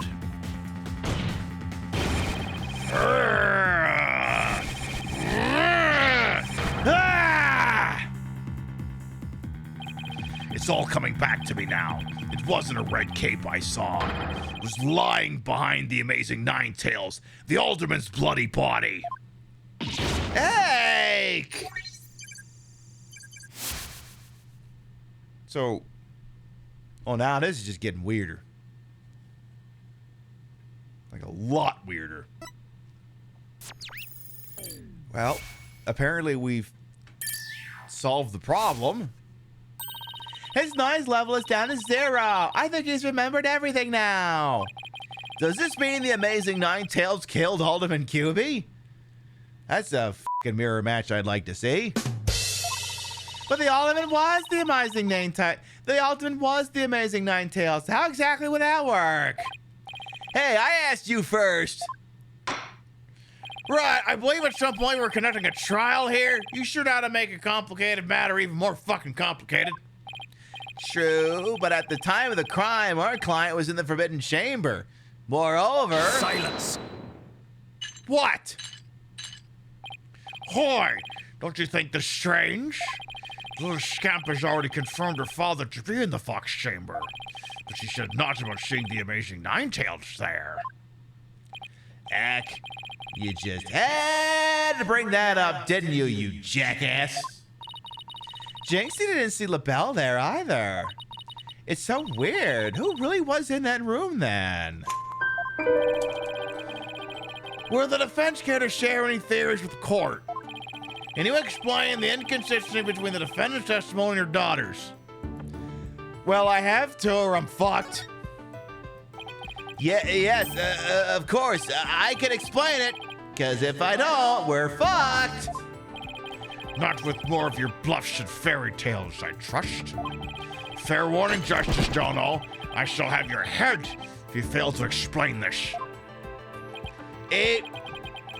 What about a good old-fashioned penalty? Well, Mr. Justice, well, let's see if you have a head worth keeping on your shoulders. First of all, Mr. LaBelle was definitely in the Fox Chamber while it was locked. We also know that Mayor Tenma was in the Forbidden Chamber based on his testimony. These two facts are crucial to my explanation. So let us consider the following question. Hey, Furry Queen, welcome on in. Twitch was not wrong about you potentially liking this. Well, it's good to see the algorithm picking up some dubs for once. Welcome on in. I'm Queen Pib, and we're going to court tonight. We're seeing if we can't nail this cheap-ass discount Jeffree Star wannabe to the wall. Or maybe it is just Jeffree Star, I'm not sure. We're putting him in jail. If the facts point to Fleur and LaBelle and the victim being there at the scene, why did Jinxie Tenma see the victim and her father, Mayor Tenma? A very good question indeed. I suppose you have an answer for us? I do. Sadly, you would be supposing wrong, but Apollo, recall Apollo, if you eliminate the impossible, whatever remains, however improbable, must be the truth. You think you could have mistaken LaBelle for the mayor? As a matter of fact, I do. Well, if she did, then the question is, why did she do that?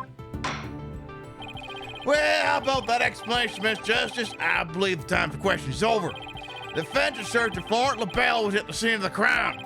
However, Jinxie Tenma testified she saw her father collapse there.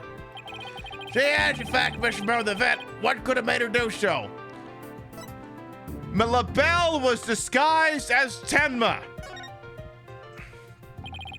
The figure Miss Tenma saw was not her father. It was Florent LaBelle, disguised as Damien Tenma. Silence.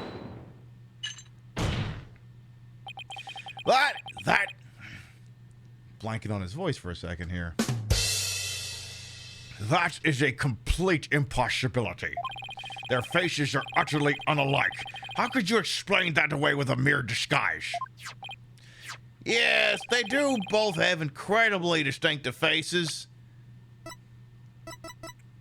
And let's see. Damien Tenma, very strong jaw, very strong chin. Florent LaBelle, strong jaw, not so strong chin. But I could see them pull it off. Maybe the disguise completely hid his face. I think Jinxie would have mentioned it if she couldn't see her father's face.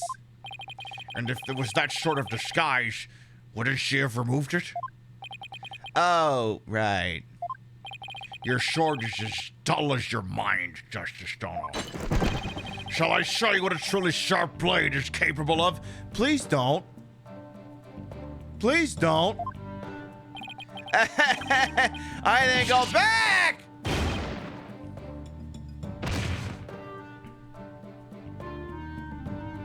Am I dead? Are you okay, Apollo? I'm not fine, am I? Well, now that we have that little fairy tale out of the way, your baldness, your verdict, if you will. Mr. Justice, I believe it's time for a verdict if you have no further arguments. What's even left for me to do? Apollo, remember what Mr. Wright always says. When you're stuck in a tight spot, turn the case upside down. Turn the case upside down? He does say that, doesn't he? But I don't quite see how it applies here. Still, never hurts to give it a try, I guess. Well, let's see. Rather than Jinxie didn't remove the disguise, maybe she couldn't remove it. And rather than she didn't tell anyone about the disguise, maybe it was she couldn't talk about it. A wrestler's mask is more precious than his own life. He'd never unmask himself in front of others. But there are matches where wrestlers battle for the right to remove each other's masks. Have your mask torn off is the worst humiliation a wrestler could suffer. That's why their masks are more important to them than life itself. And what about the fact that it was the amazing Ninetales who opened the door? A mask that can't be removed in front of others? Can these facts turn things around? It's worth a shot. You got nothing else to work with. Yes, visually turns a suitcase upside. I don't know if that did anything. We got it all backwards! Apollo, I think we might have made a huge mistake. Like a big one. Like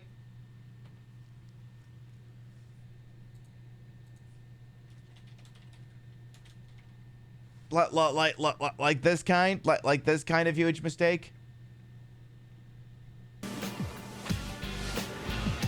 I've made a huge mistake. But this was a marriage of spirit, flesh and bone. I've made a huge mistake. Job was having second thoughts about the relationship. I've made a huge mistake. But when Job recommitted to her, I've made a huge mistake. I made a huge mistake. I've made a huge mistake. I've made a huge mistake. You've made a huge mistake. I've made a huge mistake. I've made a huge mistake. Be honest, Michael. Leaving Lindsay was the biggest little mistake I've ever made. Okay, your dad's not trying to find you, your son is. That kid's your son. You're the dad. Hmm?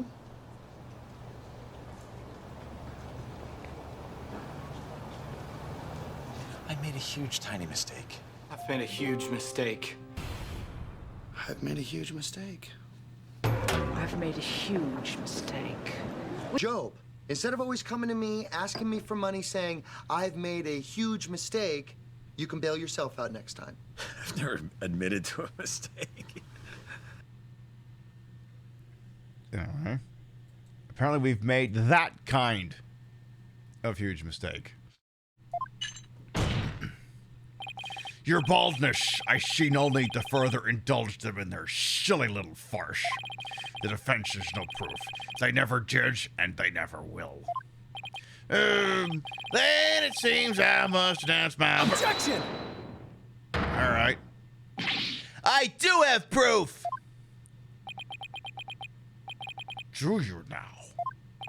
All right, but this better be good, Mr. Justice. We can solve the remaining riddles by turning all of our assumptions upside down. Why Jinxie Tenma mistook Mr. LaBelle for her father? Why she couldn't remove the costume or tell anyone about it in the first place? These riddles are inextricably linked to Mayor Tenma's secret identity. A shocking secret identity that will turn the entire premise of this case upside down. This piece of evidence clearly reveals Mayor Tenma's secret identity. It's the mask! Take that! Gah! What absolute claptrap! Poppycock! Balderdash! We thought the alderman was the amazing Ninetales and the mayor was Tenma Taro. That's why we believe the mayor killed the alderman in his lust for Ninetales veil. And it was the basis for the prosecution's entire case against our client. However, we got the whole thing backwards.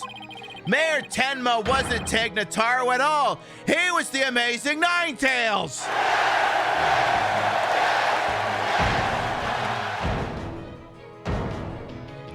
He's Hulk Hogan! What's this?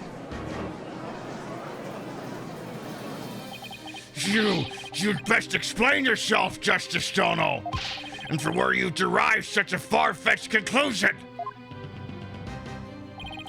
Jinxie, no doubt, knew the true identity of the amazing Ninetales, but she couldn't tell anyone no matter what. That's why she didn't say it was the amazing Ninetales she saw passed out. Even though, unbeknownst to her, it was really Florent LaBelle in disguise. Silence. The accused and that deceitful dandy are utterly dissimilar in physical build and voice. The little scamp would have seen the difference. Objection! Remember, Mr. LaBelle is his very own brand of cosmetics. Why couldn't he fake a different build, too?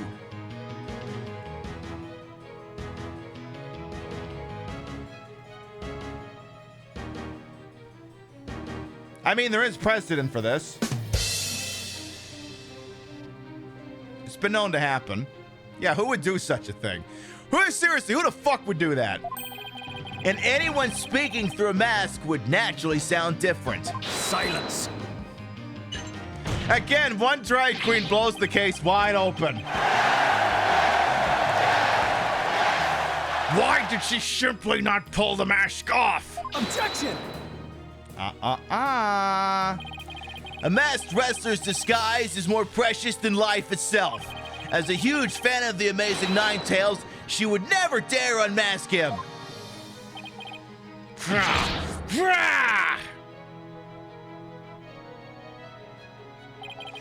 This case of mistaken identity also explains the riddle of the locked room. Then by all means, Mr. Justice, answer it for us already. First, Mr. LaBelle entered the room where the mayor and alderman were talking. It's exactly, a luchador's mask is like a queen's wig. I suspect he brought with him coffee laced with some sort of sedative. Once the alderman was out cold,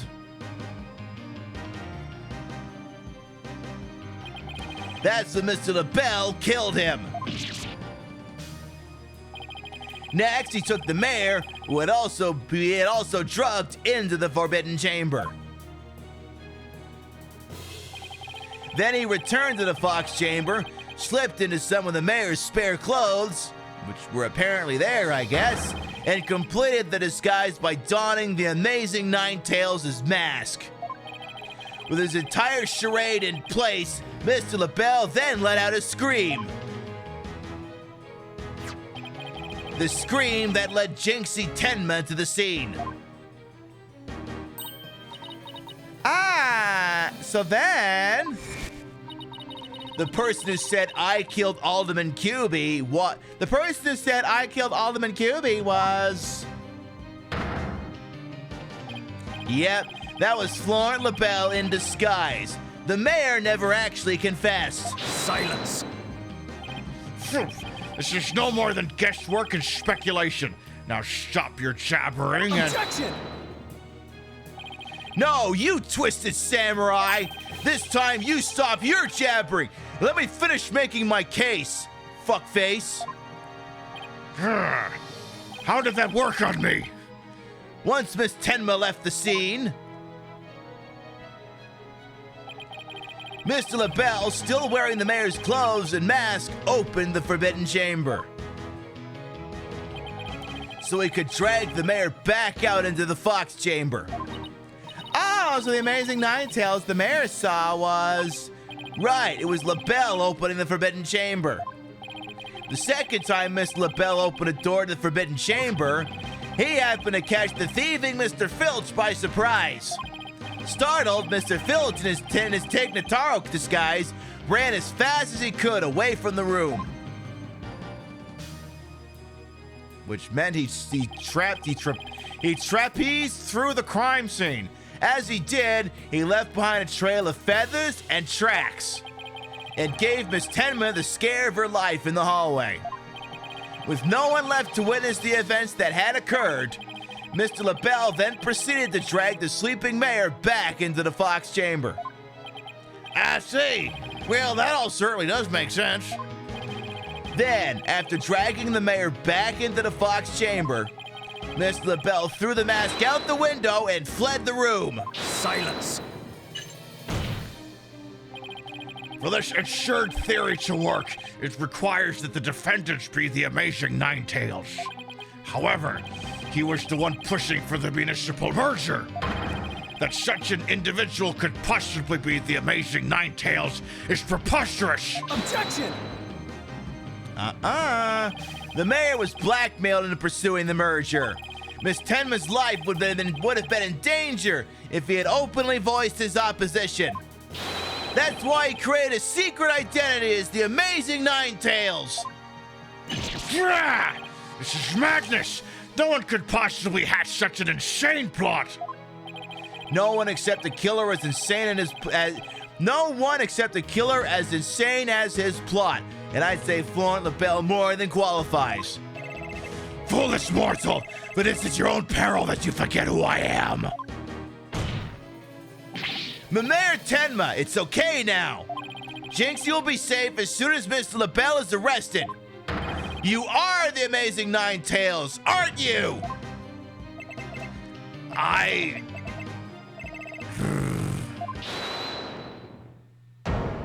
Now what? Don't tell me. Yeah, that's what I thought. Why is it Bond? You've quite the active imagination. Mayor Tenma is not the amazing Nine-Tails. Objection! What do you mean? Well, as the mayor admitted to it, yes. But that's just... And even if he did admit to such nonsense, I would reveal the truth behind Tenma's all right here now. What? Why, you would dare reveal the secret? My good friend the alderman told me all about it. But it wouldn't be good to expose the truth, but with the superstitions now, would it? The truth behind Tig Notaro? What's he talking about? So go ahead, say it. Say I am the amazing Nine-Tails. I dare you. Objection!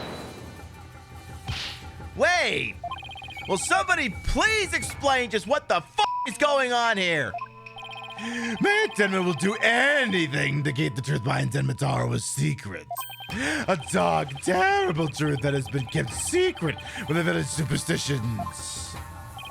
And if the mayor admits to being the amazing Ninetales, you'll expose the truth. Right, I won't have him walking free because of some nonsense you made up. So what now, Justice Dono?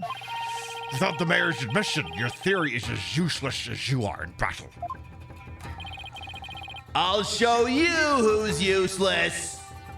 And you're the one who's useless. Not I. I'm not useless. You're useless. I am not useless. I've defended clients. I'm not useless. You're useless. You're about to take an 0-1 hole. You useless samurai. Can I make useless samurai into just one complete fucking word? Because that'd be pretty cool. Useless samurai. There, I did it. Apollo, don't you dare give up now. I know. Your Honor, I believe Mr. LaBelle's statements warrant a thorough cross-examination.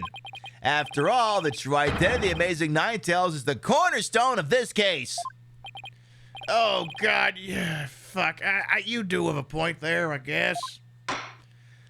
Shit. All right, please answer this court, Mr. LaBelle. Is the defendant the Amazing Ninetales or not? Oh, boy, he's getting cross-examined. Also, again, your hair was green when we walked in here earlier. Why the fuck is it not that anymore? The Amazing Ninetales' true identity is not Mayor Tenma.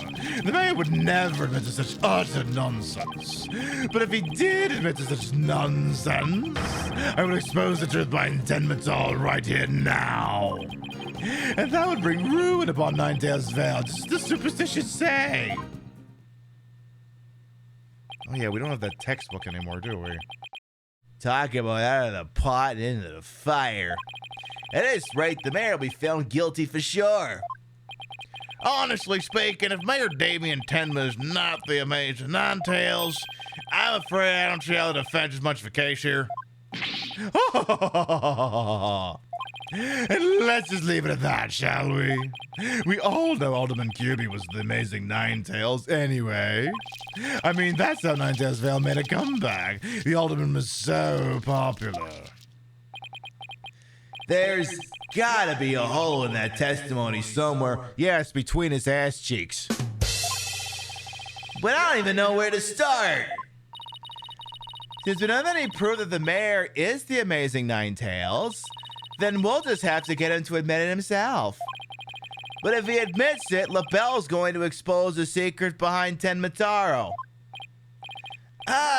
We are so close. I know it. Yeah, a hole, exactly, Barry. The defense may cross-examine the witness. So if we don't have any outward proof that our client is the Amazing Ninetales, we got to get him to spill it. Try finger butthole, exactly. This is not... If he did admit to such nonsense, he'll expose the truth behind Tenmataro right now. That'll bring ruin upon Ninetales Vale. Yeah, we don't have that, thingy of all the superstitions anymore.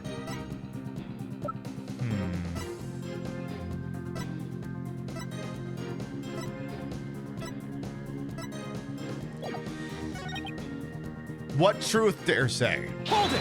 What truth? It is how did you learn the so-called truth behind Tenmataro? Alderman Kirby told me all about it. The secret of the Forbidden Chamber and the truth behind Tignataro, yes. Why would he share secrets like that with you, Mr. LaBelle? Because of the alderman's wife. I was looking after her while she was hospitalized. He appreciated so much he shared the secrets with me. Wait, did he threaten the alderman in addition to the mayor? The mayor? Don't tell me that's how he learned how to open a forbidden chamber.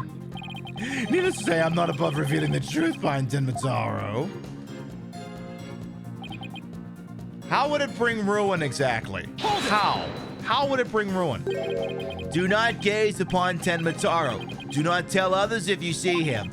Isn't that what the village superstitions say? Exactly. Telling others what Tenmataro looks like would reveal the truth. That's what his superstitions were written down in the first place. And ruin comes to the village if you free him. Isn't that is that a warning not to expose the truth? Oh, bingo. And the truth is Tenmataro is a great, greed-inspiring fortune. That's what the whole Battle of the Nine Tails Vale is all about. Tenmataro is a great fortune? Come to think of it. Only that it's the greatest get-rich-quick chance in the universe. Grandpappy told me all about it. Said there's an amazing treasure in there. Could Tenmataro actually be the Forbidden Chamber treasure? Telling the villagers that Tenmataro is a terrifying yokai is what has scared them away from the Forbidden Chamber and the treasure within. That's how the treasure has been kept secret all this time. Well. It seems our Ace Attorney has uncovered the truth that must not be revealed. So you admit it? That Tenmataro is basically Kaiser Soze.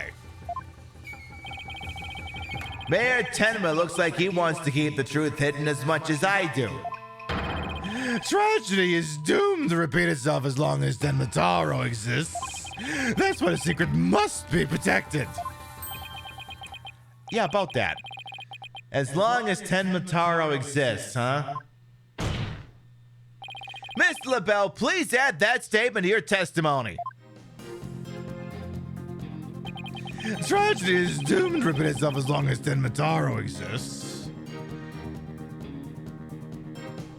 Yeah, about that. If Tenmataro's a treasure, I hate to tell you this, but that's not what we found when we went in there. Objection! May I present Defense Exhibit 20? Mr. LaBelle, what if Tenmataro no longer existed? Revealing the truth would no longer be an issue now, would it? If Tenmataro no longer existed? What on earth are you talking about? Oh, apparently you haven't heard. Tenmataro no longer exists. But I guess you didn't get to do a thorough search after the key was taken from you. Because when we searched the Forbidden Chamber, there wasn't any treasure there. Really? Well, maybe we're looking in the right place. Sorry, but I have proved that Tenmataro no longer exists. Take a look at this figure. What do we have here? Looks like some sort of creature. We found this in the Forbidden Chamber. It is an Asuki Kozo figure. The great thief Asuki Kozo used to leave them at the scene of his crimes. Are you suggesting that the Tenmataro has been stolen? Yeah, I am actually. Yep, Phineas Filter's grandfather, a master thief, was the culprit. And by that hideous Rana Caretaker's grandfather, no less. No! My beautiful golden Tenmataro is... The greed inspired by Tenmataro can no longer bring ruin upon Nine Tails Vale. Isn't that right, Mayor Tenma? The root of tragedy would indeed seem to be gone. In fact, I don't recall the Alderman revealing the secret to me on the day of our meeting. He must have been speaking of Tenmataro, for he said to me the gold ingot was gone. The gold ingot? You mean the treasure that is Tenmataro's true form? Recall, if you will, the scroll in the Forbidden Chamber. Tenmataro was the yellowish object shown there. Oh yeah, you're right. Giant gold ingot that my nomadic ancestors bestowed upon Nine Tails Vale. That's true. In return for that gold, my ancestors did receive from Nine Tails Vale land that would become Tenma Town. But Dry, the villagers mad with greed, did that great fortune. but it was their greed-fueled battle. It was as if they were possessed. My ancestors' gold became a curse upon the village, a curse of ruin. Thus it was that the yokai Tenmataro came to be. So, Tignataro and the village superstitions were merely fairy tales to scare village people away. Fairy tale or not, Tenmataro made quite the mess of things.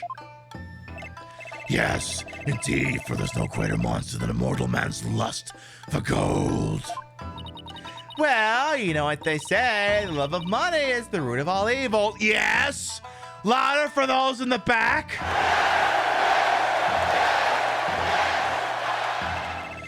My ancestors did bring a terrible thing here to Ninetales Vale.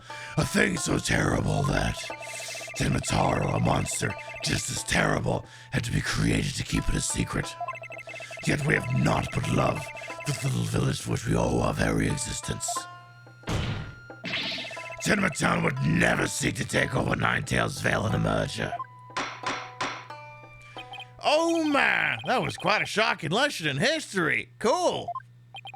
Mr. Mayor, now that we know Tenmataro no longer exists, are you ready to admit your secret? You are the amazing Ninetales, aren't you? No, don't do it. Please, no. Be gone, you demented demon. Now, where was I? The Golden Lord of Yokai, the amazing Ninetales, is indeed me. My God, I was working on that story for years, and he just tweeted it out.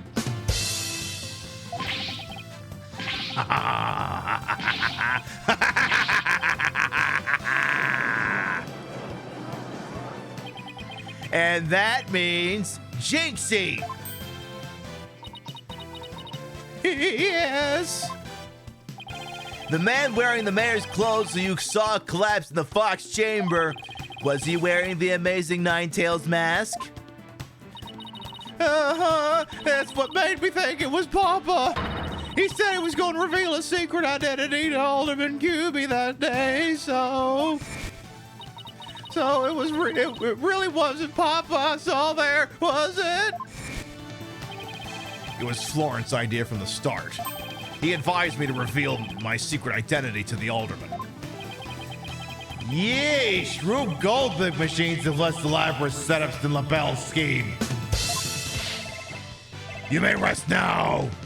Easy, little Jinxie. That monster's deception is through.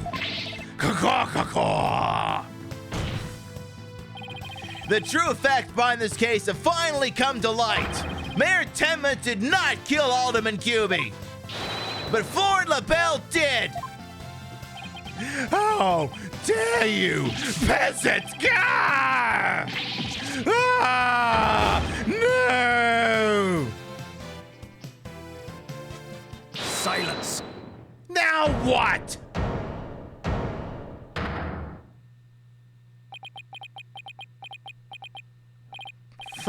Justice Dono, you should at least have a real blade in your hands if you desire to crush swords with me. Or have you mistaken this battlefield for a training ground? Shut up, Reddit boy! You fucking weeb! What's this guy want now? Evidence is like a razor-sharp blade that cuts through bone as though it were butter. But you've only blind guesses, a dull blade incapable of cutting even a cake. I can fix him. I know everyone swears they can fix this guy. Yes, you're there, Mr. Justice. After all, evidence is everything in a court of law. But how come I have to have evidence and all the prosecution has to have is conjecture? They're right. Let's see some evidence. Of course, a perfect being like me wouldn't leave any incriminating evidence behind. This is the final battle. Just as a samurai must live and die by the sword, you will live or die by the evidence you hold. My swift blade of judgment awaits. Now present your conclusive evidence, or don't you have any? Oh, Christ. Do I have anything conclusive? Well, I better, or we're... Well, I had better, or we're fucked. Evidence? Oh, I have evidence. I have,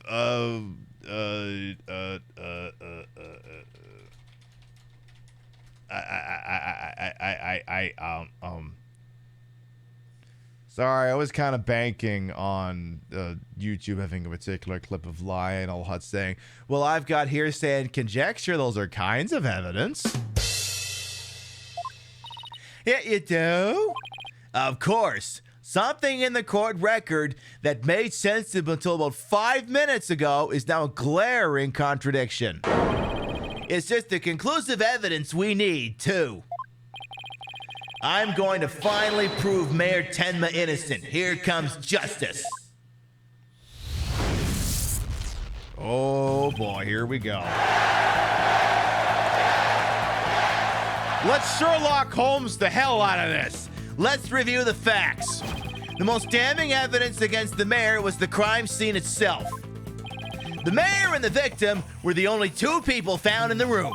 Also, we all thought the alderman was killed because he was the amazing Ninetales. But as we now know, of course, we were way off. The amazing Ninetales is really Mayor Damien Tenma. That's why when his daughter Jinxie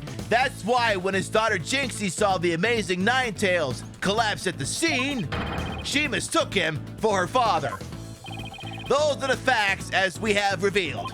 However, Mr. LaBelle asserts he did not leave any evidence at the scene of the crime, but he didn't say anything about evidence outside the crime scene. Maybe he isn't as clever as he thinks he is. Does any of the evidence found outside the crime scene provide any clues? Yes. Not the hand cream. Phineas Filch admits that he stole that from Florent LaBelle. It must be the amazing Ninetales mask.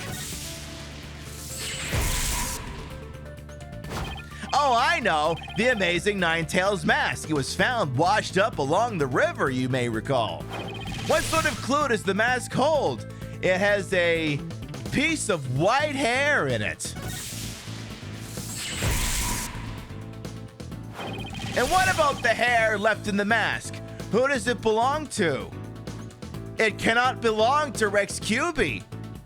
He's not the amazing Ninetales. It must belong to Florent LaBelle.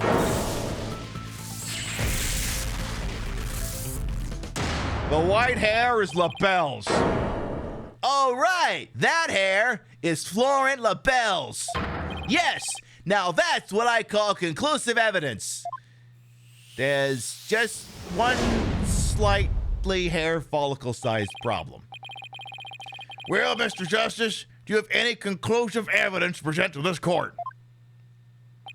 Of course I do. Observe this mask, if you will. That mask? How is that conclusive evidence? It's not the mask itself, but the white hair inside it. We originally thought it belonged to Alderman Rex Cubey. Yes, but the amazing Ninetales, as we now know, is Mayor Tenma. So... That is correct. So the question is, whose hair could this be? And the answer to that is the last person to have worn it before it was discarded. The thing Chad has figured out. That would be you, Mr. Florent LaBelle.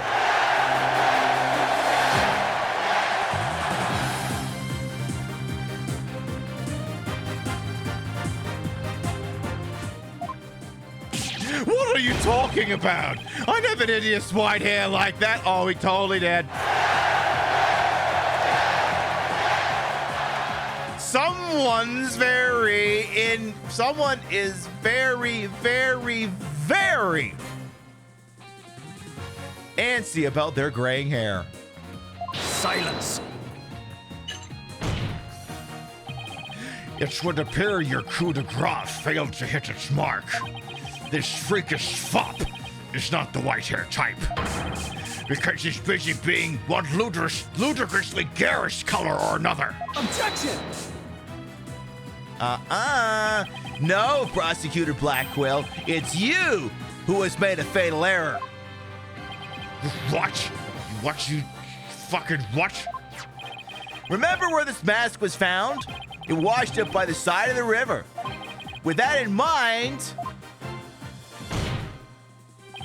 this last piece of evidence will solve all the remaining riddles. Why? It's Florent LaBelle's couleur me LaBelle, the hair color that washes out with water. Take that! Oh, that's... what is that? This is Miss LaBelle's own private brand of hair color. It washes out with just water. The court will also recall the amazing Ninetales mask washed up along the side of the river with white hair inside it. What's this? Are you saying that breeding peacock's hair color is... That's exactly what I'm saying. Miss LaBelle's hair color is a freakish work of fiction. But thanks to the river flowing through Ninetales Vale, we now have a real-life expose. Ah! The white hair of this mask is conclusive evidence proving you're the real killer. A DNA test is all we need to prove it, and we both know we'll get a match. Admit it! Florent LaBelle, you were the one who killed Alderman Rex Cubey!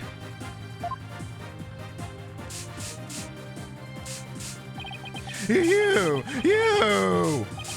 Peasant! How dare you! Ah! You profane my beauty like a bug on his stupid like the Alderman! Ah! No! My makeup!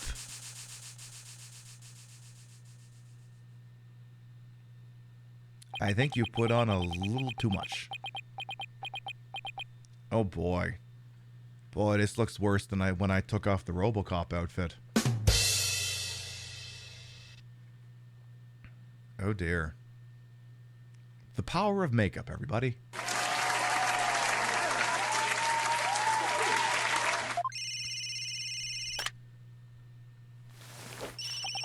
Hello, this is LaBelle. What? The project is off? This is LaBelle. The sponsors have pulled out. LaBelle speaking. I'm fired. You mean I'm no longer Mademoiselle? Yeah. Yeah, it's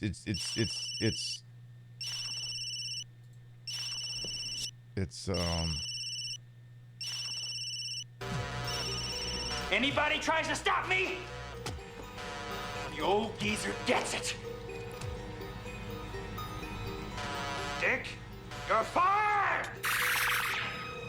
Thank you.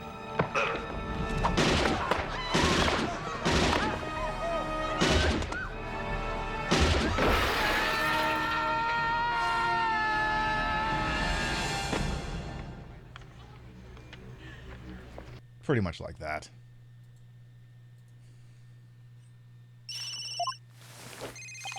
Hello, this is LaBelle. Oh, there's a stratospheric damage is climbing against me. Jesus Christ, did you reopen the hole in the ozone? 100 million dollars.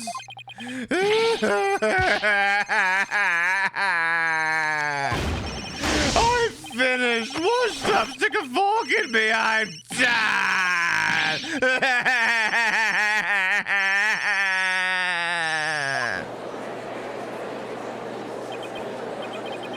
This is preposterous. Simon Blackwell defeated. Everyone shut the fuck up! Order in the court!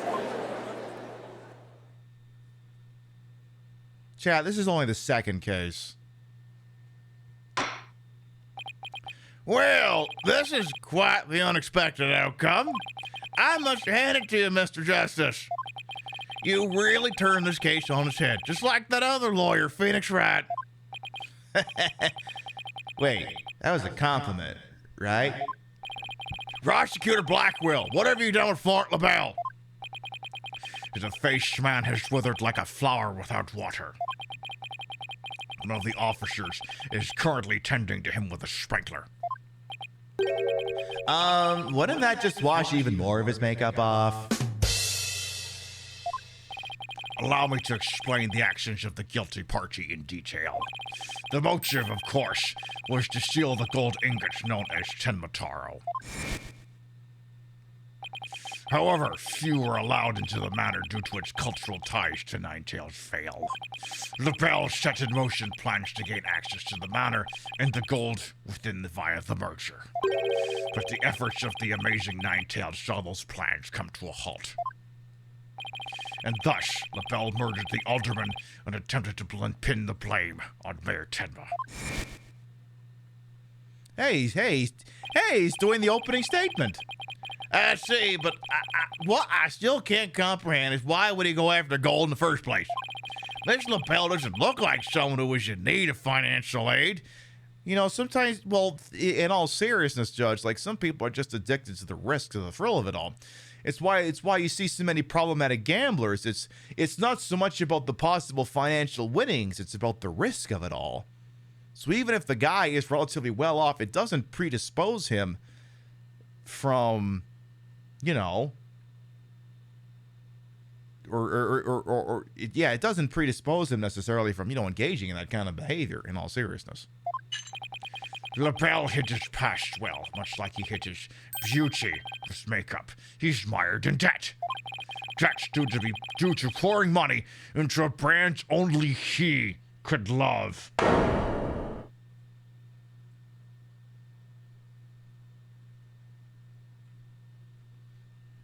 Wow, he really was Jeffree Star. What's up, everybody? Welcome back to my channel. Hi, how are ya? Shut up, bitch! Oh my God!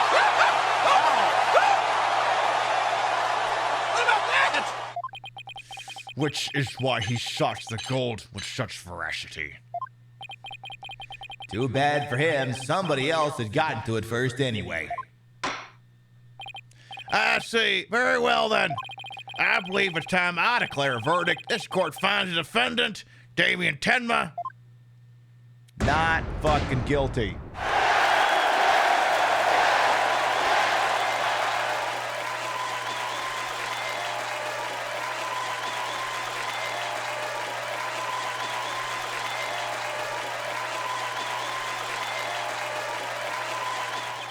Court is adjourned, and thank f*** for that.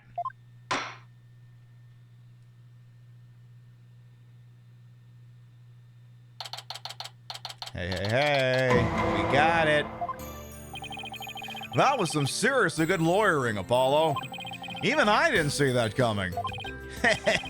Just got lucky, I guess. GG's all around, indeed. Hello, Kesmazel. Welcome on in. You banished Tenmataro from Ninetails' Vale like you were some kind of exorcist. There's still one thing I don't understand. How come Mr. LaBelle didn't kill Mayor Tenma too? He could have set us to the mayor murdered the alderman, then died from a counterattack. That would have removed at least one possible fly from the ointment. I was wondering about that too.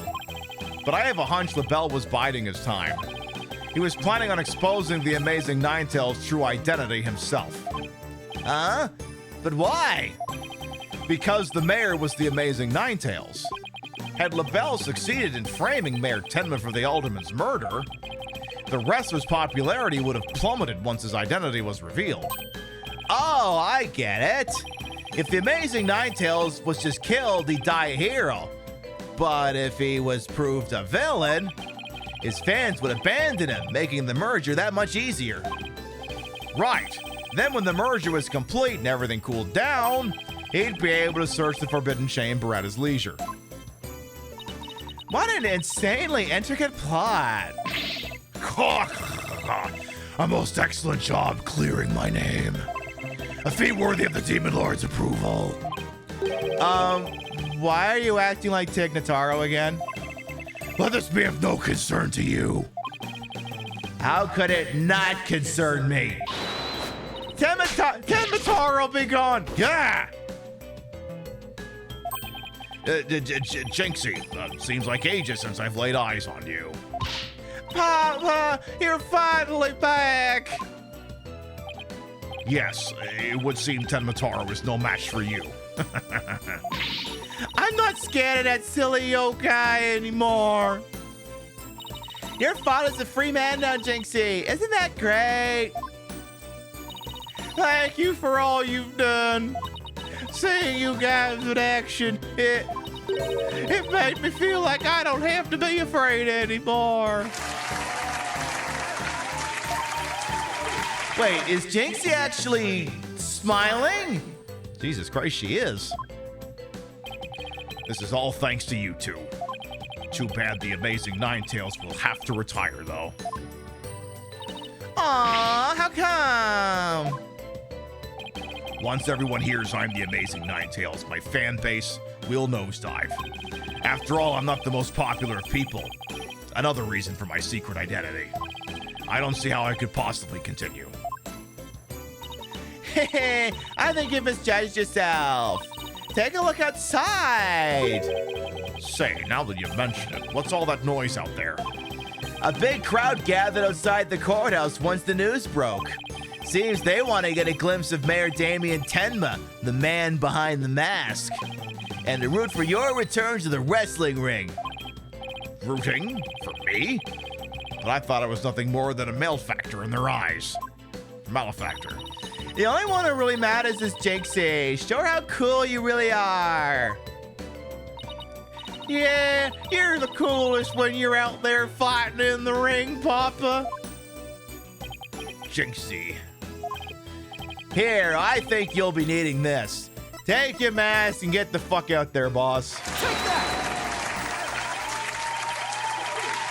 Thank you. Now, if you would excuse me. I don't want to keep my fans waiting. Time to do some Hulk Hogan shit again!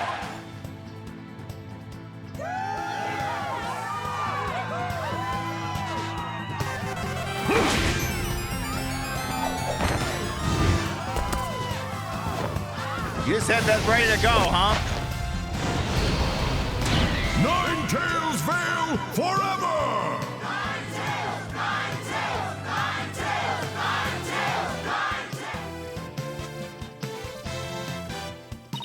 You really just had that ready to go, huh? Good boy. Thank you to 300 biddies. Thank you. I sure hope they can settle the problems between Tenma Town and Ninetales Vale. Me too. I'm sure they'll be fine. After all, the blackmailer slash killer is behind bars and the merger's no longer an issue. Plus, the Amazing Ninetales is obviously still a hit, and I suspect Ninetales Vale will be too. And it's all because we believed in our client, just like you said. Okay, people. Now that we've got that one in the bag, let's go get something to eat. I'm starving. Sounds good. I've been so nervous, I haven't eaten since yesterday. What the fuck? Better keep eating, Apollo, or you might have to start looking up at me. Huh? I'm definitely past my growth phase, and you should be about past yours, too. Are you kidding me? I'm just getting started. Ready or not, it's face stuffing time. Keep eating like that, and the only direction you'll grow is sideways. Oh, shut the fuck up, Apollo. Very funny. But I got a hollow leg. I can eat as much as I want without gaining an ounce. Really? Wow, I can't wait to see this. Calories? Let's let him try and stick to me. All right, already, you two. Let's get going before the old man closes shop. Elduin's Noodles isn't an all-night stand, you know? You mean the guy who sounds just like Al Pacino? That guy? Yeah, I'm not pulling that clip out. I'm with Mr. Right. Let's go. I've been waiting to have a ball from there. Mr. Right told me about them. Well, what are we waiting for? The noodles are on me today, so I expect some serious eating from you two.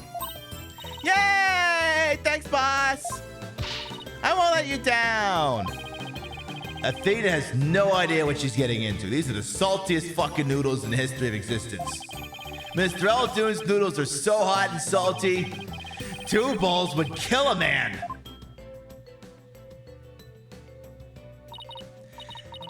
That was our first case together, and it felt like nothing could bring us down after that. The dark age of the law seems so distant, so irrelevant to our small, cozy office. But little did I know that it had been lurking all along, right there behind us. The first time it made itself known was during the murder at Themis Legal Academy. That case would mark the twilight before the dark, cold night that was to come. Well, aren't we being fucking dramatic? Yes, we do love a boss who comps the food, yes. The end.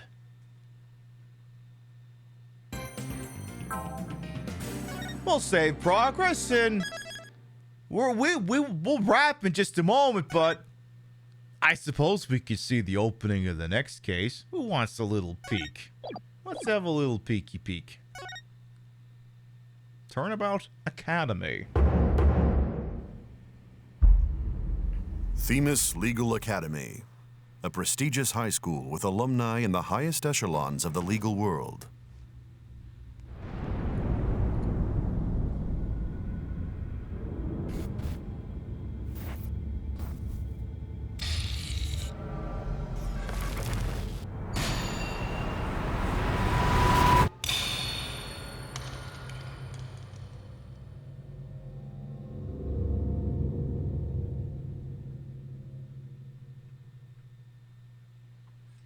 Not the killer students. What is this? Fucking Persona or something? But that will be a case for another day. We have been live for over 5 hours. You've been beautiful. You've been marvelous. I don't have to get up in the morning, but look, I can only do half an Ace Attorney case in one day before the pipes say, look, we got to stop this. So what we are going to do is I'm going to power off the old Nintendo Switch over here, and we're going to start to wind down for the evening. So there you have it. We solved the case of what the flying went down in Ninetales. Shockingly, the stand-in for Jeffree Star and James Charles did it. I know I'm as shocked as the rest of you. But hey, justice has been served, and hey, if we keep going, things are only gonna get wilder from here. But until such time, all right. Before we figure out where we're going, let's read off the list of gravitas. Your biddies, raid subs, and tippies to this channel, while never required, always appreciate. And I love the shout at the end of the show. Over on the Tippy side of things, thank you very much, Portia, for the Tippy, and Very Pink Penguin for your monthly Tippy as well. Thank you. Over on the Twitch side of things there, thank you very much, Harley, for the resub, Mr. Bob for the biddies, MSK for the biddies, Good Boy for the gift sub, Rock for the prime, Good Boy for the biddies as well. Thank you. If you sub to the channel, you can grab the first one. If you ain't sub to the channel, you can grab the second one. We love to spread the love around, not always at the same place in the face, but at the end of the day, drop you off somewhere where we think you're going to have a good time. Let's see who's up to what, but who's on this wide, wonderful world we call it Twitch. Who's doing something here as we lead into fucking July 4th here? Let's see. Who's doing stuff? I see.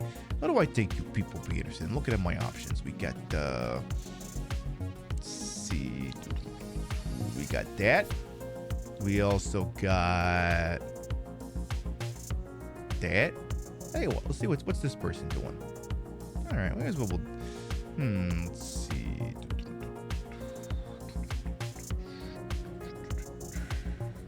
All right, here's where I think we'll go. I think I got this. I think.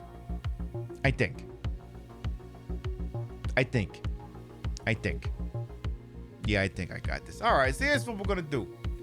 Friend of the channel, dear, who plays what we fear, is doing what looks like one of these double headers she's doing here tonight. She's been on a bit of an Eternal Darkness kick. She ain't on there yet. Right now she's playing some Dibida, and I did not give you any Dibida during Pride. I know I deprived you of it. So instead, we'll just take you over to Deer, and she'll give you some Dibida. Our next scheduled broadcast will be Friday morning. 11 a.m. Eastern, 8 a.m. Pacific. We will not be live in this time slot tomorrow night. Taking a night off. I don't know, watch some fireworks, do some dumb stuff, relax with the missus. I don't really have any plans for tomorrow. Figured out for absolute. But we're going to take the night off, and then I'll do that bonus show on Friday. And then on Saturday night, remember the E3 2009 watch party? Well, it's time for us to graduate to 2010. And things really started getting out of hand. So we got all kinds of stuff. Then on Sunday, maybe, just maybe, the legal drama continues. All right, so thank you very much everyone who followed, biddied, rated, subbed, lurked for a bit, put up with my bullshit here the entire time. You all continue to contribute to the ongoing success of this shit show we call the Pib Show. Thank you very much for stopping by, and we'll see you next time. Good night, everyone.